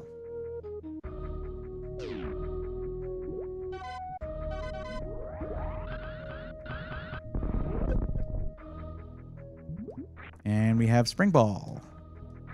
That is probably very critical here. And Wave Beam, my favorite beam. Well, I mean, it's hard to beat. Ow. The hell, that does so much damage. It's hard to beat Plasma, but like, oh my god. Okay. I took all that damage and now it's all heated rooms.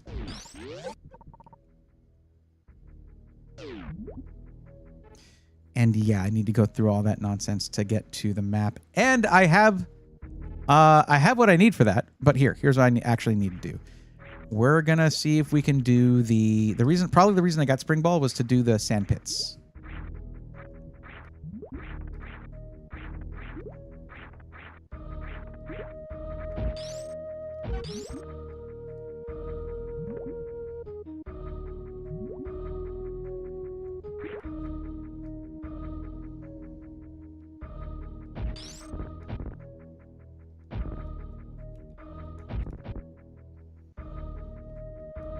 Oh, not this one.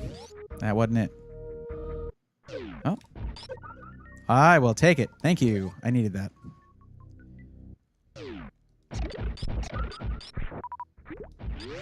When you get Ice Beam and Spring Ball, what that tells you is you're going to have to do some suitless underwater stuff. Underwater stuff without the gravity suit. Didn't really need that, but okay.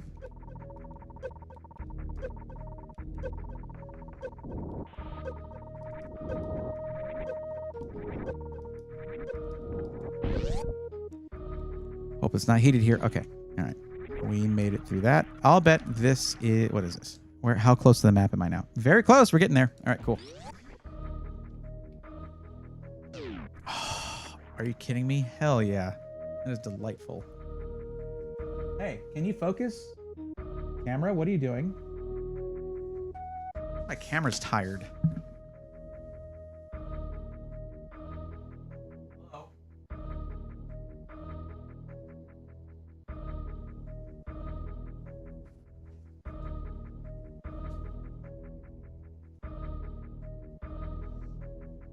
Wave plus Plasma is OP. Oh, yeah. But Plasma without Wave is kind of annoying. Because it's like the thin, fine line of laser. And you have to actually be accurate. And I don't like that.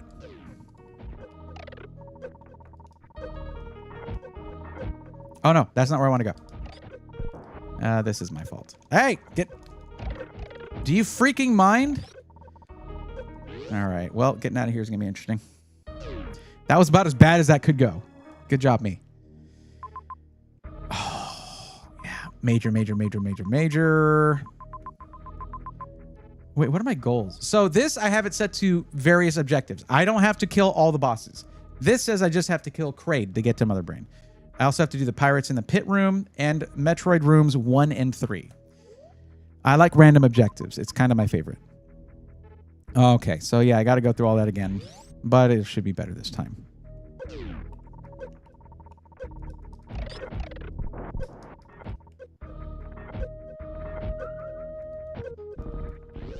Okay. Already right across the way here, we have a major item up here.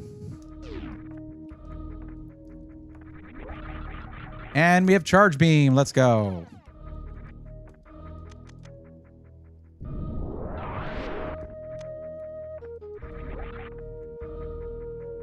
I had just gotten a health refill too, and I squandered it.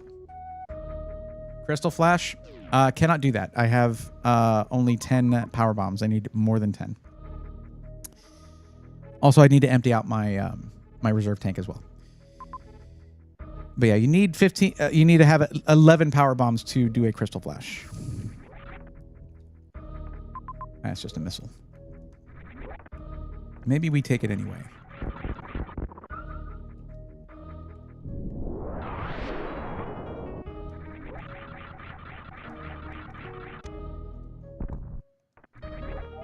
Okay. What just happened? It wasn't touching the spikes yet. No. That was just a freaking glitch, dude. Hell to the nah.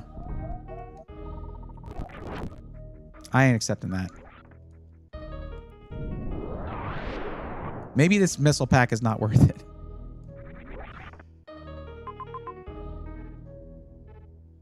That freaked me out. I'm like, I had room. What's wrong with you? It ain't me, that's you. Let's go see what this major item is.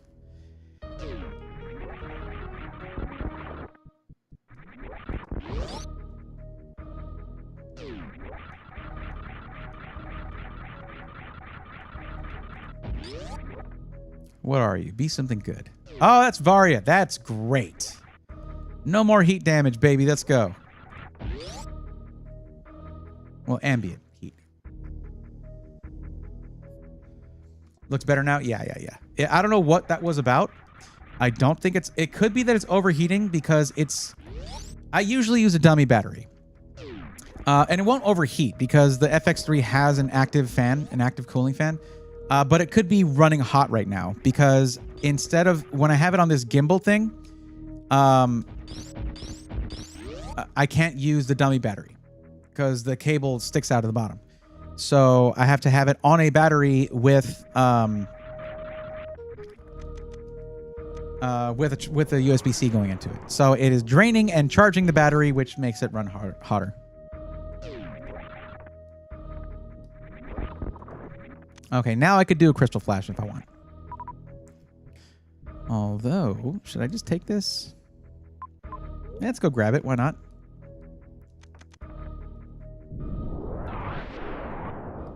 Okay, come on. Come on, dude. You've done this a million times. Let's go.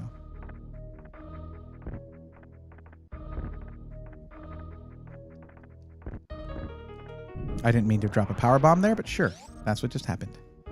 Now I need to get a power bomb drop if I want to do a crystal flash. But I don't need to because I got a full health refill.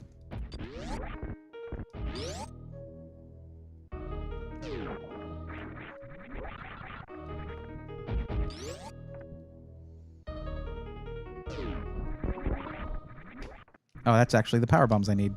Because these dudes drop power bombs reliably. Thank you.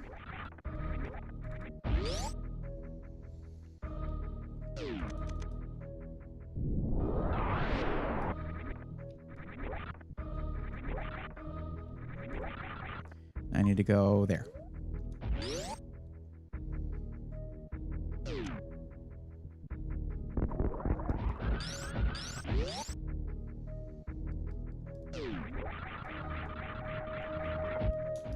Plasma beam, let's go. We have charge, we have plasma, and we have wave. That is sick. Okay. No other majors here. We are done. We're done in this area. That would be it. And there's no objectives here. I'd be looking for a large X. Like, basically it looks like... Wait, what? Hold on. Did I miss something? Yeah, that's right. I got to go back to Meridian through criteria. Okay. There's a major there that I can get. So we'll go do that.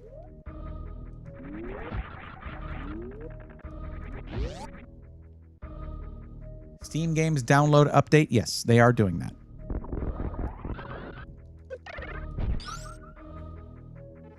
Let me check it real quick because I probably have to start once the Cyberpunk one is done. I have to start the CS2 one. I'm just running the ones. I'm prioritizing the ones that I want to test.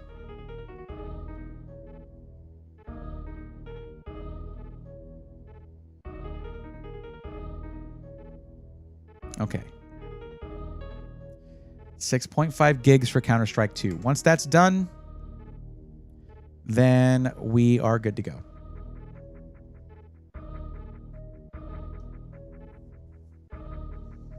How many shaders do we need to cache? All the shaders. All of them. Oh yeah, I need to go up and Yeah, I'm glad I got Varia here. Jesus. Yeah, back up to Aqueduct, and we're out.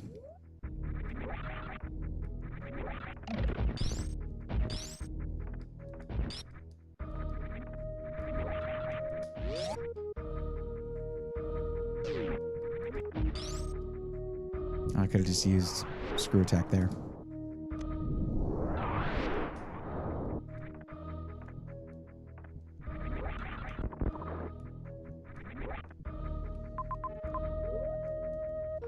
Yeah, I'm not going to go fight Croc for 1x there. No, thank you. Sure, I'll take that. Thank you. You dropped something. It's just really weird when you think about it.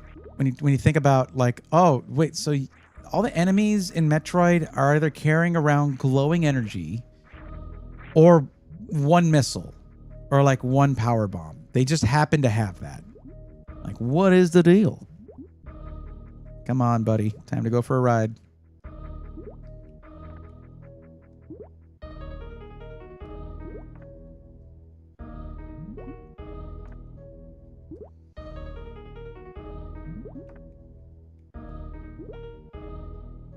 Come on. Wake up. Okay. No, no, no, no, no. Son of a... What the hell happened? Okay, sorry. All right, here we go.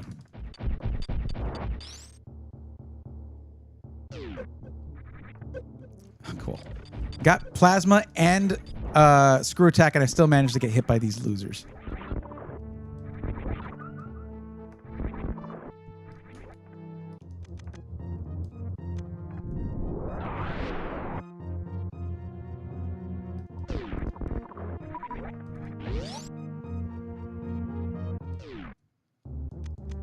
I would really like to find regular bombs. That'd be cool. So I can stop wasting my power bombs.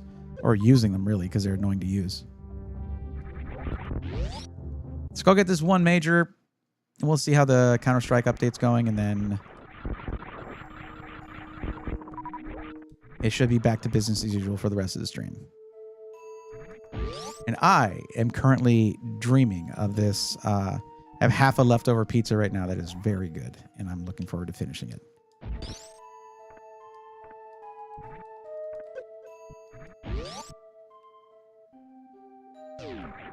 Oops.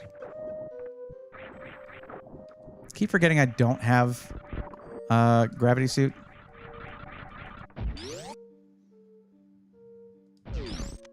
Oh, hey. When I have the option, I always like to take that thing out. It's annoying.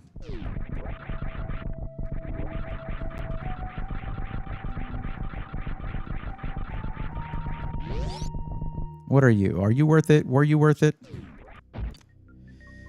Well, we can microwave now. Do we have to? We only have Kraid. We don't have to kill anything that requires... And I already got Fantoon.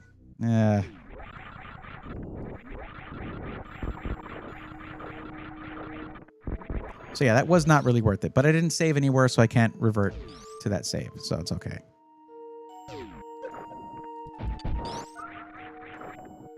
I'm so tired of this input lag. I'm ready to, like, just finish this testing.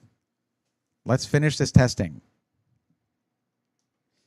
And if you enjoyed that portion, be sure to join on the gaming streams that I do every Sunday.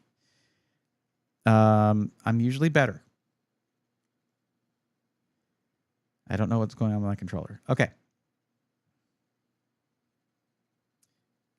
Oh, that's still running. Well, whatever. Let's run Cyberpunk. I'm going to have to change this to 1080p. That's okay.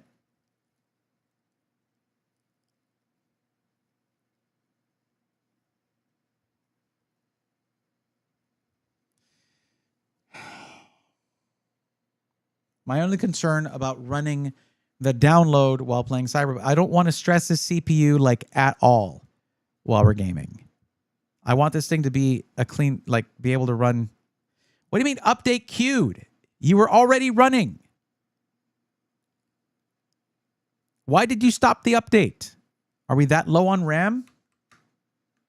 We do only have 16 gigs. Memory. At least I will say this. Upgrading the RAM should be super easy. It's very accessible. It's so dim. It's no problem at all. Hunter, what's up? Yo, I just got my CyberPower PC with a 5070 and 7800 X3D. It's working pretty good, and the wiring is decent. Is there any other ways to check my computer as far as performance? I mean, running benchmarks and checking your results versus other tests that use the same hardware, I suppose.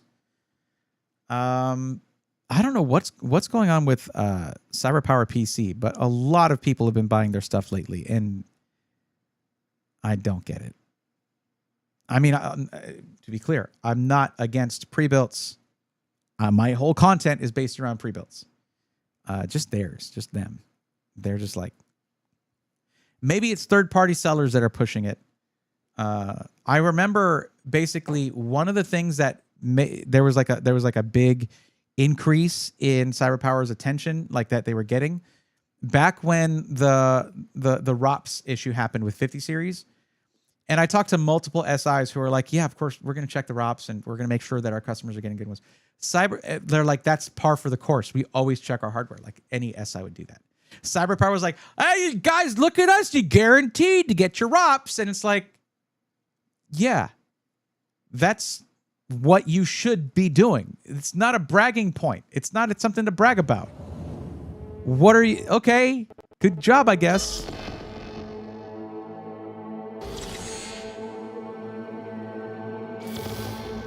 Pretty loud.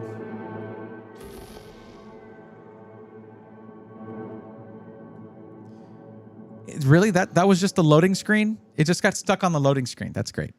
That's cute. Okay.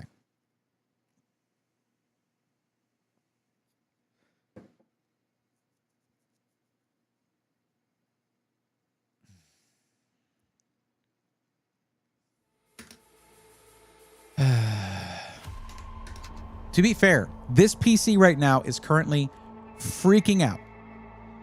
Oh my God. That's different. Okay. It's freaking out because it's trying to run this game at 4K. At least the settings are okay. Ray tracing low with DLSS. Transformer model, yes. Auto DLSS is going to just put it in performance mode. Frame generation is off, but let's go to video. And we are going to change this to windowed mode and then adjust the resolution. You don't have to do it in that order. It doesn't matter. That's how I just did it. 1920. Oops. I just totally skipped it. By 1080. There we go.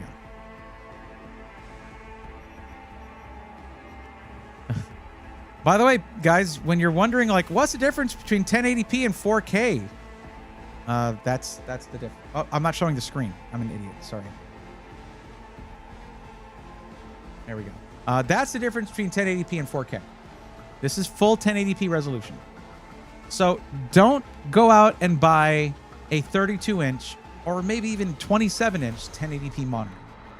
It's the pixel density is just not great. 27-inch maybe. If you're really just going for, all right, I want 1080p for esports and competitive gaming, but I want a larger monitor because I don't want a small monitor. And fine, but you're just understand, you're going to see those pixels. I don't know if they were hit or miss till I watched your video and joined the Discord you got. Yeah, on the Discord, based on people's actual reporting on it, it's just not great. I will just run it as it is. These are the default settings that were set by Cyberpunk, the game. Yeah, and now when I say that, it's not, whenever I tell people about SIs like that, it's not to make you feel bad if you already bought from them. It's more of a, hey, here's what you need to be aware of as a customer of theirs. This is what you need to know about. Apparently I cannot use my mouse right now. No, that's okay. It's locked in. It's getting the maximum. 124 FPS, not bad. We're not using any frame gen, by the way. Not bad. 24 inches maximum for 1080p. I can tell you for sure, 10May, it is not. You can buy a 32-inch 1080p monitor. Is it good? It's not. Now, I do have a couple of 27-inch 1080p monitors, but those are ones I put into vertical mode, and the scaling seems kind of just right for me when it comes to like just text and stuff. I just put Discord there, or I'll put chat there when I'm at my other setup. But I would not game on a large 1080p monitor for myself, just for me. I'm a little spoiled now by 4K, honestly. But 1440p is still amazing. If you're getting 27 or 32 inch, you should be able to get at least 144 hertz for a really decent price at 1440p. Okay, 125 average FPS. This doesn't give us 1% lows, 0.1% lows, anything like that. We just get minimum FPS was 99. And the difference between the two, not too bad.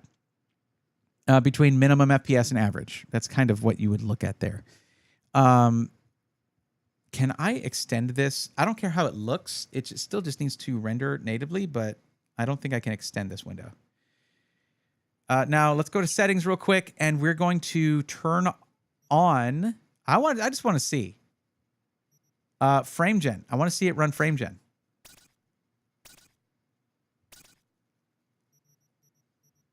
Oh, yeah, I want to see how that goes.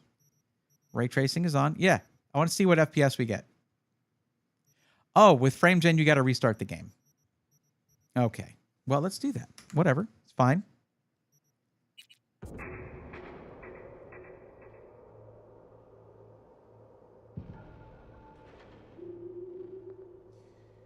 Been running 1440p and getting amazing results. Yeah, my testing of the 5070, great for 1440p. Try to go above that, and it will run out of VRAM, but at 1440p, it tends to do just fine. And not just fine, it does really well. It's good for that.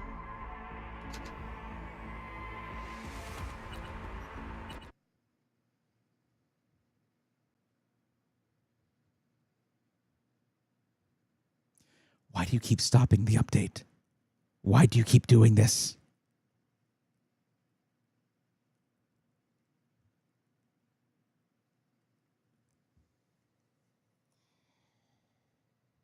I'm going to lose my mind.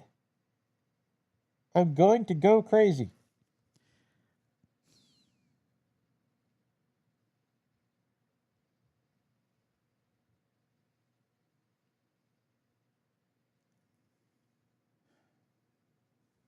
I haven't even seen how many people have been watching, by the way. I don't even know how many people are watching.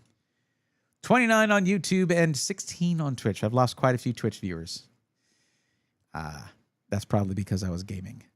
That tends to happen. People like it when I talk about PC stuff. Once I start gaming, they're like, you're not entertaining enough for this, sir. We don't want to watch you play games. Please tell us more computer things. And then, of course, if you're hearing this right now, I'm not saying you feel like that. It's whoever left. Maybe they had to leave. But the fact that they all had to leave at around the same time as I started gaming, it just says something.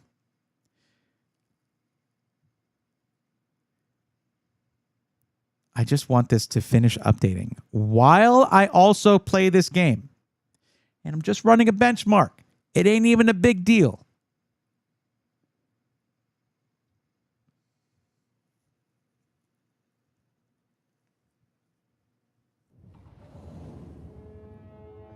Such a same for ASUS. They have good components and parts, but the systems are trash.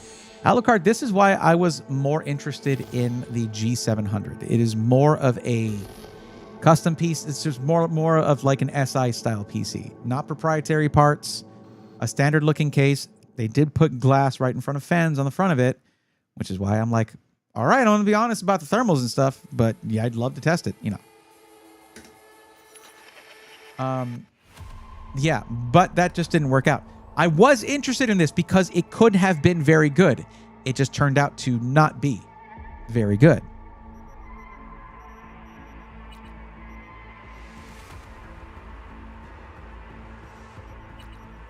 Okay, so we have frame gen on.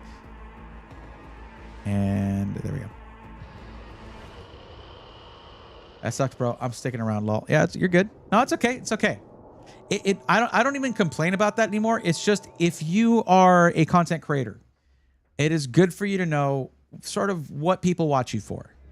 Because, you know, you kind of need that. You need that knowledge so that you can sort of build your presence online, your channel, all that stuff. Because there are better gaming creators out there that are more entertaining, better gamers, whatever. Like, they're better at gaming, I mean. That's fine. Like, if you can watch Oats and Goats play Super Metroid map randos, why would you watch me do it? He's way better at it, you know? But I get to talk about computers for a living. It's awesome. I ain't mad at that.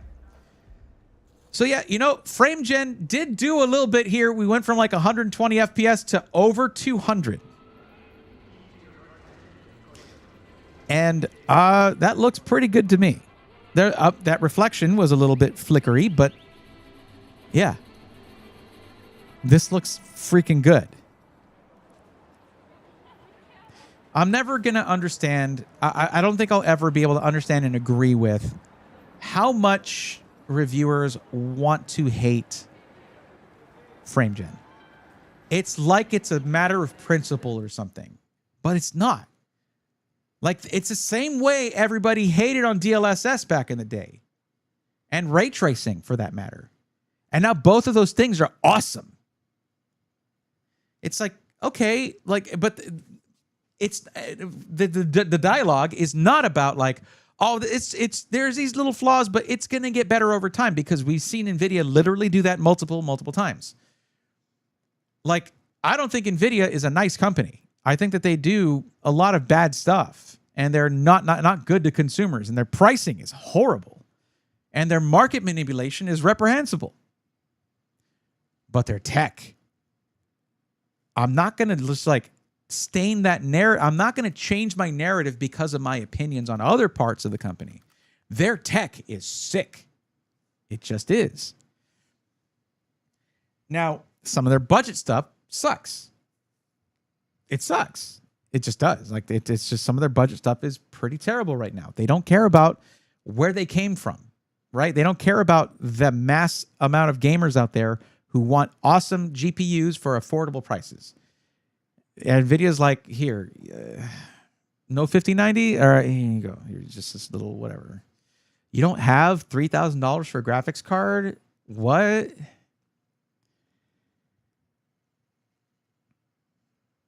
I don't know, man. I don't know. The main thing is, I personally think that frame gen is, for the most part, there's a couple games where it has actual issues, like Alan Wake 2, I think, where it's just like you can't see with a flashlight in the dark, which is like, I don't know, 60, 70% of that game or more. That's not good. But most games that have MFG, it's amazing. Like, I've used it personally, playing games for fun, and loved it, because it's just like, yo, this runs sick. All right, stop the update again. Whatever. Just gonna chill here and let that update. We'll run Counter-Strike 2 and then call it a night, I guess. It's late. People left. But for those of you who are still here, I want you to know that I appreciate you very much. That you just want to hang out. You're enjoying this. You're maybe interested in the system. Hopefully not. But thank you for being here. I'm playing Saints Row, the new one, while listening to you. I'm using 23 gigs of RAM to do it. What is with these games using so much RAM these days? At least I have 32 gigs. Games are getting more RAM hungry, especially newer games. They don't feel the need to optimize as much in some cases, or they have the game set up to recognize how much capacity you have in RAM and utilize as much as it needs to have a smooth gameplay experience. Same with VRAM. Some games that run fine with 12 gigs of VRAM, people have 16 gig VRAM cards, and they're like, you can't run this game with less than 16 gig, because they notice the VRAM usage is higher than 12. Well, the game saw that you have more than 12, so it's running less optimized just for you, buddy. Like, that's how that works. It's 2025. These games can scale to your hardware because they want to be able to sell their game to everybody. But that turns this, and this is something that David said this in the Nerd on a Budget video that I was in, where he got all the hot takes from all the tech creators.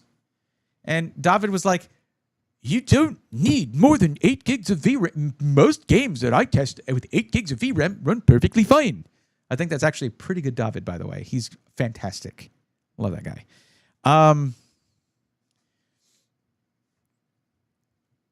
But that's why you see that.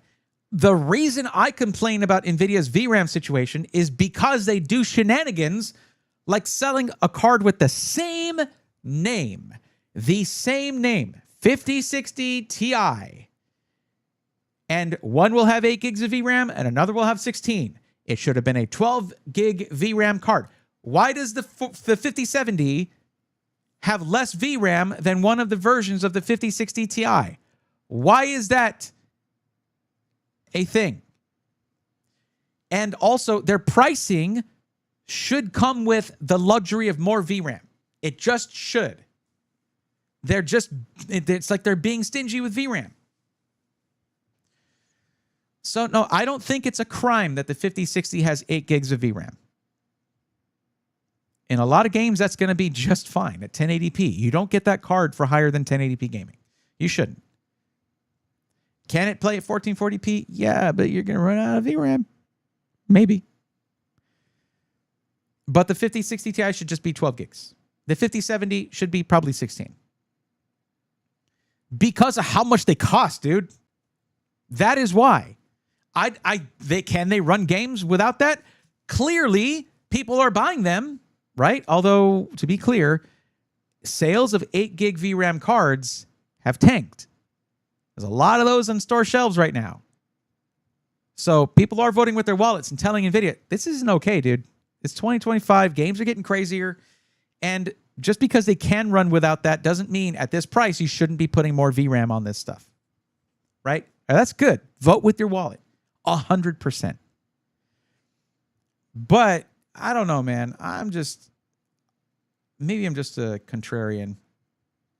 And like when consumers say one thing, I don't agree with it. Or when reviewers say another thing, I don't agree with that. But I got my reasons. Well, Switch 2 is an incredible leap forward in handheld gaming. That's true. Also, Braxton, what's up? Super T30, welcome. Ghost Poner, hi. I don't know if I said hi to everybody, but what's up? Just got here. Sorry, I thought it was going to be Tuesday. My bad. You know, you're good. You're good. I did this stream whenever I was ready to do this stream. Also, ad just hit. Sorry, Twitch viewers. While that makes sense, I guess that makes sense. I guess it just seems stupid. I mean, no, it's just games are designed now to scale to what resources are available in the system to a certain extent. Like if you got 64 gigs of VRAM, it would probably still be using 23 gigs of RAM for the new Saints Row game. Like it's just going to be like, all right, this is as much as I can use. Thank you for having extra, I guess. And if you had 16, it would be like, I guess I'll use less. Maybe it's going to run a little slower. Okay.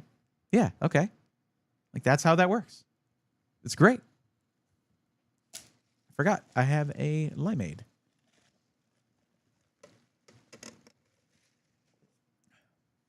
Okay, it's done. Let's play some CS2. Let me see in the game settings. Where do I go to get the overlay with all the info?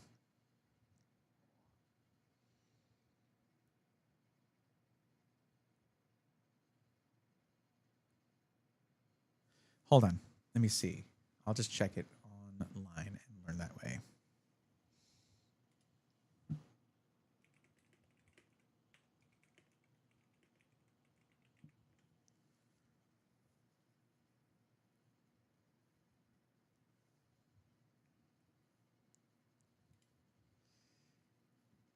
Settings in game and find the performance monitor settings and detail level options.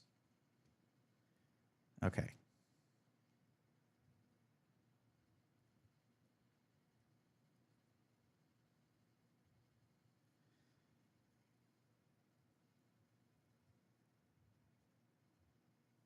Overlay performance monitor.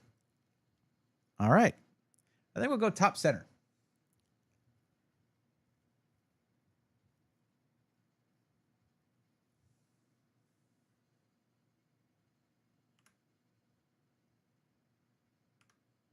I'll just scroll lock, sure. Okay.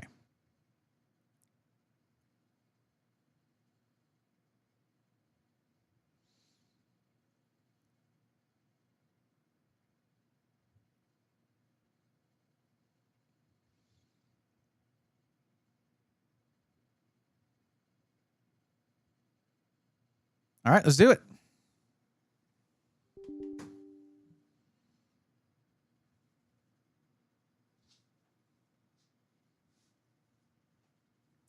I was farming, got caught out in the field. Are you a farmer? You got a farm? Braxton, you a farmer out there? You farming? I've played Stardew Valley. That's like exactly the same thing, right?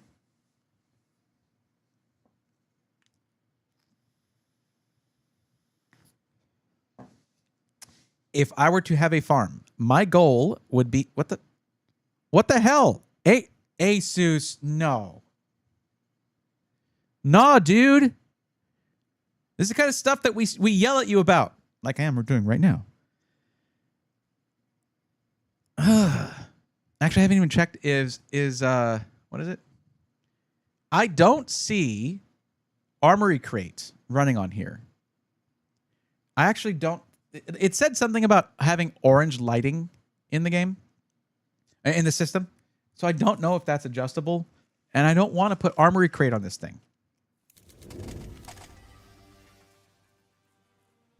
Yo, that's kind of sick. We're using 161% CPU. How are we using 195% CPU? What the hell?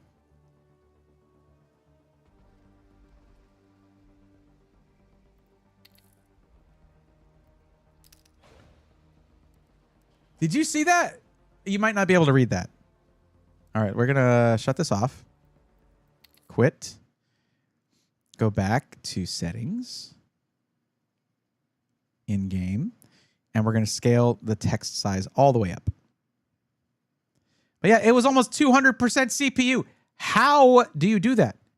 Curse you, Aqua Scum. What does that mean? Oh, Farming Simulator 25. Got it. What does that mean? I don't play CS2. I use it for testing. Is that what you mean? It's reporting boosting. 200% boosting?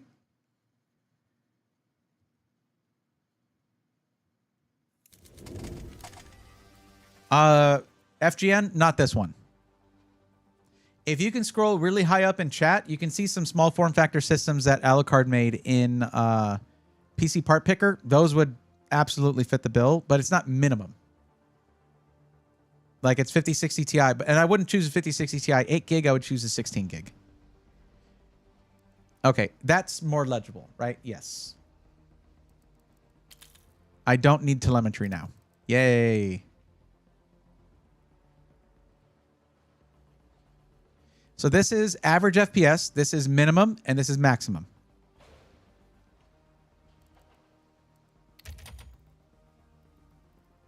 Practice. Sure, deathmatch, I guess. And we'll go with, of course, Dust 2. There we go.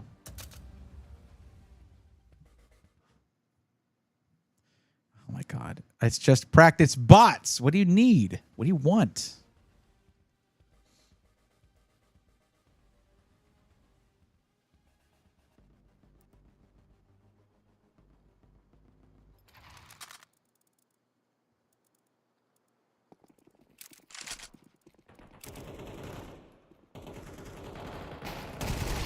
Yo, my mouse sensitivity is like 0, but okay.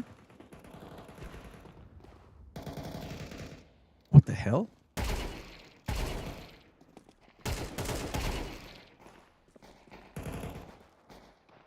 Whoa. Did you see that? It went down to 34 FPS.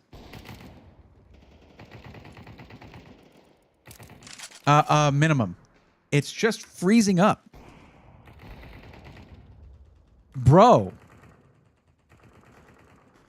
I cannot, like it stops me from moving.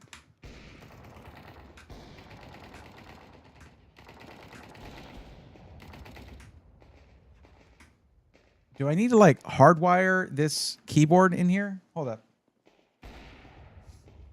I'm using a wireless keyboard. It seems to be having problems. Hold up. 1 second.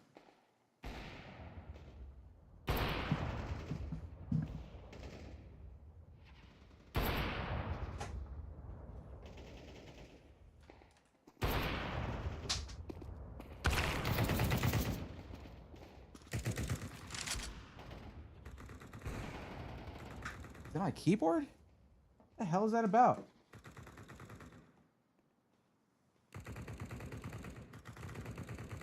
Oh, I'm trying to play in 4K. Oops. I meant to play in 1080p.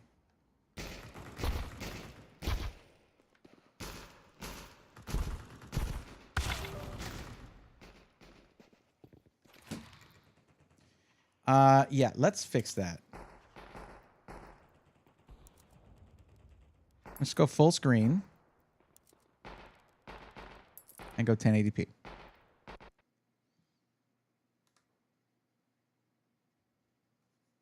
It's going to look like crap.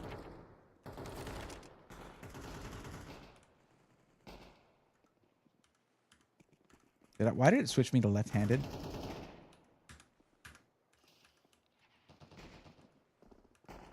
Stop looking at it. Why am I left-handed now? I don't understand.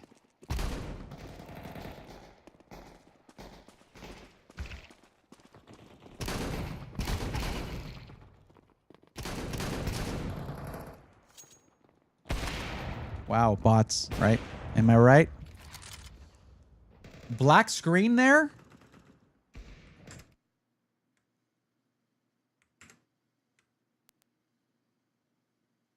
Okay, there you go. Thank you for letting me know.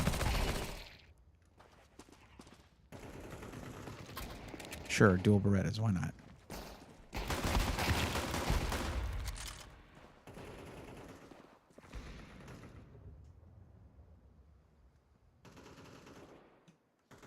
Dude, my mouse sensitivity is awful here.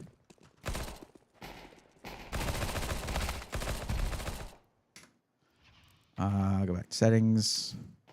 Getting 144 FPS. I mean, that's fine. Keyboard, mouse sensitivity. All right, let's raise that up. There we go.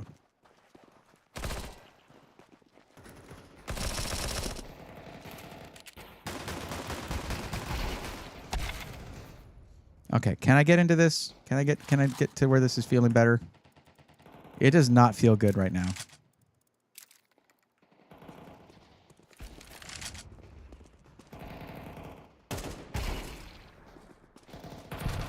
What?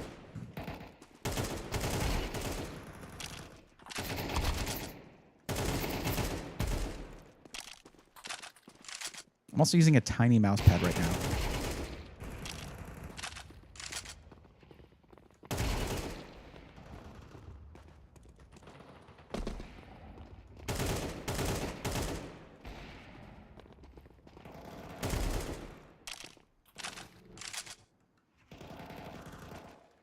Wait, was that?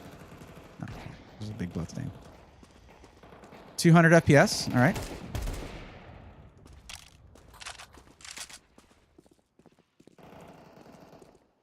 $234, $247.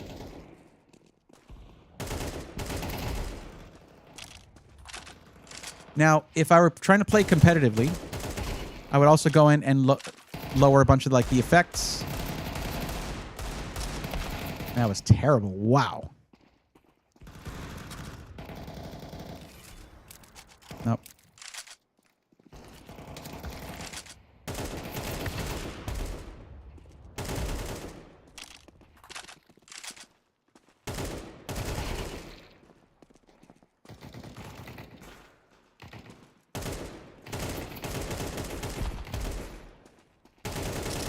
Whoop. Let that one get away from me. Not excited over a new Call of Duty. Never really got into it. I need to fix the URL for the merch store because it is braythorn.tech. And that's not working right now. I basically need to talk to Fourth Wall and let them know that the vanity URL is not functioning. The forwarding URL, basically.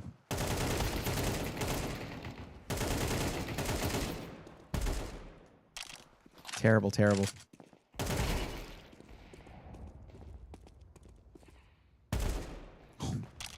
Someone already did most of that work for me. I don't want that gun. Thank you. It gives me more points, I guess. Sure.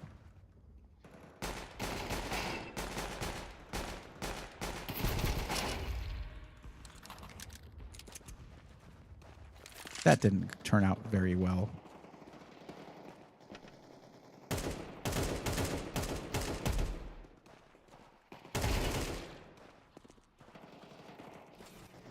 I'm also not using a gaming mouse right now, but I love this mouse, so.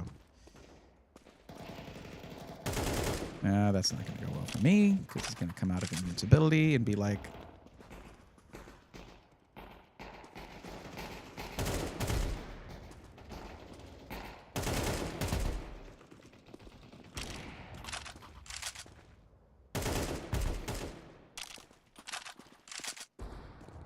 Got some Stormtrooper bots, thankfully. Oh, yeah. I sort of have to test this with bots because we're not going to get a very good reading if I'm dead most of the time. So, yeah, kind of need it.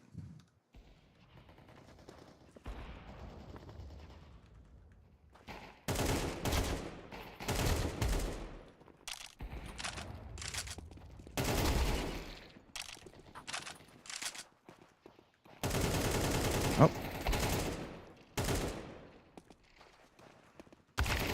One thing you have to get used to if you've never played Counter-Strike and you're like, I want to play CS2, I want to check it out.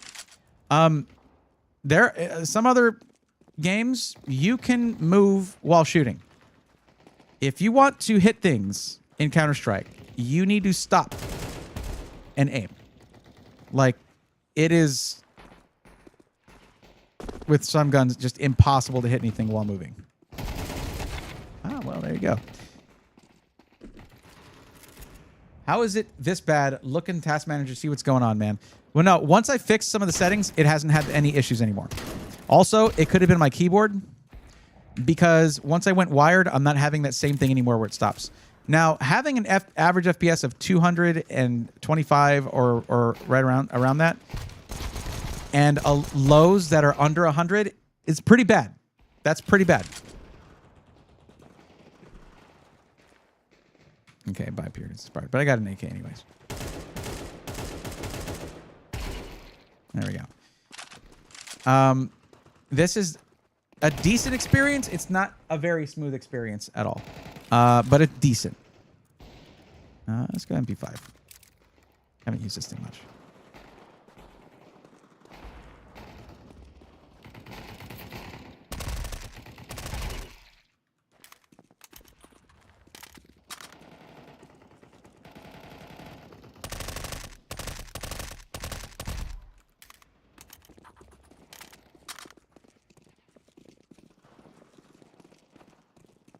Why are there steps behind me? Oh, because there were steps behind me. Now I'm dead. They're shooting you for nearly a minute and kept missing you like you were the main character of a Star Wars movie. Aren't I? You mean I'm not?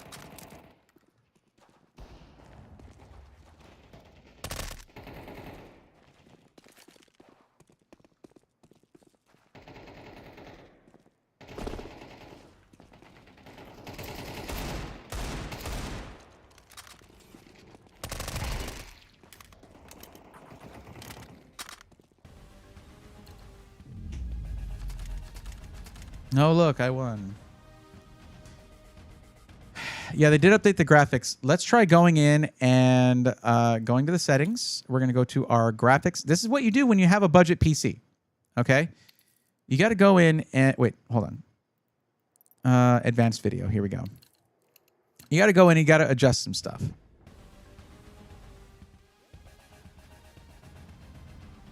So, we're going to change this to low. Low values overall.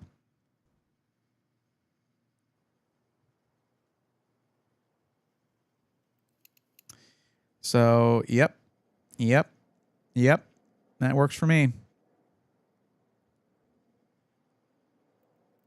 Wait. Can I turn that off? Okay. Okay, so we're trying this. We're going to see. I don't care about the average or higher FPS or max FPS. I care about the minimum FPS improving.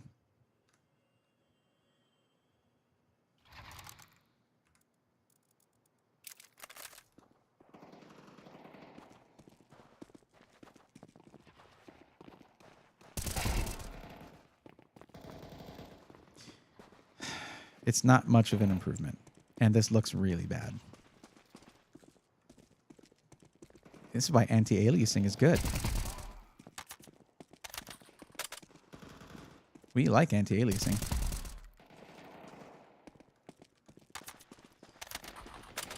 But the average is a little higher.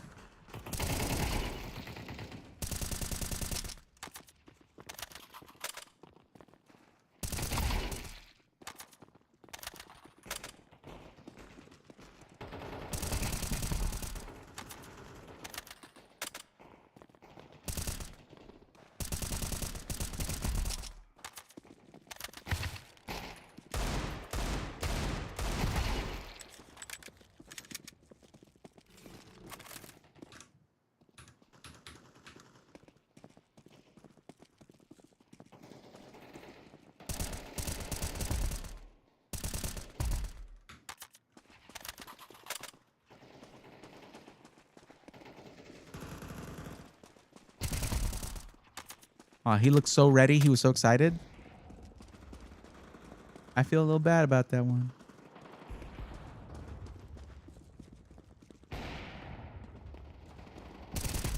What are y'all doing over here? Y'all having a little rendezvous? They were just staring at each other. You know what? Screw it. Why not?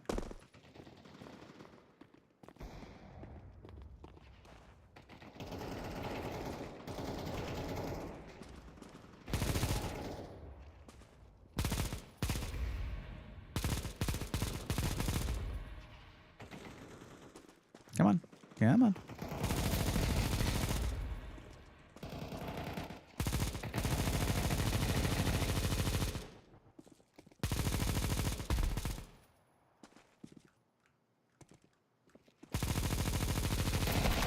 Yeah, it was just spray and pray. From Counter-Strike Go and how Counter-Strike used to play. I think they even added, yeah, reconstruction. Yeah, no, this is, you know, go steer hog, why not? It does usually look a lot better. I mean, honestly, for the gains we're getting, I don't think it's actually worth it to lower the settings in this game. AAA titles, it's going to be a must. Like, I think it's going to help a lot, but...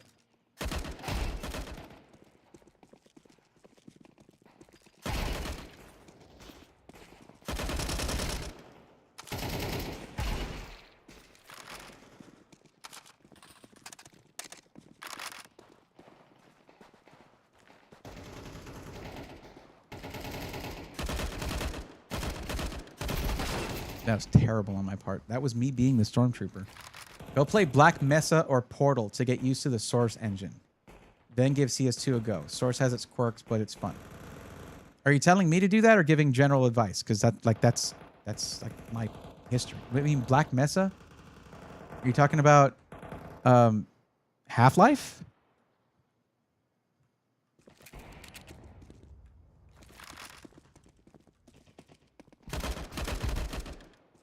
Like Half-Life 2?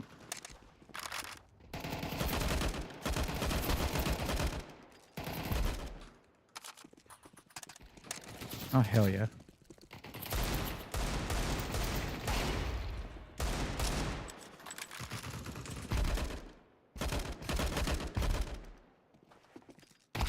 Oh. Is gaming using 6.9 gigs of VRAM, for example, but settings may help with that. When there is a texture swapping from VRAM to RAM, the VRAM usage stays near 7 gig.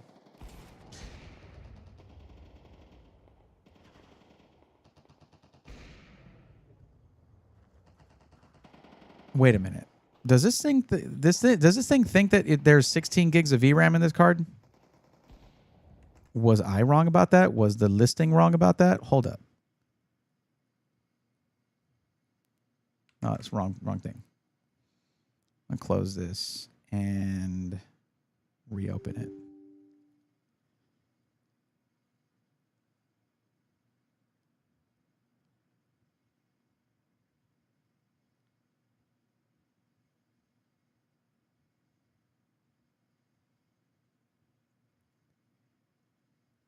Yo, wait. This is a 16 gig VRAM card. But the listings all showed an 8 gig card. Was this a mistake?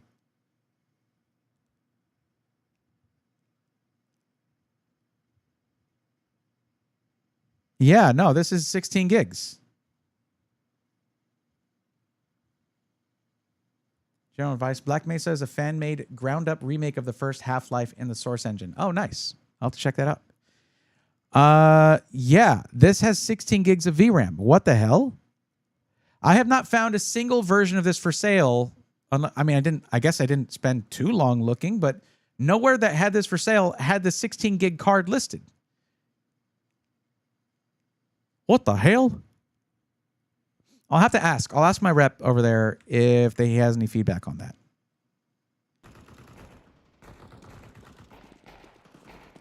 But that makes me sound stupid from when I was complaining about it earlier. I should have looked more carefully when I looked at Hardware Info 64. That is my fault.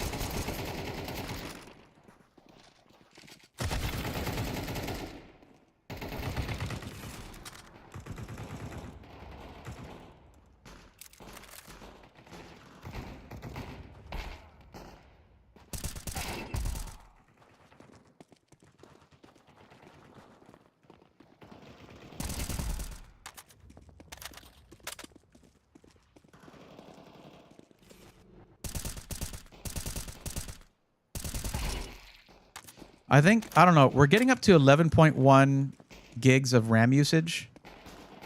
I think 32 gigs of RAM would be nice. Not necessary here, not really necessary here, but I think it would be nice. And that's an upgrade you can do with the SODIMM stick of 16 gigs of DDR5. I don't know. I'm really surprised that this thing is reading as 16 gigs. I really was not expecting that. Like, Alucard, if you look up ASUS T500 at Best Buy, see if there's one that does not list it as an 8 gig card that has a 16 gig 5060 Ti. Would you mind doing that? I don't know if you're in the middle of something right now. I mean, I could do it right now on stream.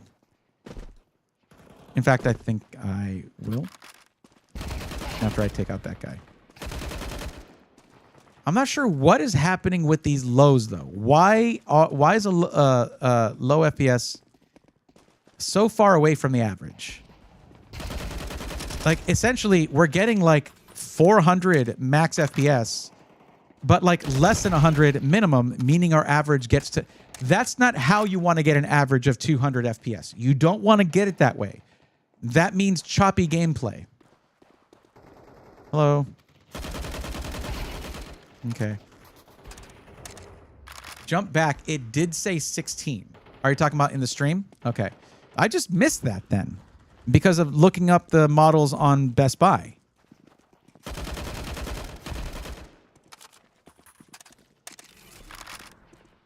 I appreciate it, Carl. I really do. I know I don't always I don't often ask you for stuff like that, but I appreciate that. When I do, you're like, hell yeah, man, I got you.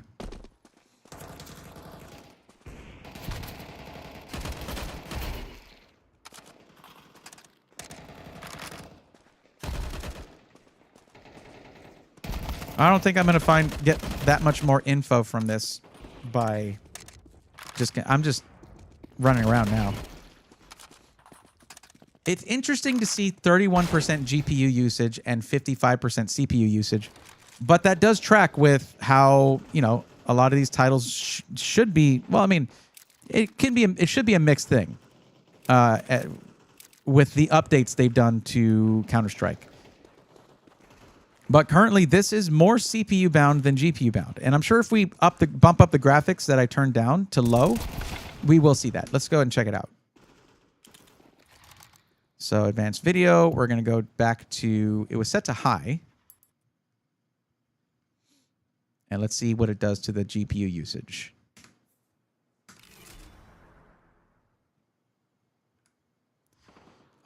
Already at 55%. It already got up to 55%.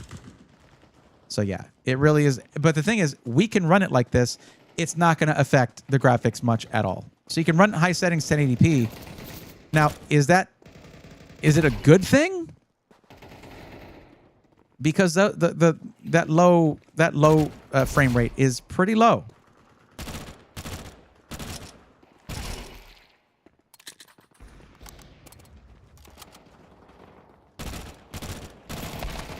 Should have been in burst mode for that. both show as 16 gig. Are you talking about the RAM or the VRAM? Okay, hold on. Let me get my other mouse here.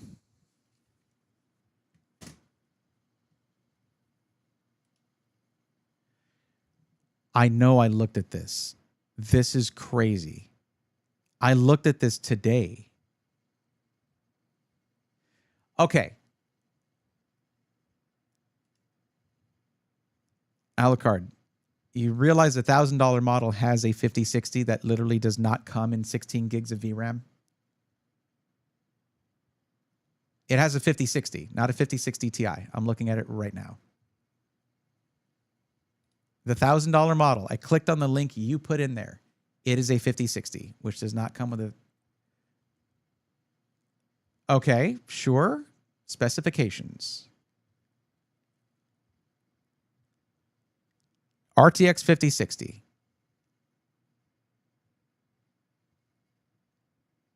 That doesn't come in 16 gigs. System memory, 16 gigabytes. GPU video memory, RAM, 16 gigabytes. That is incorrect. They don't make a 16 gig 5060. So I don't trust this anymore. I'm going to go ahead and look at, let's see, let's go to ASUS's website.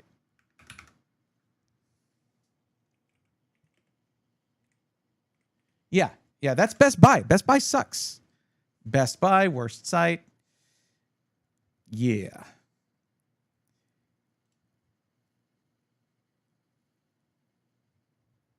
Okay, their actual site, let me see if I can find the tech specs. Let me see here.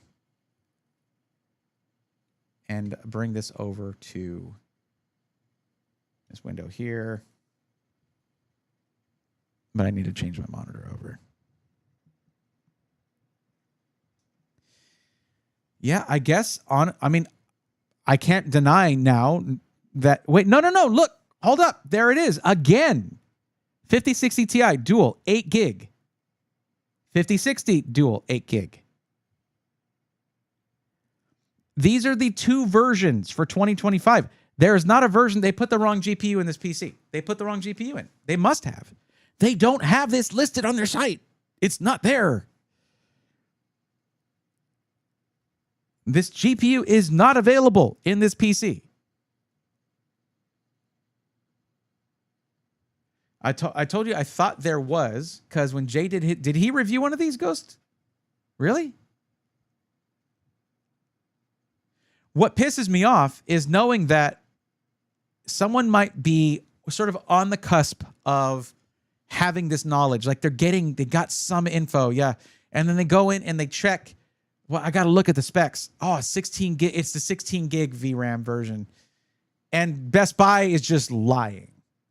Just lying. It does show the 5060 Ti in what listing? You're talking about in the Best Buy listing? Where we've decided we don't trust Best Buy because on ASUS's own website, both the 5060, well, the 5060 is only 8 gig, but the 5060 Ti dual is all, it comes in both an 8 gig and 16 gig version. Best Buy listed a 5060 as having 8 gigs of VRAM. It doesn't come with that. That's impossible. In the ASUS listing, it shows multiple options.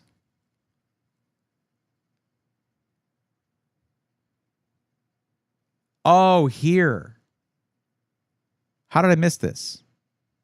I thought this was the one that had... Okay, it's right in front of my eyes, dude. I'm tired and hungry. That's what it is. My apologies. It does show the 16 gig as an option. It does. You're right. You're absolutely right. I just needed to look left a little bit. Just think of me as Zoolander. Can't turn left. Okay.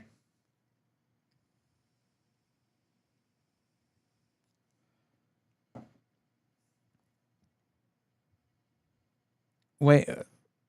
Okay, so the MV is the one where you got options. Okay. Like here. Wait, what? I don't have 2 sticks of SODIMM memory. I showed you guys. There's just 1 stick. This also, oh, 2x slots. There's 2 slots. This one comes with 16 gigs of DDR5. This one comes with that times 2. Maybe, or just 16 gigs.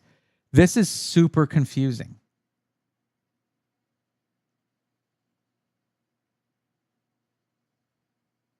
Also, they should list here that it's 5 gigabit per second. But whatever.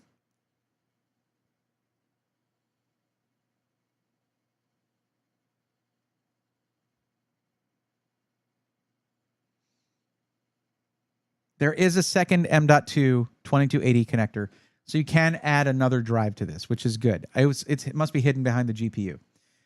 I don't like to necessarily disassemble a PC before I test it. One of the flaws of this method that I use of reviewing.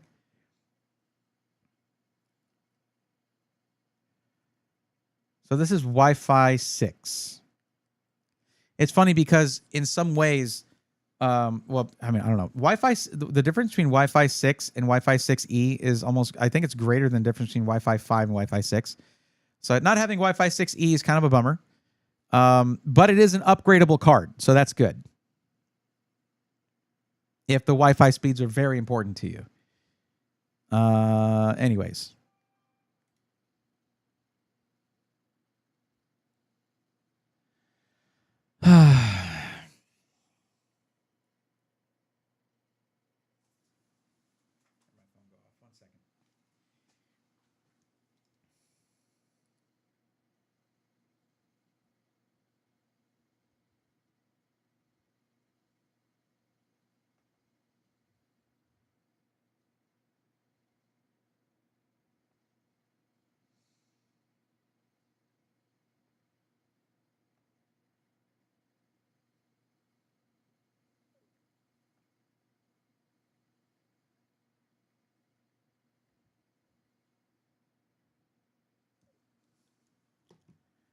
Okay. Okay. You know what? Time for conclusions here. Let's just. Nah. Oh, actually no. Here.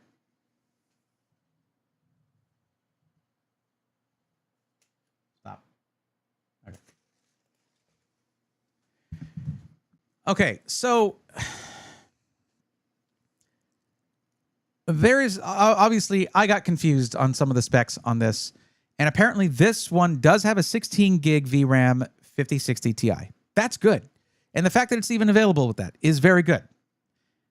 I don't know the price of this system, and looking at the Best Buy listing, I don't know if that's actually a 16 gig VRAM GPU. Actually, let me just really quickly check the other link that you sent.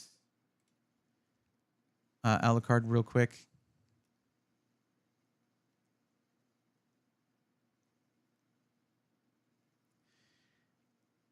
Yeah, it's really not very. It's hard to sort of decipher. So if you're interested in one of these, you should definitely make sure you're getting the version that has the 16 gig VRAM 5060 Ti, and I think that's $1,300. Now, do I recommend this system? Not really. There are some missed opportunities here. They did not have to have 0 front intake. They designed this. They could have made it have great front intake. I'm fairly certain you could fit the radiator for a 240 millimeter AIO in the top of the case. It could have had much better thermals than this. The thermals were okay, and they did get a higher score in Cinebench R23 than the sort of standard. Oh, great. It's doing the thing. Hold on. There we go. Okay. They did get an improved score in Cinebench R23 over the standard CPU, whereas it would do in a laptop. So that's, I guess, goal achieved.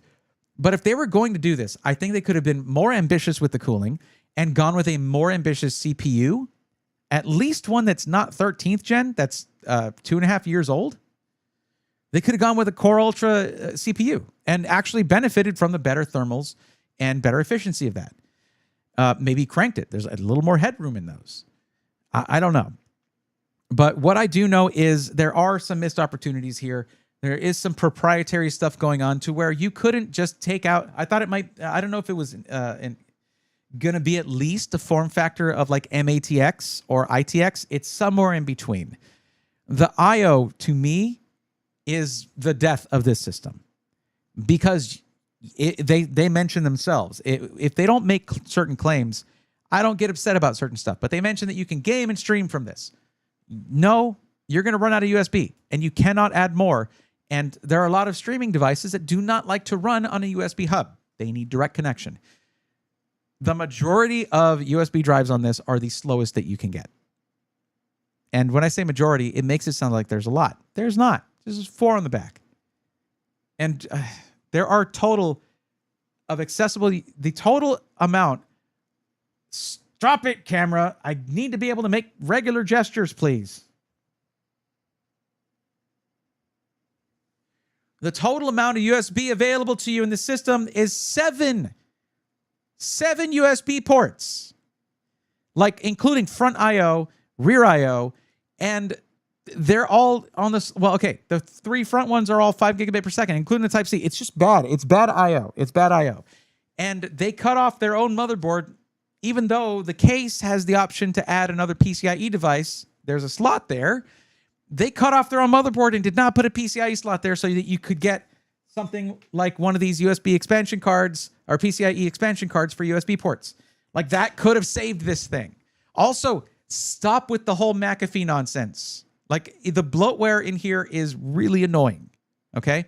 There are also some weird performance issues with Counter-Strike where it was hitching and the low FPS was pretty low.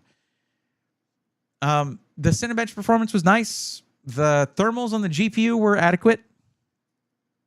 I'm just not a fan. I think they base this whole system around one CPU. And it was not that great of one. And the cooling, like they over-designed the cooling when they could have just put an AIO in there. I don't get it. I'm not really going to recommend this thing. It's okay. It's just if you're trying to get someone a starter PC, get them something that can grow with them. Okay? The only thing you can add to this is more RAM and a little bit more storage. The GPU is going to be limiting factor because if you get anything other than one that's with this, the support bracket's not going to work. You have only so much length and width that you can put in there. It's a very small PC. But if you need a small PC and you don't care about any of the flaws I told you about, I mean, I guess you could do worse. Not much worse, but you could do worse. Now, it is true, though, that you could build a way cheaper small form factor system. But of course that's true. That's always true. That is always the case. That you can build a system. There's some times where GPUs are wildly overpriced, and that's no longer the case, and buying from an SI is the only way to do it. But that's not the case right now, and you can build this thing for a couple $100 less. Actually, Alucard, that was with this 8 gig 5060 Ti. So, or about the same price, basically. So, I don't know. I think that the concept is cool. The execution is lacking. And ASUS, y'all have to stop underestimating the amount of and underestimating the amount of USB devices that your customers are going to want to use. Like there's more and more people wanting to stream all the time, or do content creation, or do things other than just gaming. And you need I/O for that. Heck, even some gamers might end up running out of USB ports here. Regardless, I wouldn't recommend it. It is well built. I'll give them that. It's very well put together. Also, ASUS, you need an outer box. You need to double box your systems. I don't know how long you've been shipping PCs for, but both systems that came in had some damage to the box, and the G700 that I'm sending back to y'all is very damaged. Like, you'll see it. I sent pictures, you know. But yeah. So this one I would say gets a 4 out of 10. There you go. What am I looking at? All right. It's a not a normal stream night. We're down to like 15 people on Twitch. I don't know that I'm going to do a raid right now with that in mind. Do a raid right now with that. Okay, I don't need to hear myself. I already hear myself through my monitoring. Thank you. I think we'll skip it right now. I'm very hungry. I want to go eat. And yeah, we'll call it a night. But yeah, thank you for those of you who hung out. Sorry for the mistakes earlier or throughout the stream on the evaluation of the GPU. That's my bad.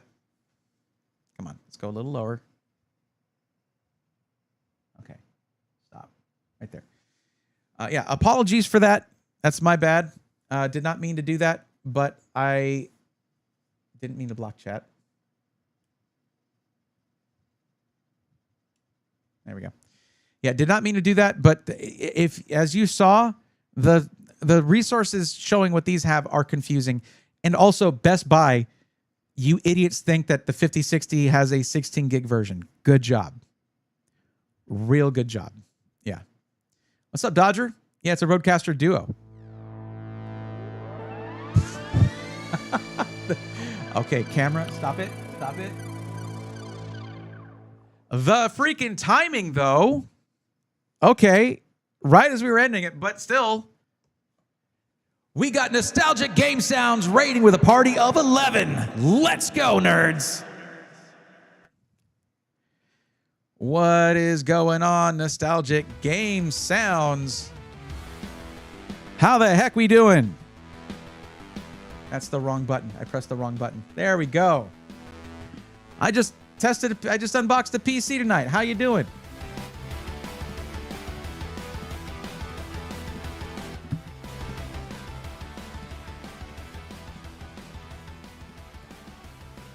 Yeah, welcome in. Oh, yeah, you got the little you see a little Hylian shield back there, huh? I see your emote there. Really nice emote, by the way. But yeah. Here, let's. There it is. That is from Mini Katana, actually, and it's metal too. And no. Stop. There you go. All right. But yeah, how was your stream? Nostalgic Game Sounds. Y'all go drop a follow. Wrong keyboard.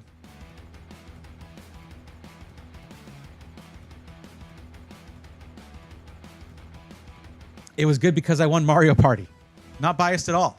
What's up, Retro Boss Fights? How you doing? And BH Fink, whole setup is lit. It is a mess, though. Because, and it always is, whenever I unbox a PC, its box is there, and this PC sucked too, but it was not great. It was not great, to be fair. But, oh well, they can't all be bangers. Cheats 04, welcome. How's it going? Did you paint your pegboard that color or bought it purple? This pegboard is from Wall Control. It is metal, it is purple. You have all these different color choices to do. What PC did you unbox? I'll show you. Right here, it is this guy. It was the, okay, down, lower. All right, there we go, stop. There we go. This is the ASUS TUF T500, and it has a laptop CPU. And that sounds interesting, but the execution was pretty bad. Basically, it has the equivalent of like a 13600 CPU, like 13th gen i5 CPU, and a 5060 Ti 16 gig. So it wasn't bad, but it was bad. ASUS seems to think that people don't like USB ports, and they made the motherboard. This is a proprietary motherboard, and I don't know if I can change the gesture on this camera, but stop. Thank you. I can't gesture in certain ways. It's the gimbal. It's the gimbal, not the camera. The camera's awesome. But yeah, no, it's PCs are my thing. That's mostly what I cover. I'm the pre-built guy. I help people who are you doing it again? Did you really do this to me again? Stop it. It wouldn't be a problem if the gimbal didn't want to have my face like right here. which is dumb because then I can just see ceiling above me. Anyways, but I cover PCs, pre-built. I help people who are new to PCs get into it because pre-built PCs are the best gateway to PC gaming and PC DIY if you're interested in that. But yeah. So yeah, I have been meaning to stop by again. It was great chatting with you all the other time. I like it when people listen to my opinions on things. It's great. Do you build as well? Yep, been building for 25 years. I'm glad you're enjoying my pain. Okay. I have my main camera now on the DJI Ronin 4, and I ordered the little DJI mini camera thing for it because then it has its own little camera and it can follow me around like I have a camera person. But it's kind of dumb. And I'm not sure I like it. But it means when I'm looking at like something like this, not this, I can then do that. And now I'm centered in this much smaller frame, which looks, I think, pretty good. By the way, guys, you guys can't see this, but this little chat person has been going off this whole time. It's just going and going and going. Like it stops and then it goes again and it goes again. ASUS, why are y'all doing this? Funny story though, because you guys like retro gaming. Am I right? I'm looking at the names. Retro boss fights, nostalgic game sounds. So there were a couple instances where I had to just wait around. Like this thing, when I started it up, it had many updates to do. It's fine. So I was running Super Metroid map randomizer seeds. I was just running this map rando. Whenever it was just loading stuff or downloading things, we would switch over to this. It was someone in chat that recommended it. And it was Or Chaos. Did you recommend that? It was great. I was talking to YouTube chat too, because I'm on there too. Best to stick to components at this point, ASUS. Yeah, I don't know. Alucard, let's wait until we unbox and test the G700, because I'm sending them back the one that got messed up in shipping, and they're going to send me a new one in the full retail packaging. We'll see. We'll find out. But basically, if there's ever a time where you guys need help with finding the right pre-built PC, or you want me to help you put together a parts list for a DIY build, I do that every Tuesday and Thursday on my PC matchmaking streams. What did I miss? I had to make a grocery run. Just a raid. We had a raid come in on the Twitch side of things. I wish EVGA was still in the graphics card game. Best company by far. Absolutely. My previous video editor, I sent him my for the win Ultra Gaming 3090. My EVGA for the win Ultra 3090. And it was so hard to part with that, but I gave that to him. It was such a beautiful card. I miss EVGA. And it's whatever. And I miss Kingpin cards. Your shirt's cool too. Thank you. This is from Mini Katana. They're the ones that I got the shield and the foam master sword from. And my new unboxing tool. Okay, we're gonna go down here and stop. Good. Good job. You did it. This is my new unboxing tool. Mini Katana sells all regular sized ones too, but this is the Enma Katana from One Piece. And it's actually a sharpened katana. It just miniaturized. So for box cutting, couldn't think of anything better. You gonna check out that Gravistar and Yes and GPU? I wish I could. I actually have a contact at Gravistar, because I was going to do an affiliate thing with them. So, I don't know. I'll reach out to them. Maybe. I don't know anybody at Yes and No. But yeah, the shirt's from Mini Katana as well. That shield is my favorite, though. Like, the Hylian shield is... Yeah, you know what? The camera knew what it was doing now. It actually knew. That was crazy. I didn't do that. It just did that. But look, this is where it wants to put my... Oh, actually, no, because I'm a little zoomed in. This is where it wants my face. What idiot programmed this, DJI? Why should the subject face ever be perfectly centered? That's just weird. Anyways. But yeah, Mini Katana is awesome.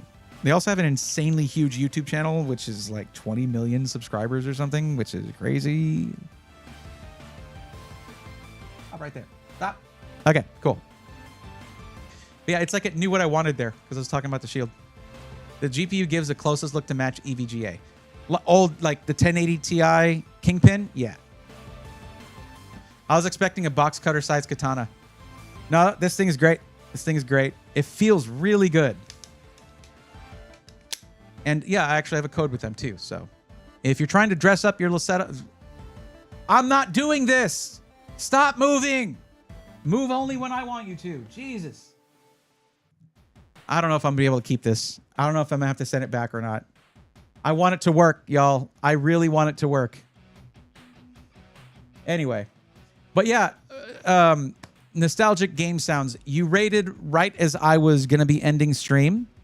So I was going to just end, because it was, you know, most of my viewers know when I'm going to be ending and they might leave a little earlier or something like that. Things have died down quite a bit, but we'll go ahead and raid somebody now. But yeah, I want to say this really quick though.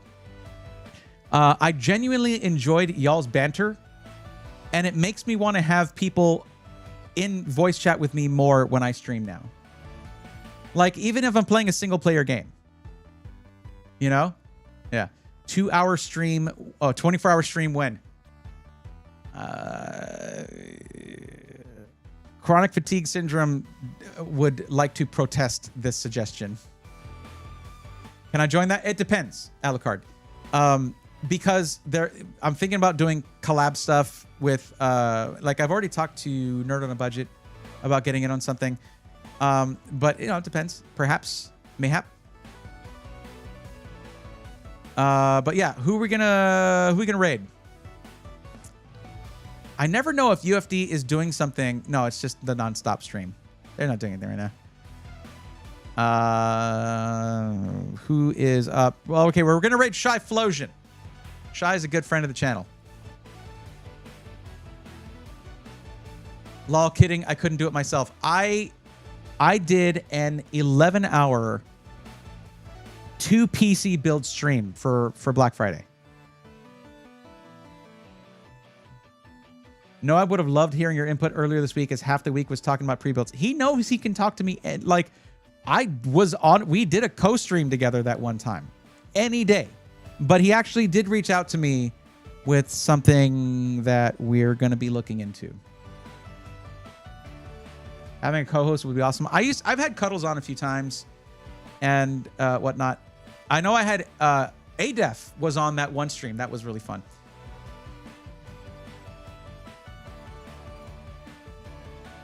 But yeah, we'll see. What was I going to say? Yeah, we're going to raid Shy Flosion. Shy Flosion is a good friend of the channel. Keep in mind, everybody, I somehow stumbled into not cussing on stream, and I don't know why or when that happened. But other people don't give themselves that arbitrary limitation, and just be aware of that if that's something that might bother you. But we are going to go and raid my buddy Shy Flosion now. Haven't raided him in a little while.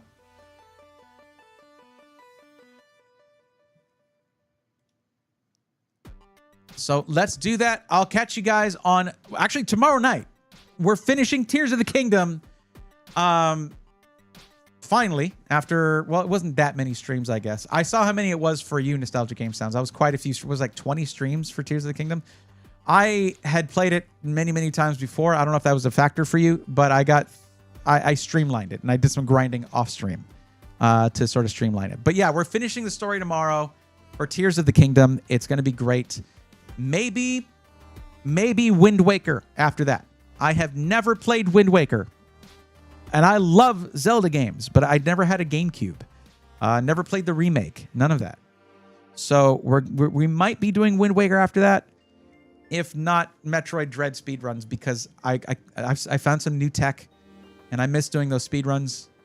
Any percent, no major glitches, all that. Tanmay, thank you for hopping over to Twitch. I appreciate that.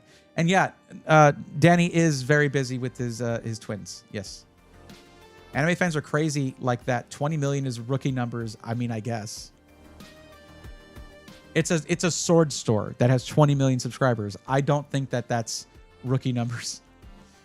But no, yeah, I see what you're saying. Been playing through Soul Calibur 2 on my Switch 2 thanks to the GameCube there. I should play that, actually. But yeah, let's go ahead and drop the raid over to... And thank you again, Nostalgia Game Sounds and Co. Thank you for trusting me with your community. And for those of you who came in and said hi, I appreciate y'all. Feel free to stop by anytime. I game on Sundays, and it's PC stuff Tuesdays and Thursdays. I don't usually stream on Saturday nights.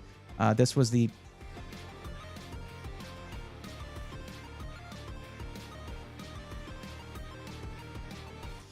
This was just for the unboxing. Okay, you know what? Here.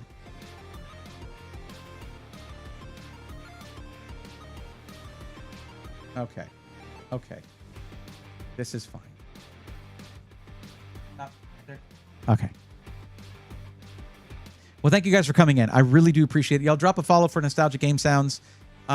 Just some really cool discussion was going on over there during their stream, and I really like that. Good night, friends. Stick around for the raid. Thank you for sticking around for the raid. This is some chaos going on over here. Cyphlosion is playing Warframe. So let's do that, and I'll catch y'all tomorrow night, 8 p.m. Central, for the finale of Tears of the Kingdom. Until then, take care. I removed everything. I don't know where anything is.